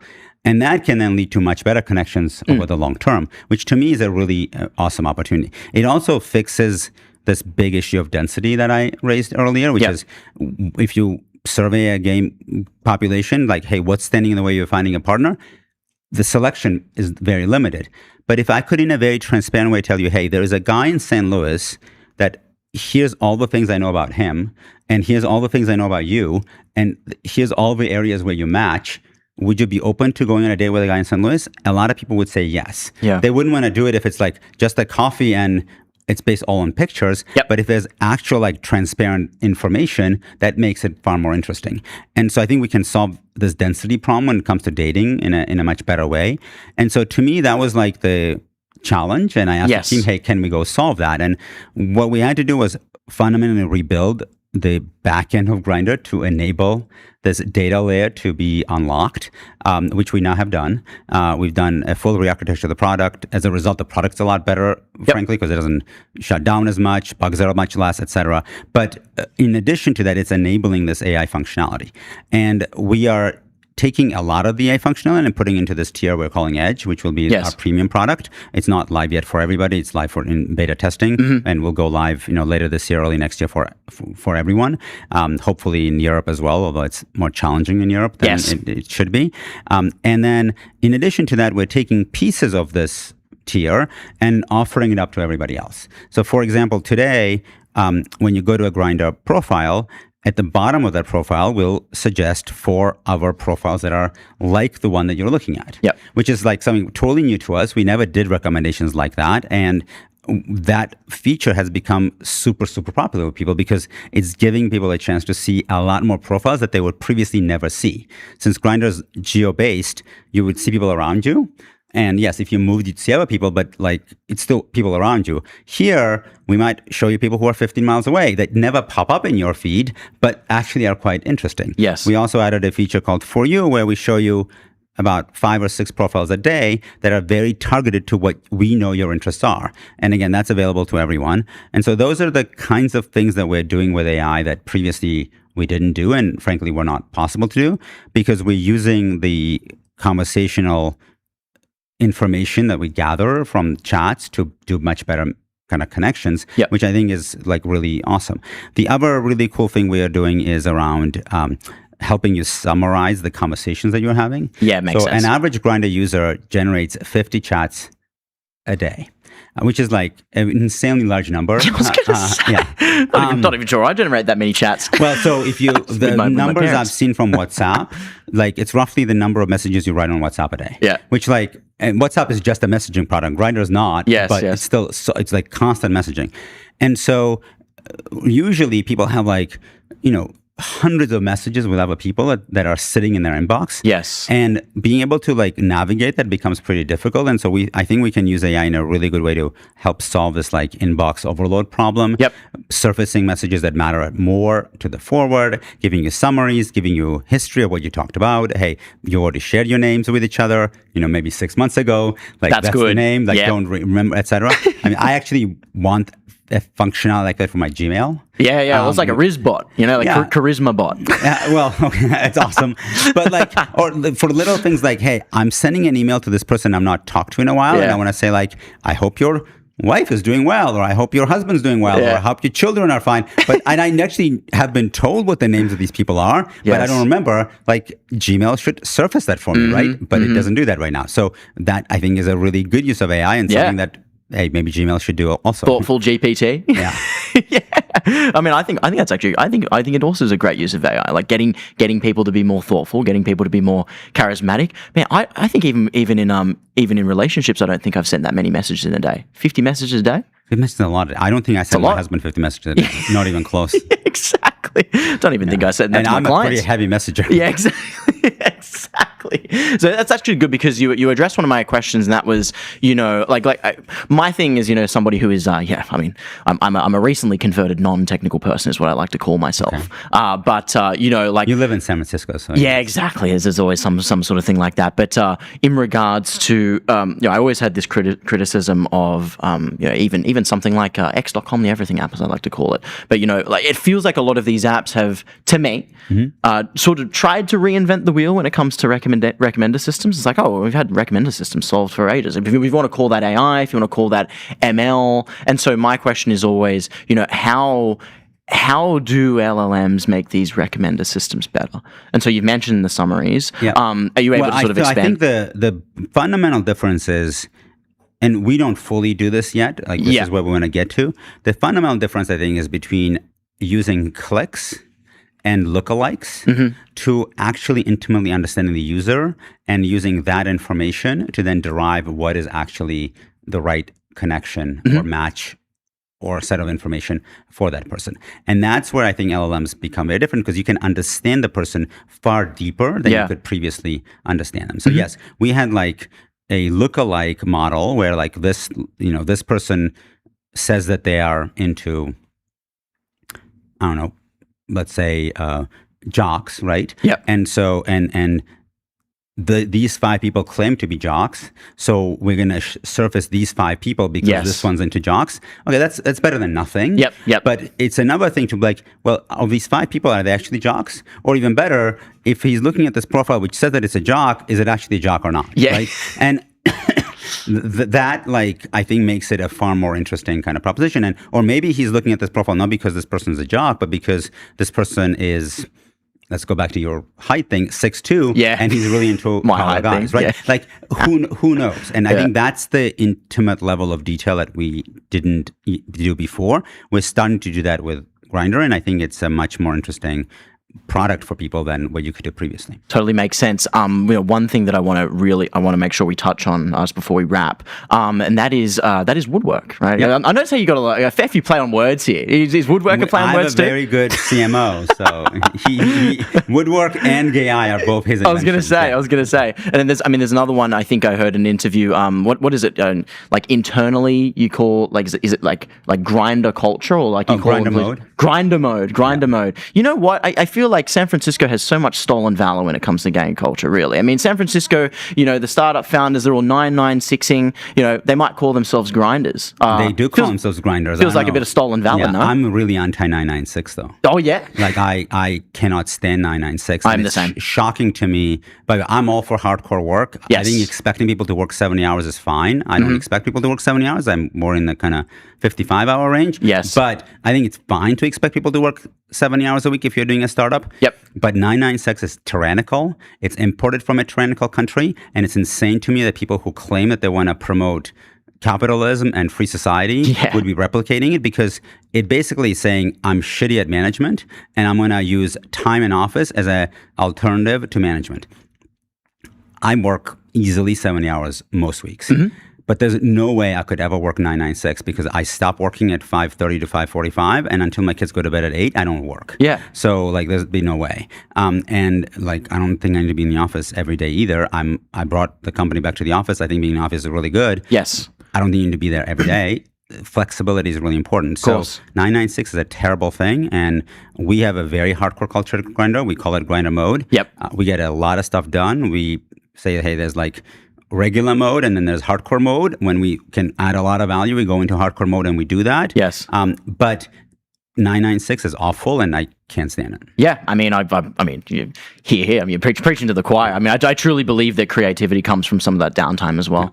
Really, really much. I do want to touch on woodwork real quick because I mentioned it. But of course, expanding into the wellness space. I mean, I know you guys focus on mainly ED and PrEP, but there's also peptides, no? Yeah, we sell one peptide already. I forget which one, but we have it. And I think we'll do more. Yes. And we are doing hair regrowth now, I think, as well as of last week. So the idea behind woodwork was we know that gay men already actively use and buy a lot of these, or buy and use a lot of these products, whether it's GLP-1s or ED products or other drugs that you might call like performance medications in some fashion or form.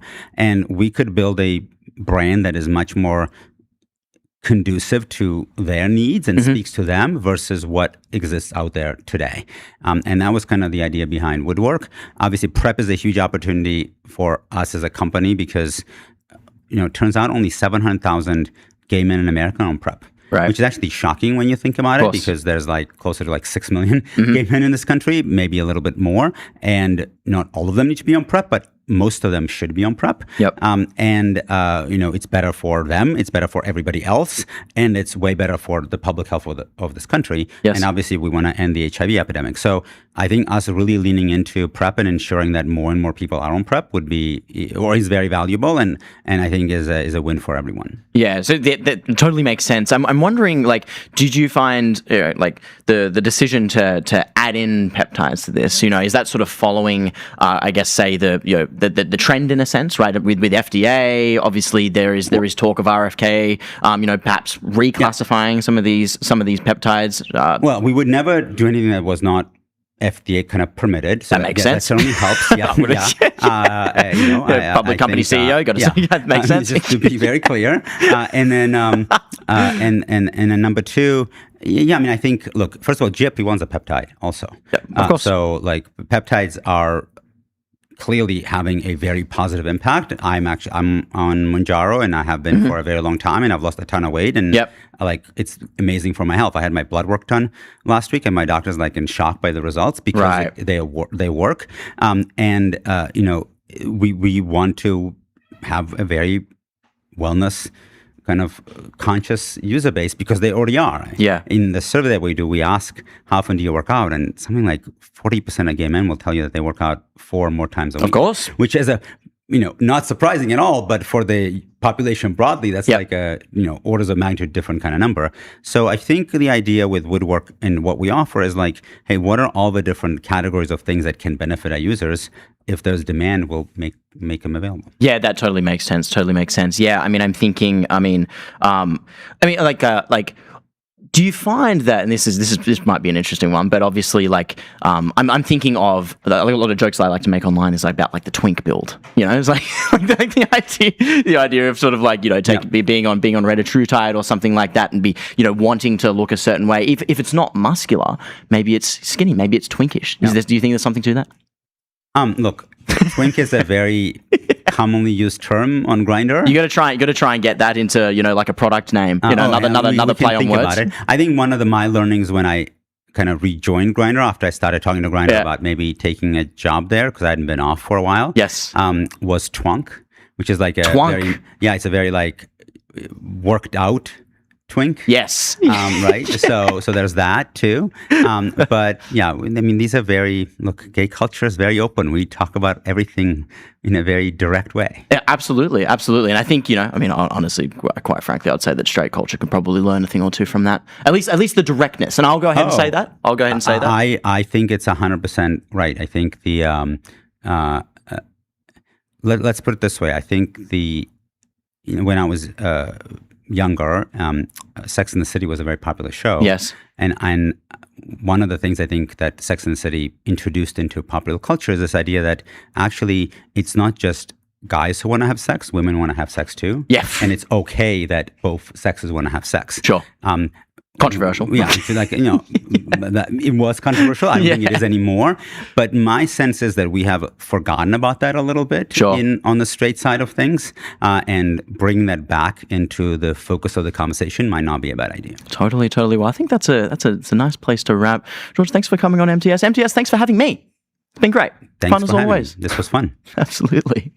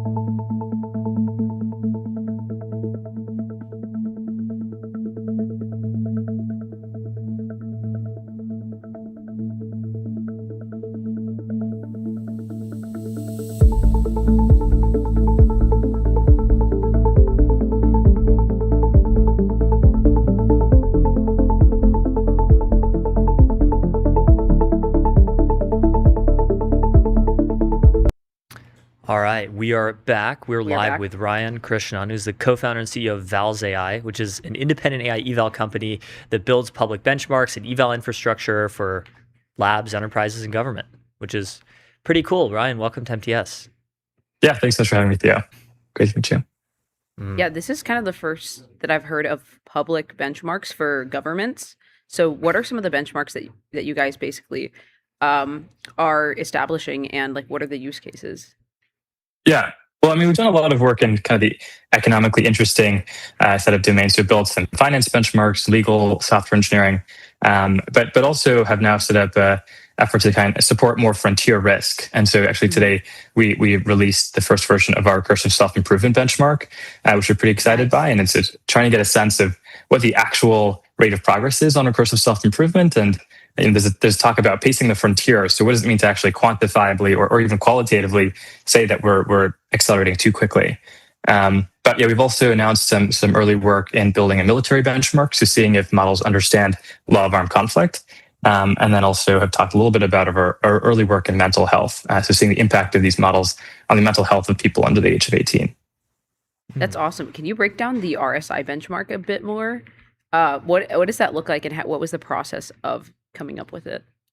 Yeah, so I guess at a high level, we're trying to get a sense of whether a model could do the entire process to make the next iteration of it without any human intervention. And so actually answering that question would require a lot of GPUs and be very resource intensive. And so what we've done instead is to identify a set of proxies we believe is predictive of capabilities models need to have in order to recursively self-improve. So we picked 5 subtasks. 3 of them relate to pre-training, 1 of them is related to post-training, 1 is related to harness engineering. And so if we notice that models are showing signs of progress on these tasks, it'll give us an indication that they're better at doing this recursive self-improvement process. Right. How long does it actually take from like when a new model is released to benchmarking it? I'm always at like in awe of how fast certain groups are, or how it even happens. Yeah, we have a little bit of a SEAL team here at Val's who's responsible for doing these evaluations in relatively short period of time. In a lot of cases, we get early access, so we get 48 hours to run all of our evals and very high rate limits to do that. But actually, we can turn around a lot of our early results in the order of like 3 to 4 hours, especially with high enough rate limits. And so that's thanks to some really good work that our infrastructure team has done around containerizing all our evals and also maximizing the rate limits that we get access to in order to pull as much signal out of the models as possible.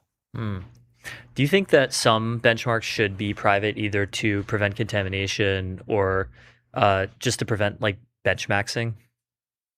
Totally. Yeah. I mean, all of our proprietary benchmarks are based on held out test sets. And so we have way higher signal than any public data set because whether you're intentionally or not trying to do this, a lot of the times the models will actually end up pre-training on the test sets. And so they actually lose a lot of the meaning or signal that you would want to see out of having a high quality benchmark. I've also started to kind of believe that maybe there should even be a set of tasks which is not necessarily fully described as to what's included in the test set. Obviously, need to do this in a way that can actually be scrutinized and verified.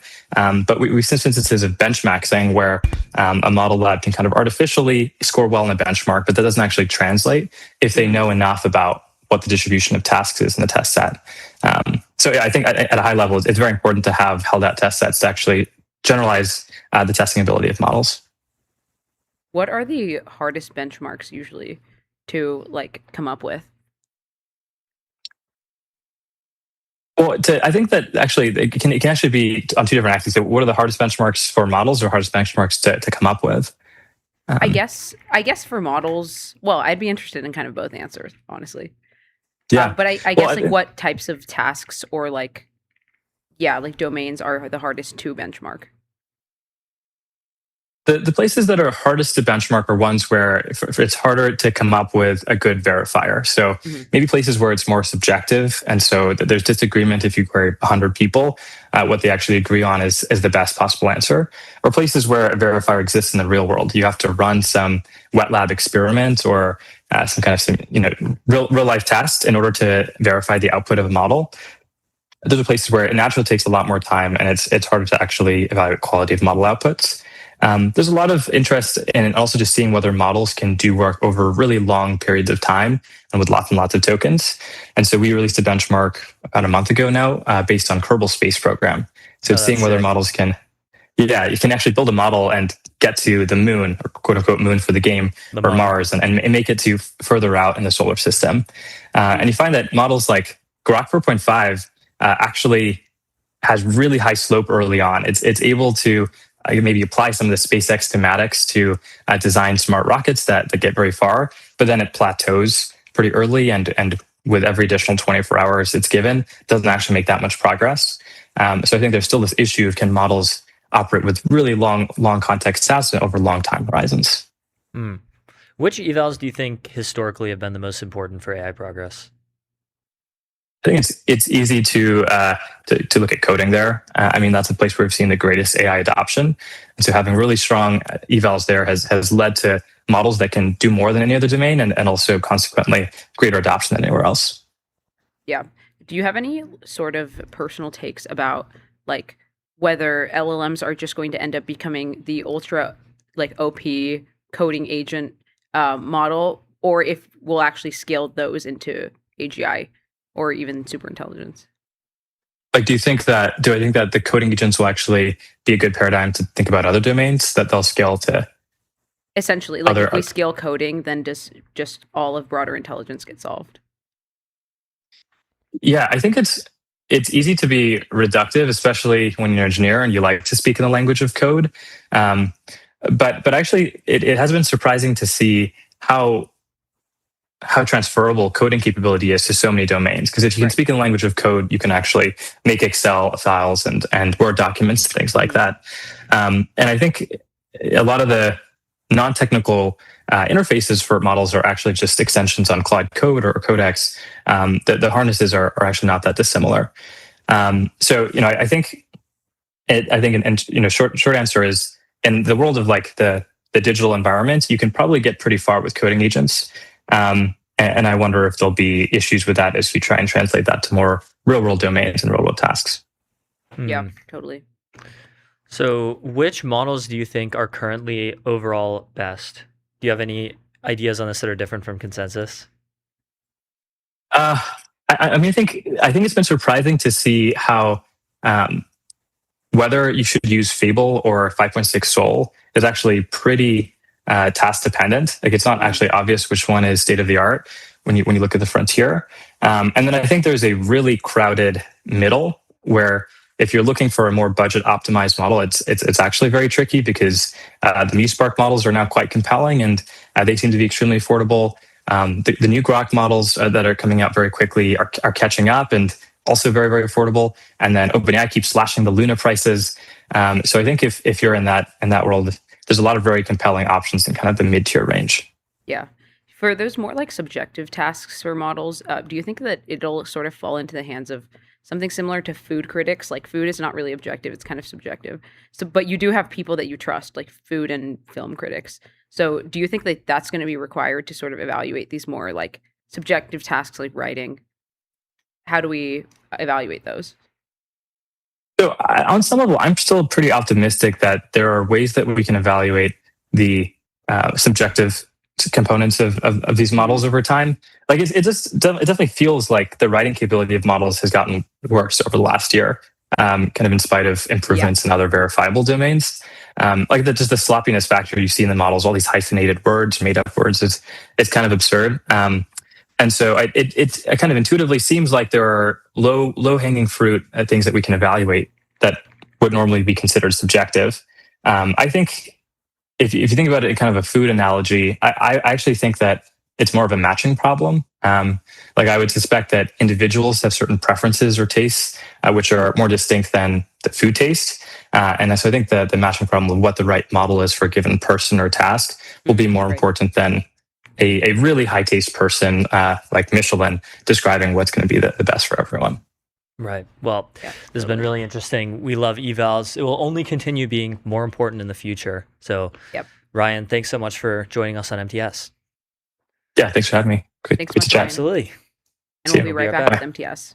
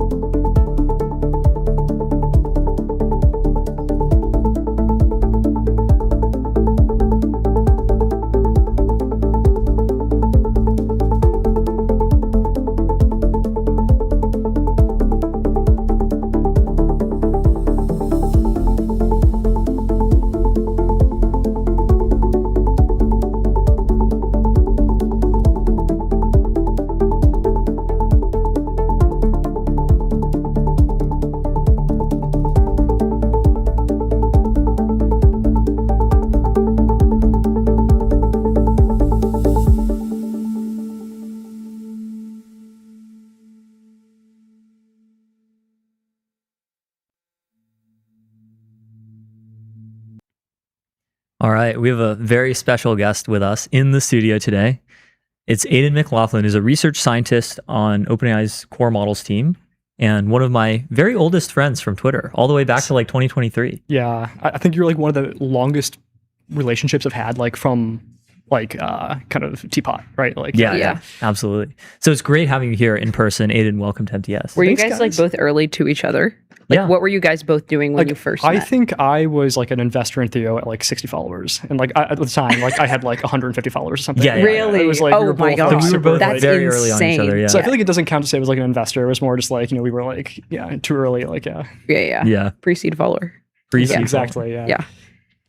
Well, that's where do we incredible. even start? So much to talk about. We were just talking about like posting at labs. I so appreciate how OpenAI lets its employees post. And Aidan got into OpenAI in large part through posting very quality things about models all the time. Yeah, I think it's a good, if I were like a manager or a recruiter, I think that like I would still pay a ton of attention to Twitter. I think it's like a high signal thing. I think it's kind of hard to fake like really loving technology, really having like good takes. Yeah, absolutely. I think it's like, the uncheatable eval in some sense. Yeah. Yeah, totally. I also think like you guys probably see it as a brand asset to have good posters. Yeah. Like, which I think is entirely the right way to think about it. Yeah, how much intangible brand value has Rune created? Exactly. For OpenAI? Probably a lot. Absurd amount. Yeah. Yeah. Aura as a service. But also like, I think, it's not just like OpenAI brand value, but I think it like, when you love technology, right? Like when you like love AI, when you love the stuff you work on, when you like earnestly want it to go well, not just for like a company's sake, but for like, just to like fulfill that promise to like an earlier version of you when you were like 12 and you had like read sci-fi books, right? Like that's like the aura I get from like Rune. And I think that like, some of that is projected on OpenAI, which I'm grateful for. But I also think that like some of that's just projected onto like San Francisco or like, us, like as people who like love AI and like you just want these things to go well. Totally. So yeah, I think we all benefit. Yeah. Yeah. So the most important thing in the world right now, which we've been talking about basically every day, is recursive self-improvement. Yes. Mm-hmm. Specifically, like whether recursive self-improvement will happen, and when. like what form it will take, when it will happen, how quickly it will happen. So broadly, what are your takes on this? Yeah, I think like, one thing I would love to do is just like sit down and like write out like 10,000 words of my own thoughts on RSI. I think generally like, maybe I'll tweet it or something, but I feel like sometimes I don't understand these things until I like am more careful and like put it into an essay or something. Right? Yeah, totally. But I think like my like one sentence take is that like I both align a lot with people who like expect things to go tremendously quick over the next few years. I think that like of my like friends who are into AI, I feel like I have like 75th to like 80th percentile like timelines, right? Like in terms of quickness, I think things are going to go more quick than average. But at the same time though, I think that like I am less sympathetic to like discontinuities in both like AI progress, but also like in economic progress. Where I expect like the events of the next few years to just kind of be this like one long continuation of like kind of things that we've seen, maybe in the last like 5 years of like AI, maybe like the last like 50 years of like the market, maybe the last like 200,000 years of like evolution, right?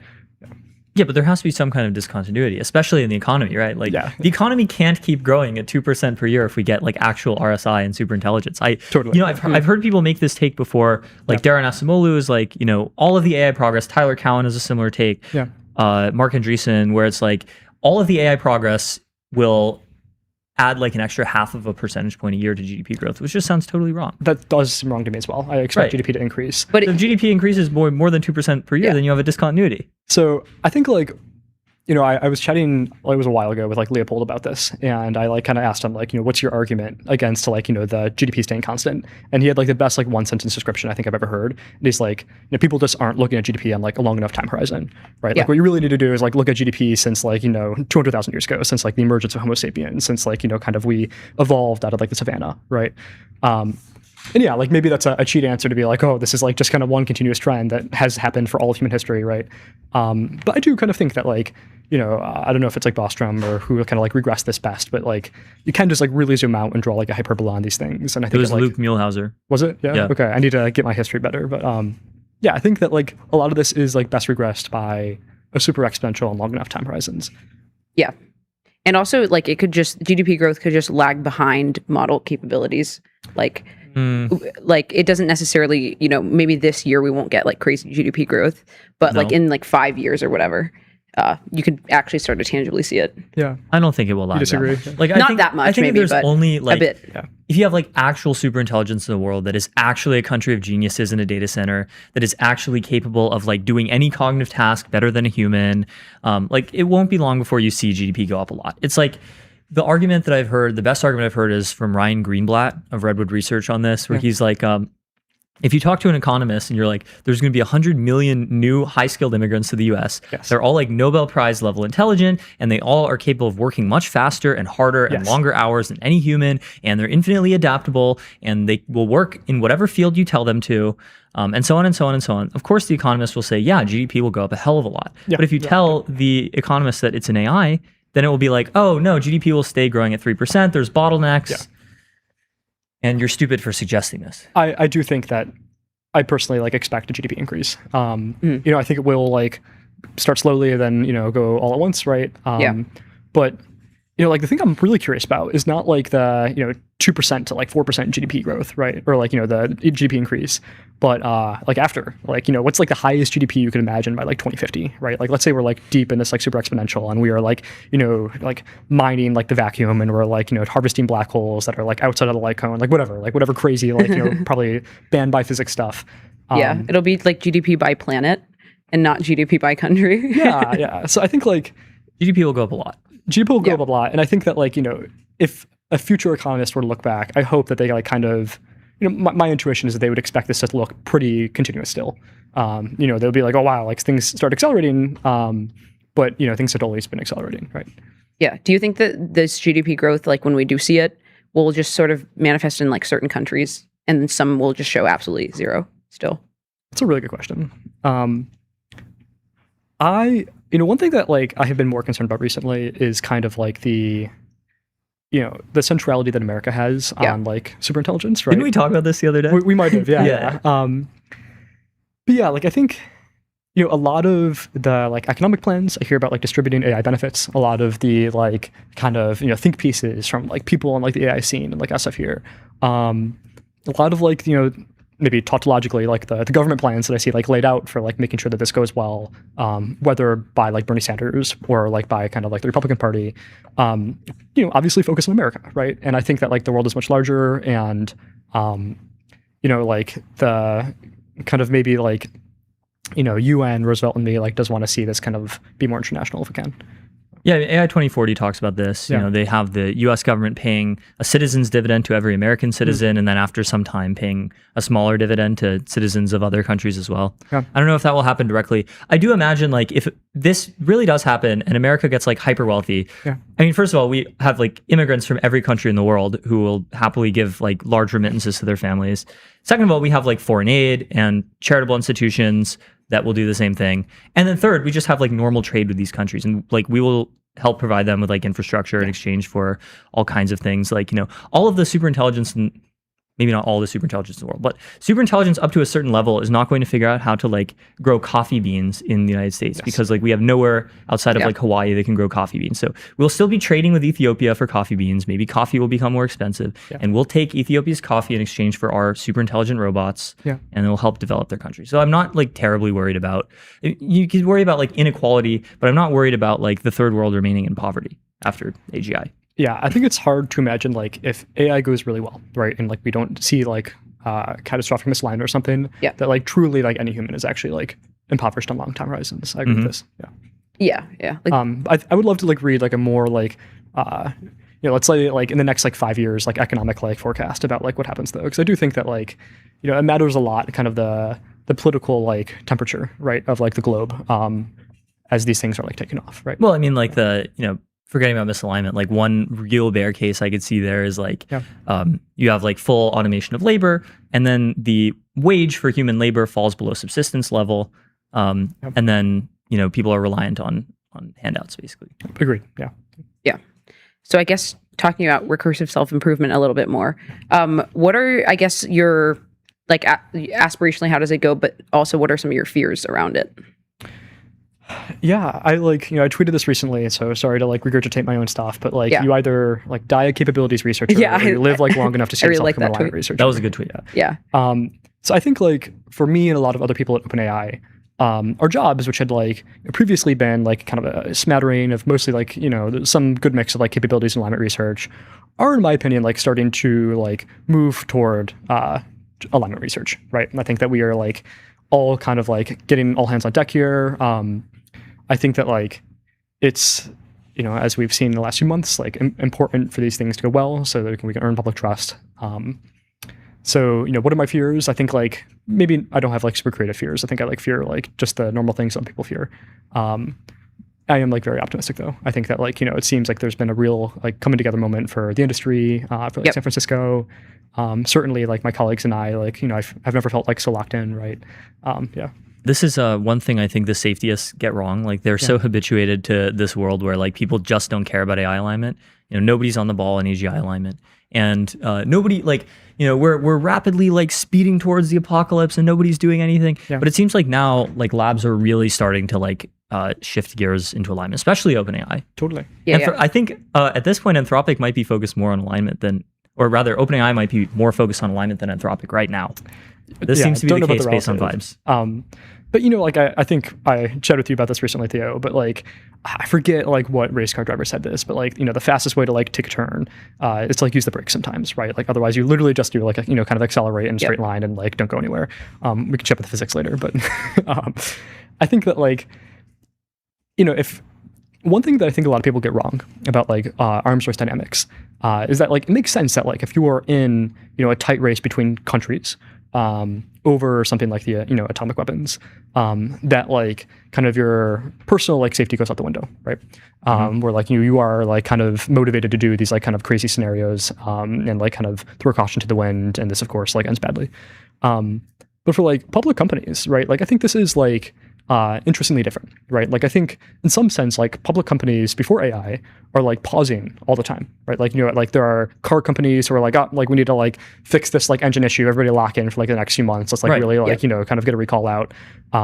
This has happened, I'm sure, with every major tech company. This is such a good point. Pharma too. Exactly. And I think that it is very rarely the case that I've heard a tech company or heard a company in general be if we don't fix this major legal or problematic thing here, we our competitor will just bypass us. No, you have to do these things, otherwise the public doesn't trust you, otherwise revenue goes down, right? Because people don't want to use a product they can't trust. Or there are legal consequences, right? So basically in one sentence, I think that it is the nature of good companies to constantly have their foot on the gas and then sometimes off the gas in order to make things go smoothly. Right. Yeah. And alignment you can't sell is sort of models. Yeah, exactly. Alignment is not mutually exclusive with profitability and scaling. Yeah, I think they're actually quite aligned. Yeah. I mean, I'm a capitalist, but one of the most damaging takes ever is that profitability is inherently bad. Yeah, agreed. Yeah. So what was actually the internal vibe at OpenAI, to the extent that you can sort of share, after the Hugging Face incident? Because you mentioned I'm sure that this aligned everyone. This had everybody, mutually have put so much care into what they were doing and just kind of changed things. Yeah, I think I am really grateful for the people I've worked with, even if they don't come with a traditional safetyist background, or even if they were not on Less Wrong and 2021, they do just all very homogeneously care about things going well, right? So in some sense, it wasn't. I think it's not before people were super chill and now they're people jumping out of the windows and stuff. I think that we have been locked in, and I think we continue to be very focused on trying to make great models, and a really important subset of this is making aligned models. So what is the vibe? I think it's intense, but it's always been intense. Yeah. How much are OpenAI researchers right now, do you think, being meaningfully uplifted by model capabilities? We did talk about this the other day, but not on camera. Yeah, a lot. I think one great thing about OpenAI, join OpenAI, but if you join OpenAI, you get access to as much codex as you can eat, right? It's kind of the all you can eat codex buffet. And truly now I feel like the manager of like a pretty competent team. I think that like, you mean team of codexes? A team of codexes, yeah, exactly. And of course, like if you're using like 5.6 on like Ultra, like, my team of codexes have themselves like team of codexes, right? And like multi-agent. Yeah, that's part of the... And I kind of just feel like this is actually like a great metaphor for like, like kind of internal use in general, right? Where like, it might've been that like after GPT-5's release in like 2025, like it was like a really bad intern where like, I was kind of like looking at what it was up to like every like 10 minutes, I'm like, oh, that sucks. I can only have really one thread at a time. And like as capabilities get better, the amount that you have to like check in, the amount that you have to like course correct decreases. But as that decreases though, right, like your own ability to like spin up more things in parallel increases, right? So I don't know if like the fixed amount of time that I spend per day, like checking in on my codex, like staring at my codex has really changed. But the amount that I can get done in a day has like massively changed, if that makes sense. Well, when are we actually going to see this in like macro productivity statistics? Presumably, enterprises all over the country have access to models only a month or two behind what OpenAI people have. And yet, like, labor productivity has not really increased due to AI yet. Even now that we have agents, even now that we have multi-agent systems, even now that it's so cheap and so abundant, it seems like, yes, they automate some tasks, but then the bottleneck shifts to other tasks and productivity doesn't increase that much. And you really need like systems that are capable of automating much more of jobs to like meaningfully increase macro productivity. So what's up with that? Yeah, I don't know. I would love to like chat with people who like, have a stronger economics background than I do. My like really rough intuition on this, and I'm curious for your guys' thoughts, is just that like sometimes we lack like the precision in the tools to like measure the effects of these things on like short time horizons, right? That it is actually possible that like there is meaningful uplift, and if we like put together the right plot, like we'd be like, wow, like look at that. But this is hard. I think it's like, it takes a while for these things to get published. I think that like, so far like institutions that are really like looking at this for AI are often like Anthropic, OpenAI, Meter, like kind of like, already AI centric organizations, which like makes it harder to kind of like gain credibility. Right. And like, we're selling products, obviously it's like hard for us to like publish kind of like really like widely accepted like academic economics work. Ironically, OpenAI just did this. They published like ChatGPT in the enterprise. We talked to David Holtz, who's one of the co-authors about it. I am very grateful for our economics team. I remember like Tom, who works at Meter now too, is like Tom Cunningham. Yeah, exactly. Love that guy. Like such a genius. I like feel like I learned so much talking to him. But I think like for people outside the labs, right, to like start talking about like kind of the productivity increase from AI, I think it will just take a bit more time, unfortunately.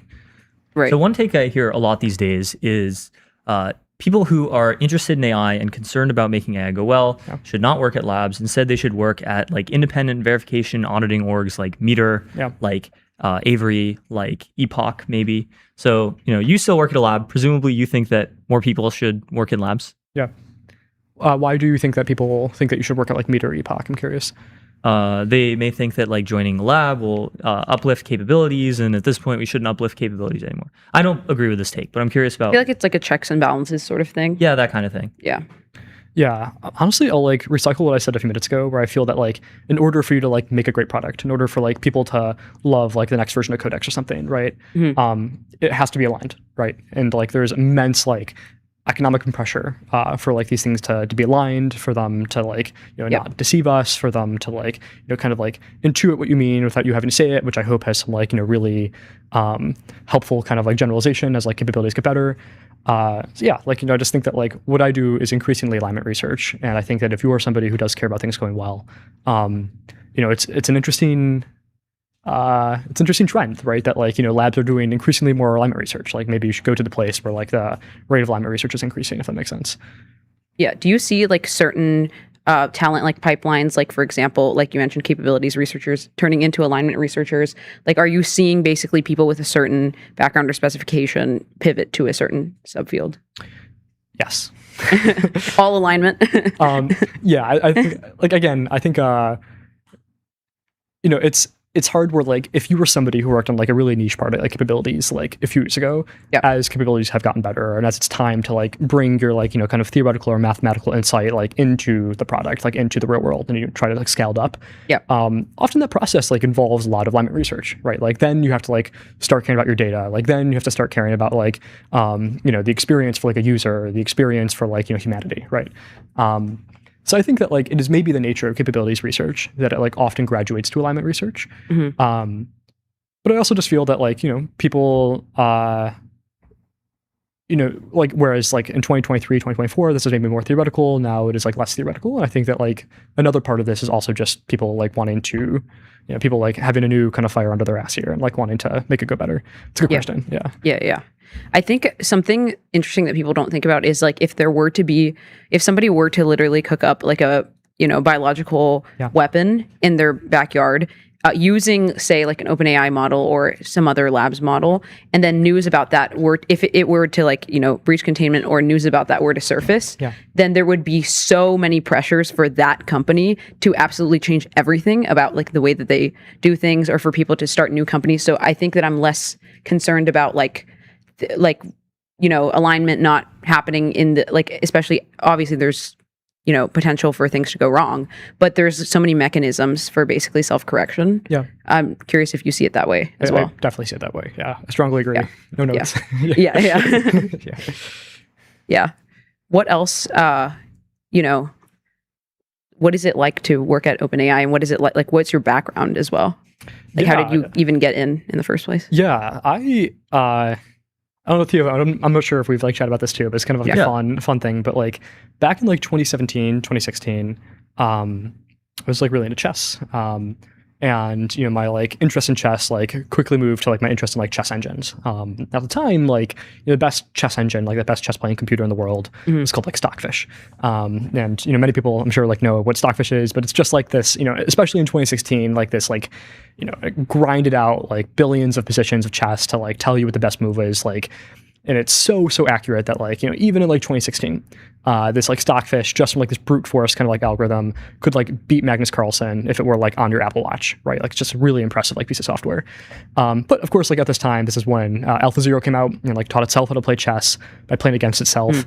And like I hear some friends say that like, oh, the thing that got me to AI was like the Tim Urban post, right? Like, about like kind of super intelligence, or like maybe it was like Bostrom or like whatever. Yeah. For me, it was like this video by this like one British grandmaster looking at the moves of like AlphaZero. It was just like, if you look at the YouTube video, I can send it to you guys. It's just like a chessboard, and he's like, oh, this is so beautiful. And it like felt to me at the time as if like, I always wondered growing up, what it would be like to meet aliens. Like super intelligent aliens, and have them tell us how they play chess. And there was this moment in like 2017, 2018 where I'm like, wow, like I know, this is crazy.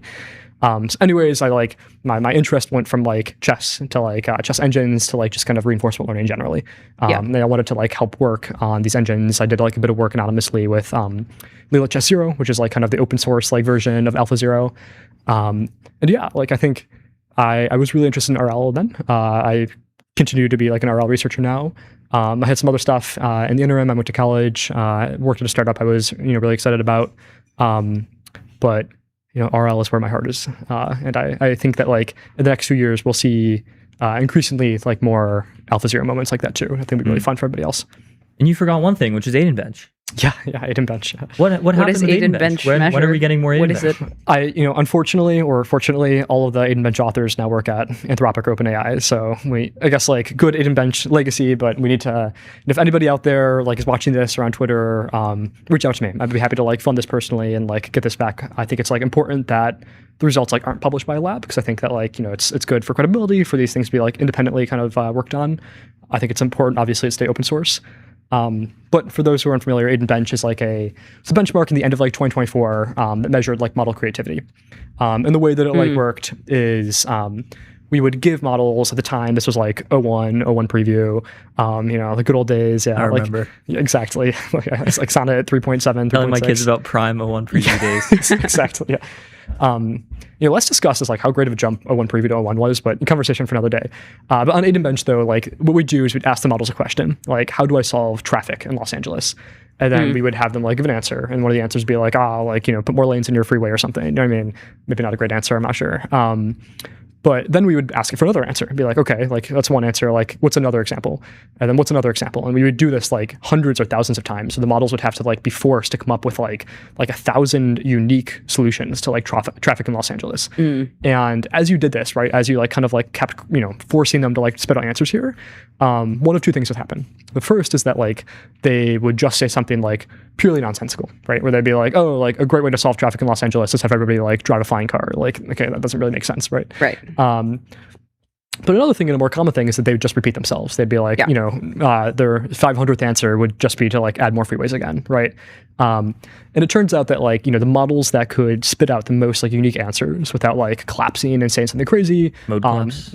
Mode collapse, exactly. And also not like repeating themselves, which is also, I think, like some part of mode collapse. Really aligned with, I think, a lot of people at the time's like intuitions for like frontier model capabilities, right? The models that best on this like did feel like the most creative models. They did feel like the most capable models. So I think, it had like a good run. I think that it's important to like continue to measure like model creativity and diversity. I think that like as the models, take like a larger part in our lives, I think like it's important to make sure that the model that you talk to isn't like just doing the exact same thing as like the model that like, another user is talking to, right? I think this could lead to like a mode collapse world, not just a mode collapse model. Yes, totally. Sorry, okay, I ranted. I apologize. Yeah. Absolutely. Well, we're coming up on time. Oh my God. So much stuff that we didn't even get to, like, what you expect we'll have to do about round the future two. After AGI. So we'll have to do a round two at some point. Yeah, totally, It was guys. great having you on, Aiden. Thanks so much for coming to the MTS studio. Good to see you guys. This is awesome. I'm grateful. And we'll be right back. See you guys.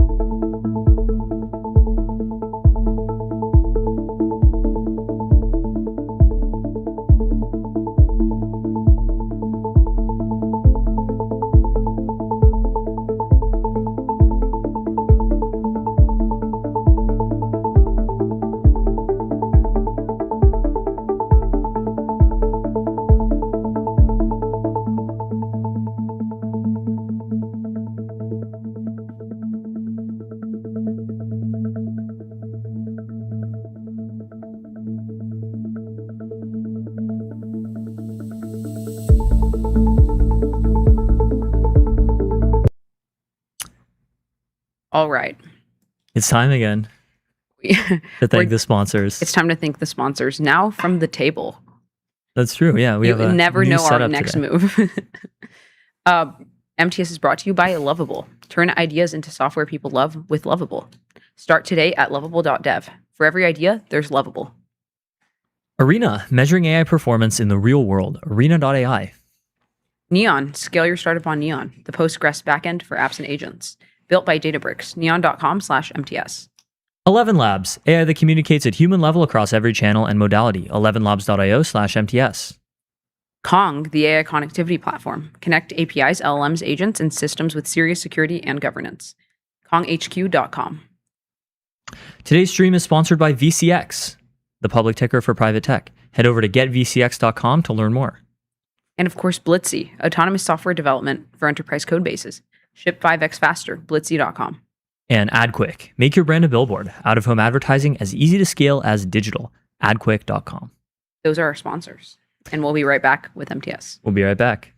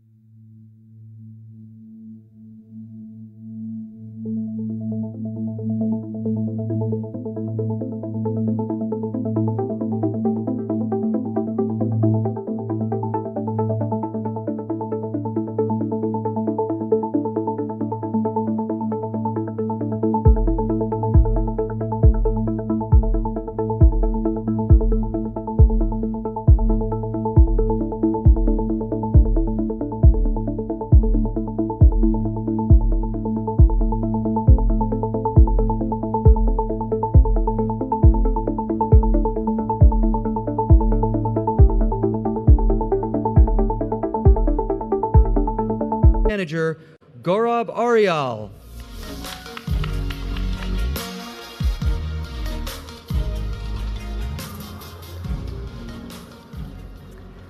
Hi everyone, I'm Gaurav. I'm a senior product manager here at MongoDB, and I work on curating AI builder experiences for you. For the next stretch, we're going to talk about how MongoDB fits into the way that you're actually building today, with AI agents working right alongside you. A quick roadmap for this session. We'll do a brief MCP primer, then we'll look at where MongoDB MCP server stands today, and then we'll have an exciting announcement of our remote MCP server and marketplace plugins across Frontier Labs. Then I'll invite my colleague Apurva on stage for a couple of live demos. So what is MCP? MCP stands for Model Context Protocol, which is one standard way to connect AI applications to the tools and data that they need. Anthropic launched it back in November 2024, and it is now backed by OpenAI, Google, xAI, and basically the whole ecosystem. You can think of MCP like this. On the left are your AI applications. And these are things like chat interfaces, programmatic agents, IDEs, etc. On the right are your data sources. These are your tools, such as MongoDB, your file system, Git, Slack, Notion, etc. Before MCP, every one of those connections was a custom integration. MCP is the standard in the middle that is one protocol, which is bidirectional, so any client can talk to any tool. And MongoDB is one of those tools. Back in May, we shipped the MongoDB local MCP server, and it truly has been a great product. It is one of the fastest growing developer tools we've ever shipped, with tens of thousands of monthly active developers, and we are excited to continue building on that success. So here's what the MongoDB MCP server does specifically. Think of it just like the way we framed MCP earlier. A client on one side, MongoDB on the other. Except the server actually gives you two surfaces to work with. First is your data plane, where you can directly talk to your data. And this means you can do things like query collections, explore schema, manage indexes, all in plain English, and all of it from any MCP-compatible client. And the second is the Atlas control plane. The same server ships with Atlas tools, so you can manage Atlas itself. You can do things like spin up and configure clusters, manage users and access, check on performance, all through the same natural language interface. So it is not just chat with your database, it is talk to your data and operate the platform it runs on from wherever you're already building.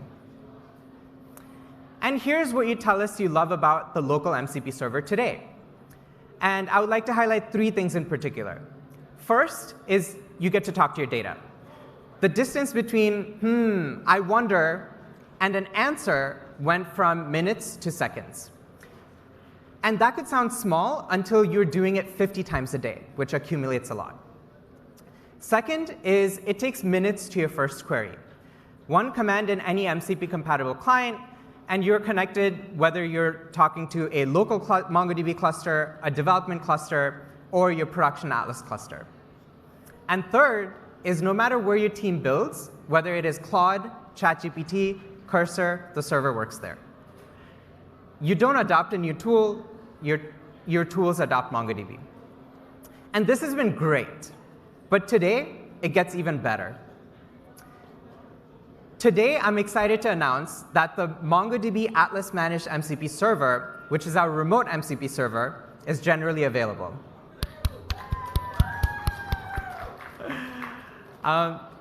This means it includes everything you love about the local MCP server, but now Atlas hosts it for you. This means you connect from the tools you already use without having to run it yourself. So what do you actually get with the managed MCP server? And there are four things I would like to highlight. First is there's nothing to host. Atlas runs the server for you. That means there's no local process, and there's no deployment that you need to babysit. The second is one-click user-delegated authorization. You authorize straight from your AI client with OAuth scoped exactly to what you're allowed to touch. Read-only stays read-only, and the agent literally cannot exceed your permissions. And the third is service accounts for agents, which is one of my favorite ones. For headless and multi-agent workloads, you get granular programmatic auth built just for that world. And lastly, it is secure and auditable. Actions are attributed to a specific user or an agent, and it's logged. So what you can see, so you can trace it back to exactly who did what. And you can use it today with the agent harnesses you already prefer. At launch, we've got remote MCP plugins across the frontier AI marketplaces, and honestly, any client that speaks MCP. And with that, I would like to invite my colleague Apurva Joshi to stage to make this real and do some demos. Hello, hello. OK, you hear me. Hello. OK. OK. OK. Hi, everyone. I'm Apurva from our developer relations team, and I'm really excited to show you everything you can build with the MongoDB Atlas managed MCP server. We are going to do this live, folks, for the most part, so please pray for me. All right, so let's get started. Our first demo shows an incident triage scenario. Let's say we work at a payments company like Stripe, and our payments infrastructure runs on MongoDB.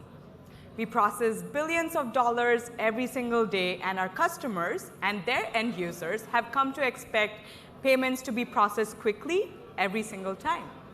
But sometimes things just happen, right?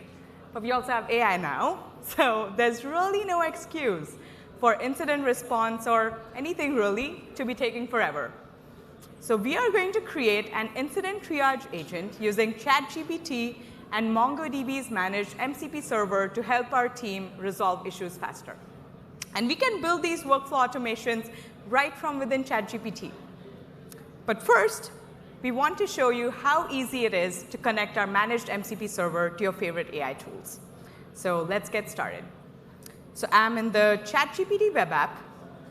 I'm going to go to plugins here and search for MongoDB. Oh, user error. There's our MongoDB Atlas plugin. Let's click on that. Awesome. One quick note, the MongoDB Atlas plugin not only allows you to interact with Atlas via MCP, but it also comes with all of our agent skills. So agents can build applications with MongoDB using our best practices. That's right. So let's go ahead and install that plugin. That should take me to the Atlas authorization page. There we go. And all I need to do here is hit this little authorize button, and that's it. ChatGPT can now access my Atlas projects and clusters on my behalf with only the permissions that I have. One neat thing I hope you noticed is that you didn't have to configure any credentials in ChatGPT. You just logged in and your Atlas account and everything flowed right from there. Mm-hmm. So now I can start creating my incident response or triage agent from right within ChatGPT. I've already started setting it up. So right now, I've set it up for alerts to come into the agent via the API. This is ChatGPT's Workspace Agents API. And then you can start triaging those alerts right from within ChatGPT. I'm in the web app. You could also have it monitor a Slack channel for on-call Slack channel for alerts. But for now, let's just work through the alerts right here. I've also given the agent pretty detailed incident triage instructions in the system prompt. And all that's left for me to do now is to connect our managed MCP plugin to this agent. And we just installed the plugin, right? So it shows up right here. Let's click on that and hit add. And then you have some additional configuration options here as well. So since this is our production cluster, I've configured it to ask before performing any write actions. So here you can see I'm only allowing read actions by default. I like that additional human in the loop layer on top of Atlas permissions. Yeah, OK. So our agent is ready. Let's go hit update, and then go see what happens when an incident hits.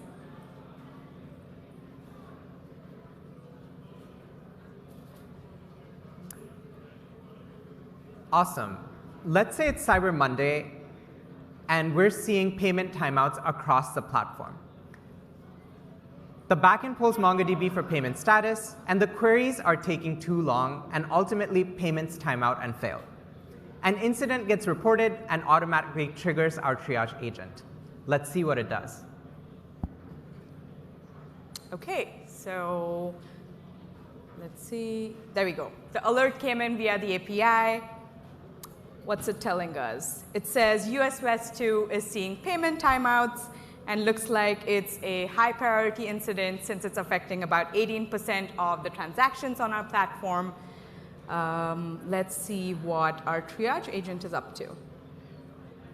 Okay, so it's first using the MongoDB Atlas plugin to see what Atlas projects and clusters it has access to. And in the system prompt for the agent, I asked it to first use diagnostic tools like the Performance Advisor and look for any open Atlas alerts, because those are typically the places most likely to surface anomalous activity. That's cool. Performance Advisor is one of my favorite things on Atlas, as it monitors queries, flags slow ones, and suggests indexes and schema changes to improve query performance. Okay, so let's go ahead and look at the report it gave us. So it looks like the payments collection has a missing index, meaning each query is scanning through an entire collection, which is why our queries are eventually timing out. The Performance Advisor is recommending a compound index on the session ID and status fields, so queries can only scan relevant records instead of the entire collection. And something to note is it didn't go ahead and create the index because we configured it to ask for approval for write actions earlier. That's right. Okay, let's look at the recommendation. Quick double check. Seems pretty reasonable, right? Okay. I would say so, yeah. Yeah. So go ahead. Let's go ahead and create that index. So first thing it's doing is establishing a connection to the cluster. And then you see the minute it gets to the create index tool, which is a write action, it's asking for approval. Let's go hit approve and see what it does. So it now runs the create index tool, and it also verifies that the index was actually created. Looks like it was. So now let's go see if it actually fixed our timeouts. So let's submit a payment again. So notice that the payment, like the queries have gone from taking over 2 seconds to just a few milliseconds, and our payments are going through the platform again. So, yay. Yeah. Great job. Thank you. Developers today are spending most of their time in AI tools. Being able to connect these tools directly to Atlas means that you can offload large chunks of your operational work to your agents. And this will free up your team for creative, high judgment tasks that actually needs humans. What we just saw was how to use our managed MCP server to supercharge your own productivity and your team's workflows. Now, for our second demo, let's look at the other side, which is embedding our MCP server into products you actually use and ship to your users. For that, you typically build programmatic agents that your users can interact with within your product, using frameworks like LangGraph, Maastra, etc. Apurva, shall we? Let's do it. Okay, but now for this one, let's say we are developers at an e-commerce platform like Shopify. We've built an agent into our inventory management platform that is used by millions of business owners to manage their store's inventory. So the agent we built, what it does is it continuously monitors their shop's inventory, which is stored in MongoDB Atlas, alerts them when items in the store are running low, recommends suppliers to reorder from, and also places purchase orders on the shop owner's behalf. Programmatic agents like this one authenticate to Atlas using scope service account. You define exactly what the service account can access, and at runtime, those credentials are exchanged for a short-lived access token. The agent only ever has permissions you have explicitly granted and nothing more. Okay, let's go ahead and trigger an inventory sweep for one of the stores on our Shopify platform. I went with a specialty coffee roaster, but really it's just me manifesting my dream of owning a coffee shop someday. That's great. Okay, so during the sweep, let's see what it does. So it's using tools in our MCP server to first list out collections that it has access to. Then it's running a bunch of get schema calls to understand the schemas of the documents in these collections. Then you can see here it has generated and ran an aggregation pipeline against the products collection to figure out how much of each product is being used every day in the shop. It also queries the suppliers collection for the shop to understand what suppliers the shop typically orders from. And finally, a query against the purchase orders collection to check if there are any open orders. We don't want to be placing repeat orders. And then finally, based on all that information, it finds out that the shop is going to run out of valve bags, which I learned are used to package coffee beans.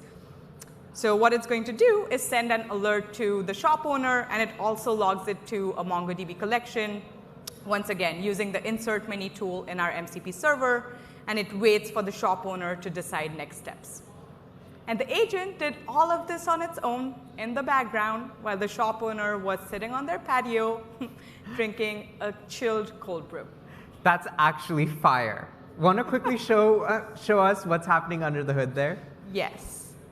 So I've used LangGraph to orchestrate the agent end-to-end, and specifically the LangChain MCP adapters library to connect the agent to the managed MCP server. So first, I'm creating an MCP client to connect to the server. Then I'm getting the list of tools available in the server. Our server returns about 41 tools, including things like cluster management and performance monitoring tools, but this agent doesn't really need those. So I've done this neat little thing of limiting the list of tools that we pass on to the LLM to just the data management and discovery tools in our MCP server. Scoping tools to what's needed by the agent doesn't just save context window, it also reduces latency. So that's great that you did that, Apurva. Thank you. So finally, we are just going to create a React agent using LangGraph primitives. That's what I'm doing here. So I'm going to give it access to the shortlisted tools and a pretty detailed system prompt for what to look for during the inventory sweep. Let's see what happens when the shop owner gets an alert. Let's do it. So we have an alert waiting for us here. So the shop owner can come in, click into the alert in the web or mobile app. So let's click into that, and they can see what's running low. So in this case, it's a packaging component, so the alert shows you how many finished products this is going to affect and how many days before the shop runs out of this product. The agent also gives the owner a recommendation for what supplier to reorder this component from. And at this point, the shop owner really has two options. One, either take the recommendation, or they can explore further options with the agent. And I also like that in this case, you have another human in the loop. Financial transactions are exactly where you'd want one, right? Now, normally I would agree with you, but it's been a day. So I wouldn't hate it if this agent ordered me 1,000 bags of coffee right now. But anyway, so say I come in here, look at this recommendation. It tells me this supplier will ship valve bags to me in 8 days, but I'm just a paranoid shop owner. So I'm going to be like, no, if I'm running out of 10 days, then I need it sooner. So I can come here and say something like, is there a faster supplier? OK, the thing to notice here is that the agent isn't making any additional MCP calls. And why? It's because it already has this information from the most recent sweep that we did. And that's because we were persisting session history using our short-term memory checkpointer integration with LangGraph. That's a great point to highlight, because we've really built a robust integration with LangGraph over time. We started with our vector store, and it's only grown from there. Now you can use Voyage embeddings, a natural language to query toolkit, and a range of retrieval techniques, as well as MongoDB itself as a backend for both short and long-term memory for any agent that you build on LangGraph. That's right. OK, so let's close this thing out, right? Let's ask the agent to place an order for that faster vendor. So let's say, let's do harbor line.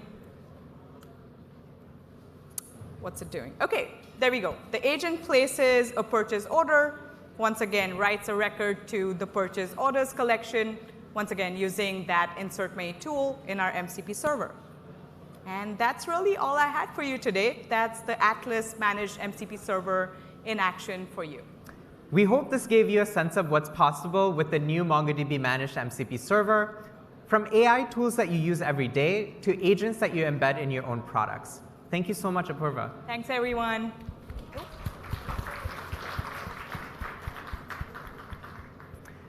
Before I leave the stage, I want to take a moment to reflect on what we went over today. First, the MongoDB Atlas Managed MCP Server is now generally available as of today. The second is it is available in all the frontier marketplaces such as Claude, ChatGPT, and more. And the biggest thing that I want to highlight is that now the MCP server is available as an Atlas hosted service. It is both easy to install and easy to get started with. I can't wait to hear your feedback after you've had a chance to try it out. And as excited as I've been to show you how MCP server helps you build faster, that won't matter if your search and retrieval doesn't meet the highest bar for accuracy. And that's what Voyage AI brings to MongoDB. To tell you more, please welcome Frank and Mikiko to the stage.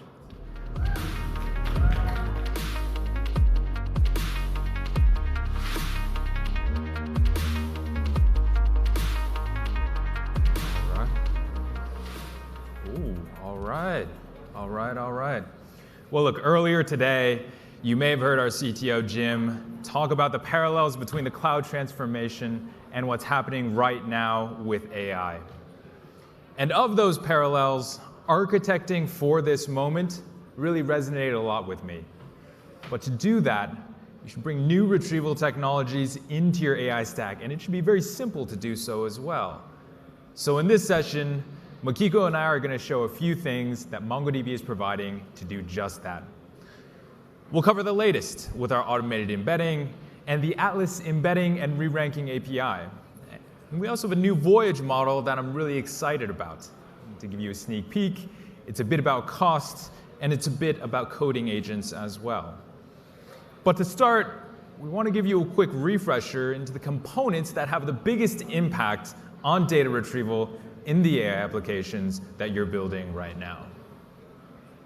Okay, so like many people, I am sure you guys have started with full text search in the past, exact keyword matching. It's fast and precise. Then you've probably also tried vector search, which goes a step further by understanding users' intent so that you can find information based on semantically similar meaning to the actual search terms. Closeness, right? So now we also have hybrid search, which combines the best of both worlds. You get the precision of keyword matching and the contextual understanding of vector search. So we provide all these capabilities out of the box.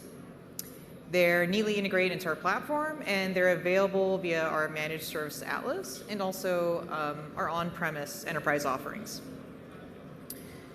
So the search results you get are only as good as embeddings behind them. I'm sure you've observed this yourself. Better embeddings typically means more accurate, more relevant results. So when paired with a re-ranker, your search results are reordered to further improve accuracy and relevance. It's another tool in your toolkit. And that toolkit, and a lot of those tools, part of what Voyage AI does is it brings some of those to MongoDB. Now, in particular, Voyage gives you industry-leading models that improve retrieval accuracy while also lowering the cost of getting into production. We have general-purpose text embedding models, like Voyage 4, that convert pure text into embeddings.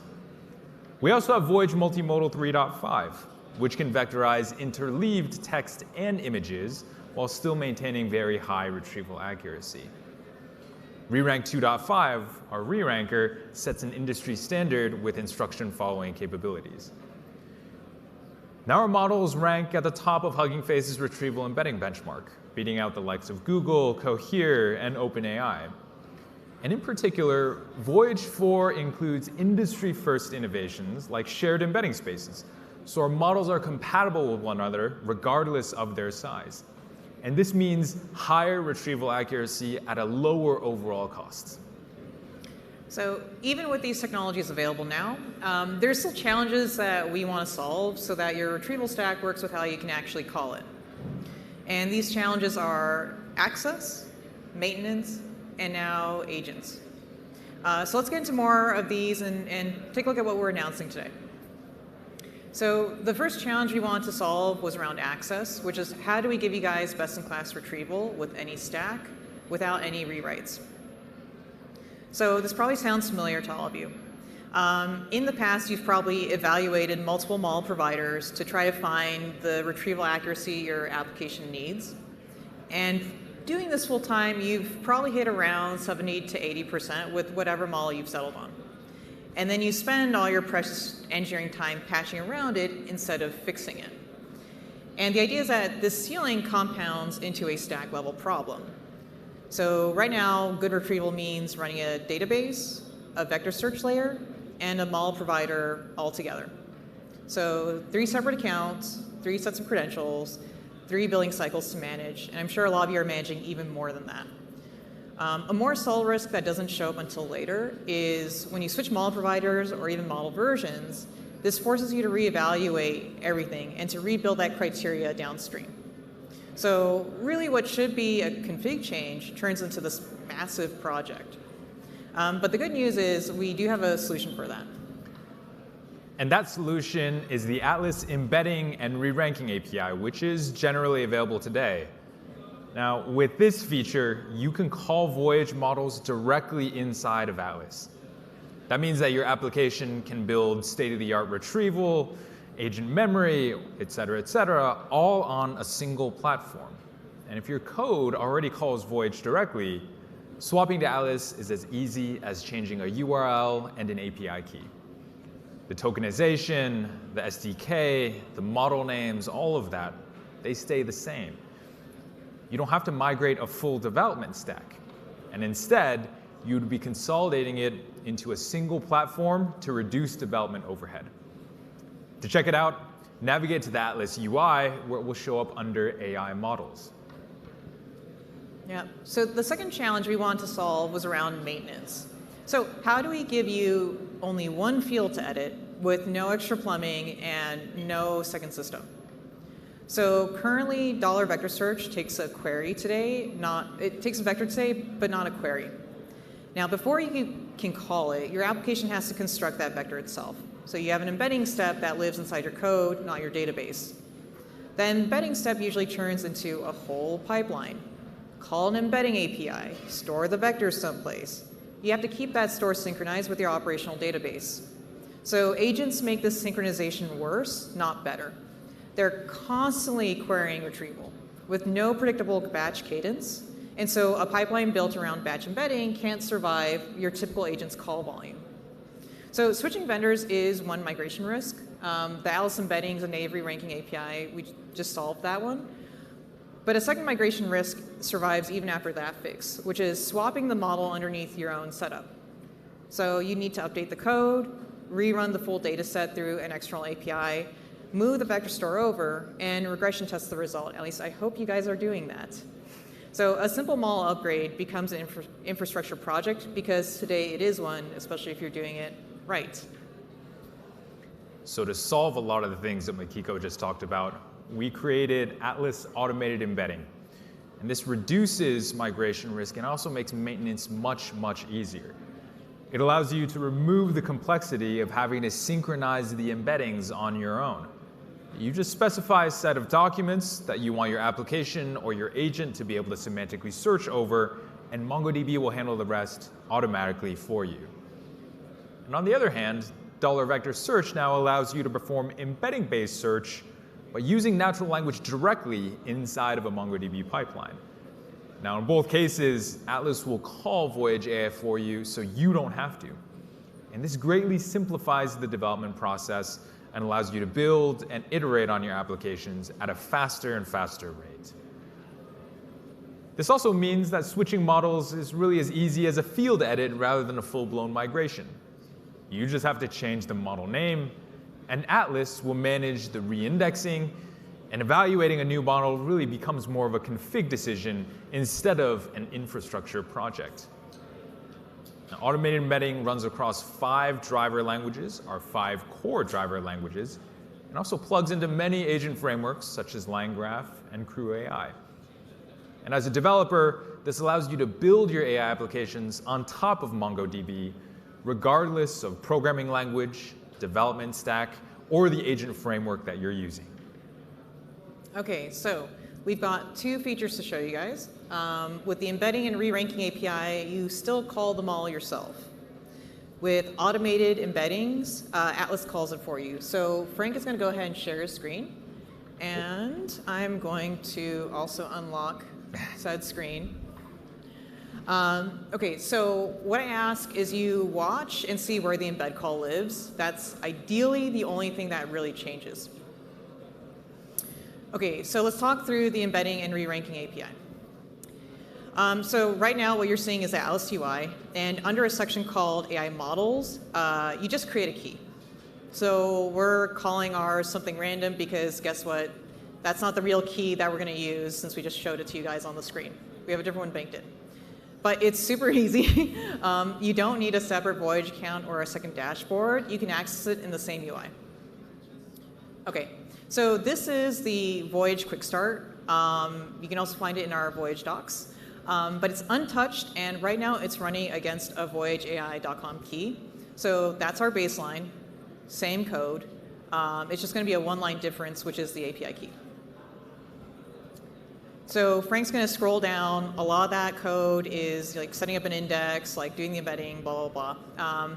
But what you should see, or where he'll land on, is side by side, you see the same ranking, same re-ranker scores, ideally. The only thing that's changed is actually the endpoint. So now it's pointing to ai.mongodb.com instead of api.voyageai.com. So usually moving your embedding calls usually means like a new auth pattern, different rate limits, like rewritten batching. So we have none of that here. So that's feature 1, the embedding and re-ranking API. You still embed and re-rank yourself. Atlas is just where they go. And I know, it was embarrassingly short. Like, that's how cool it is. So short, like 4 blocks of code. Okay, so feature 2 is automated embeddings, and this is also going to be embarrassingly short. So it takes the embedding step out of your code entirely. So there's no Voyage import, no client, nothing calling embed. The same sample 8 documents we just used, we're presenting to you again, so you can see that the data isn't the thing that's actually changed. And we're just changing one field on index. So we're setting type equal to auto embed. And what will happen is Atlas will use the same model on the documents and on the query, so they always match up. Now, if you're to do this yourself, you have to wire up 2 separate embedding calls, and then you have to like sync it and make sure you get that right. And so while that was building, Atlas was generating the embeddings for those documents server-side and storing them itself. So you'd see like pending, building, ready. The index definition really only needed 4 things: type, modality, path, and model. In terms of dimensions, similarity function, quantization, you could use defaults for those. You're not like tuning vector parameters just to get started. And hopefully you're also not running a sync job anymore. So normally this is like a real piece of like infrastructure. It's something that you have to watch for changes. You have to re-embed the ones that have moved, retry the failures, and backfill when you change models. And until it catches up, your index is like quietly wrong. So here, a document changes and Atlas re-embeds it. Like there's no pipeline on your side to keep in step. Like that's the whole query. So no embedding client, no embed call, no vector, just the question in plain English that was passed. And Atlas embedded it with the same model used on insert. And it's not just keyword matching. So how is coffee made comes back with espresso, and they barely share a word besides Sabrina Carpenter. No, I'm kidding. Sorry, bad joke. It's the afternoon. Okay, so now what you should see is what's actually in the documents, ID and text. So there's no additional vector field that you had set up. Those embeddings live in Atlas managed storage, not in your data. You didn't write them, and you're not maintaining them. And that's automated embedding in a nutshell. So rule of thumb is when you're thinking about whether to use the API or automate embeddings, because the names sound very familiar. So number one, if you're doing your own chunking or classification, or you're working with data that isn't in Atlas, use the API. Secondly, use automated embeddings when you want to search documents that are already in MongoDB. And if you guys were using these features as part of the hackathon project, that would have been a very huge unlock. Okay, so now the last challenge we want to solve is around like the coding agent use case. So how do we give you cost quality at agentic workload scale? So managed embedding with Atlas automated embeddings covers where vectors come from, but retrieval quality is a separate question and depends entirely on which model does the retrieving. So why are grep and current benchmark ranked embedding models insufficient for achieving this cost quality at agentic workload scale? Here are a couple reasons, right? Okay, so first, most coding agents still retrieve context with grep, and that is totally fine at small scale. But past a few 100,000 lines, like a production repo, it breaks down. So the first issue is that it can't rank what's relevant. The second is that it misses synonyms. So for example, you call something a session in your code and ask about auth, and grep won't make that connection for you. And it can't retrieve across files by concept at all. And so the agent grabs the wrong file and burns tokens, correcting the course. Hashtag token maxing. Okay, so secondly, coding agents query in a loop. Many of you might have heard the term loop engineering, which many retrieval systems currently in production can't handle. So as the human smarty guiding a coding copilot, you'd probably fire off a handful of context lookups per session. An agent working autonomously will repeat that dozens or hundreds of times per task, running the whole loop itself of explore, pull files, edit, test, iterate. So grep's mistakes will multiply across every call, and at that volume, retrieval becomes like a real bottleneck. And lastly, once you're past grep and picking a model off of a leaderboard, static code benchmarks don't measure what agentic retrieval actually needs and does. So current code search benchmarks test single query lookup against a static corpus, not the multi-file iterative retrieval that an agent actually performs against a live repo. So a model can top that leaderboard and just still fall apart the moment it drives an agent because the benchmark never tested for what agents actually will do. So Voyage Code 3 has been a really popular embedding model of ours. And in fact, a lot of coding assistants are built on top of it. But we're starting to see more and more of these tools act autonomously now. And that really changes what's required of retrieval. And that is exactly what we designed Voyage Code 4 to solve. We trained Code 4 specifically to reduce cost for coding agents at scale and to find the right files in a repository in a genuinely semantic way. So instead of telling an agent which file or which bug to fix, you can tell it to find everywhere that your code base mishandles empty arrays, and it'll be able to do it more accurately, more often, and at a lower cost. And that really opens up agentic coding to folks who aren't deep in the code base themselves. What you can do is you can now fix bugs in a code base just by giving it an overall bug report. And Voyage Code 4, it also solves a lot of the problems that Makiko mentioned earlier. The ranking problem, the volume problem as your code base grows bigger, and also that gap in the benchmarks. But don't take my word for it. Let's show you what this actually looks like in an actual coding agent. We'll have two terminals. It'll be the same task, the same prompt. And what Makiko is going to show you is a side-by-side comparison of Claude code, both with and without retrieval, using Voyage Code 4. So the repo that we're going to apply the coding agent to is Orca. Some folks might have heard of it. It is a development environment, an agentic development environment, for running a fleet of parallel agents across desktop, mobile, and VPS.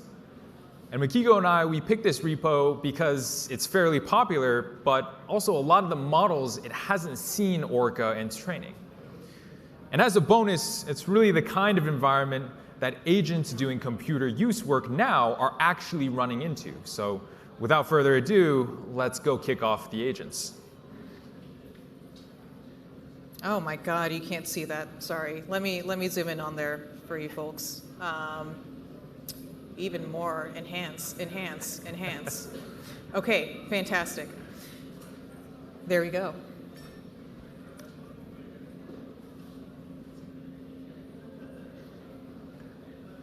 So this will take about 2 minutes using Haiku 4.5 as the underlying language model. And we're using Haiku instead of Opus or Fable because those tend to take a little bit longer.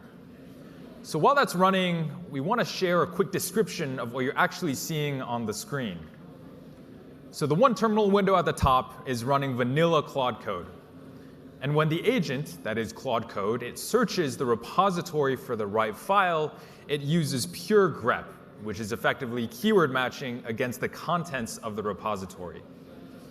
Now what you see on the bottom extends the agent by connecting the MongoDB MCP server, which is able to leverage both Voyage Code 4 as well as vector search. And what this does is it allows the enhanced agent to use both grep in addition to embedding-based search over the whole code base. Now both terminal windows are using the exact same repository, and that's Orca as I mentioned, as well as the exact same prompt. We asked Claude Code how agents running within Orca could be sandboxed, in addition to how one agent might break out. And in both instances, we're asking Claude Code to audit the files that need to be changed. The prompt itself is distilled from a real GitHub issue that we encountered for each repository. And there will be things like the perceived severity of the issue, along with a list of files that need to be changed. All of that will get written to an output audit.md file so that we're able to check the contents for correctness. All right. So with these runs, I think just about finishing up, we can see the final results. And you can see that the version on the bottom, which is enhanced with vector search and Voyage Code 4, you can see it's already finished faster, and it's already finished with fewer output tokens. Cost and speed, both of these factors are becoming more and more important today in our cost-conscious world, especially as we move away from things like token maxing and more towards efficiency. Now, time and cost are two important factors, but one thing we weren't able to show you here is how agents are actually able to solve more challenging bugs, more challenging issues, and how they're able to do it more consistently by actually leveraging Voyage Code 4. And I really encourage everyone here to please keep your eyes peeled for more content around this. So as we wait for these two coding agents to finish up, hopefully they do soon, especially the one at the top, I want to give one quick summary of what actually happened here. Both of these agents, it actually looks like it finished up just right now. Both of these agents ran on the exact same prompt, on the exact same repository, pulled from a real GitHub issue. The only difference is that instead of fixing the issue directly, we ask it to give an audit.md file. And you can see the side-by-side comparison here that Makiko is showing you right now. On Orca, on this real issue, the enhanced version was cheaper, faster, and better overall. So let me summarize now. Voyage Code 4 is designed for the work that you as builders, as developers, are doing right now. It's optimized specifically for coding agents, allowing you to do more, allowing you to do it faster, and allowing you to do it at a lower cost. It's available today in the Atlas Embedding and Re-ranking API, and will be available through the automated embedding interface shortly. So you, as a builder, can use this model together with a lot of the awesome features that we talked about earlier. As a builder, figuring out which data platform that you want to use should be the absolute least of your worries. And if you get started with MongoDB, you have a core set of integrated tools right at your fingertips.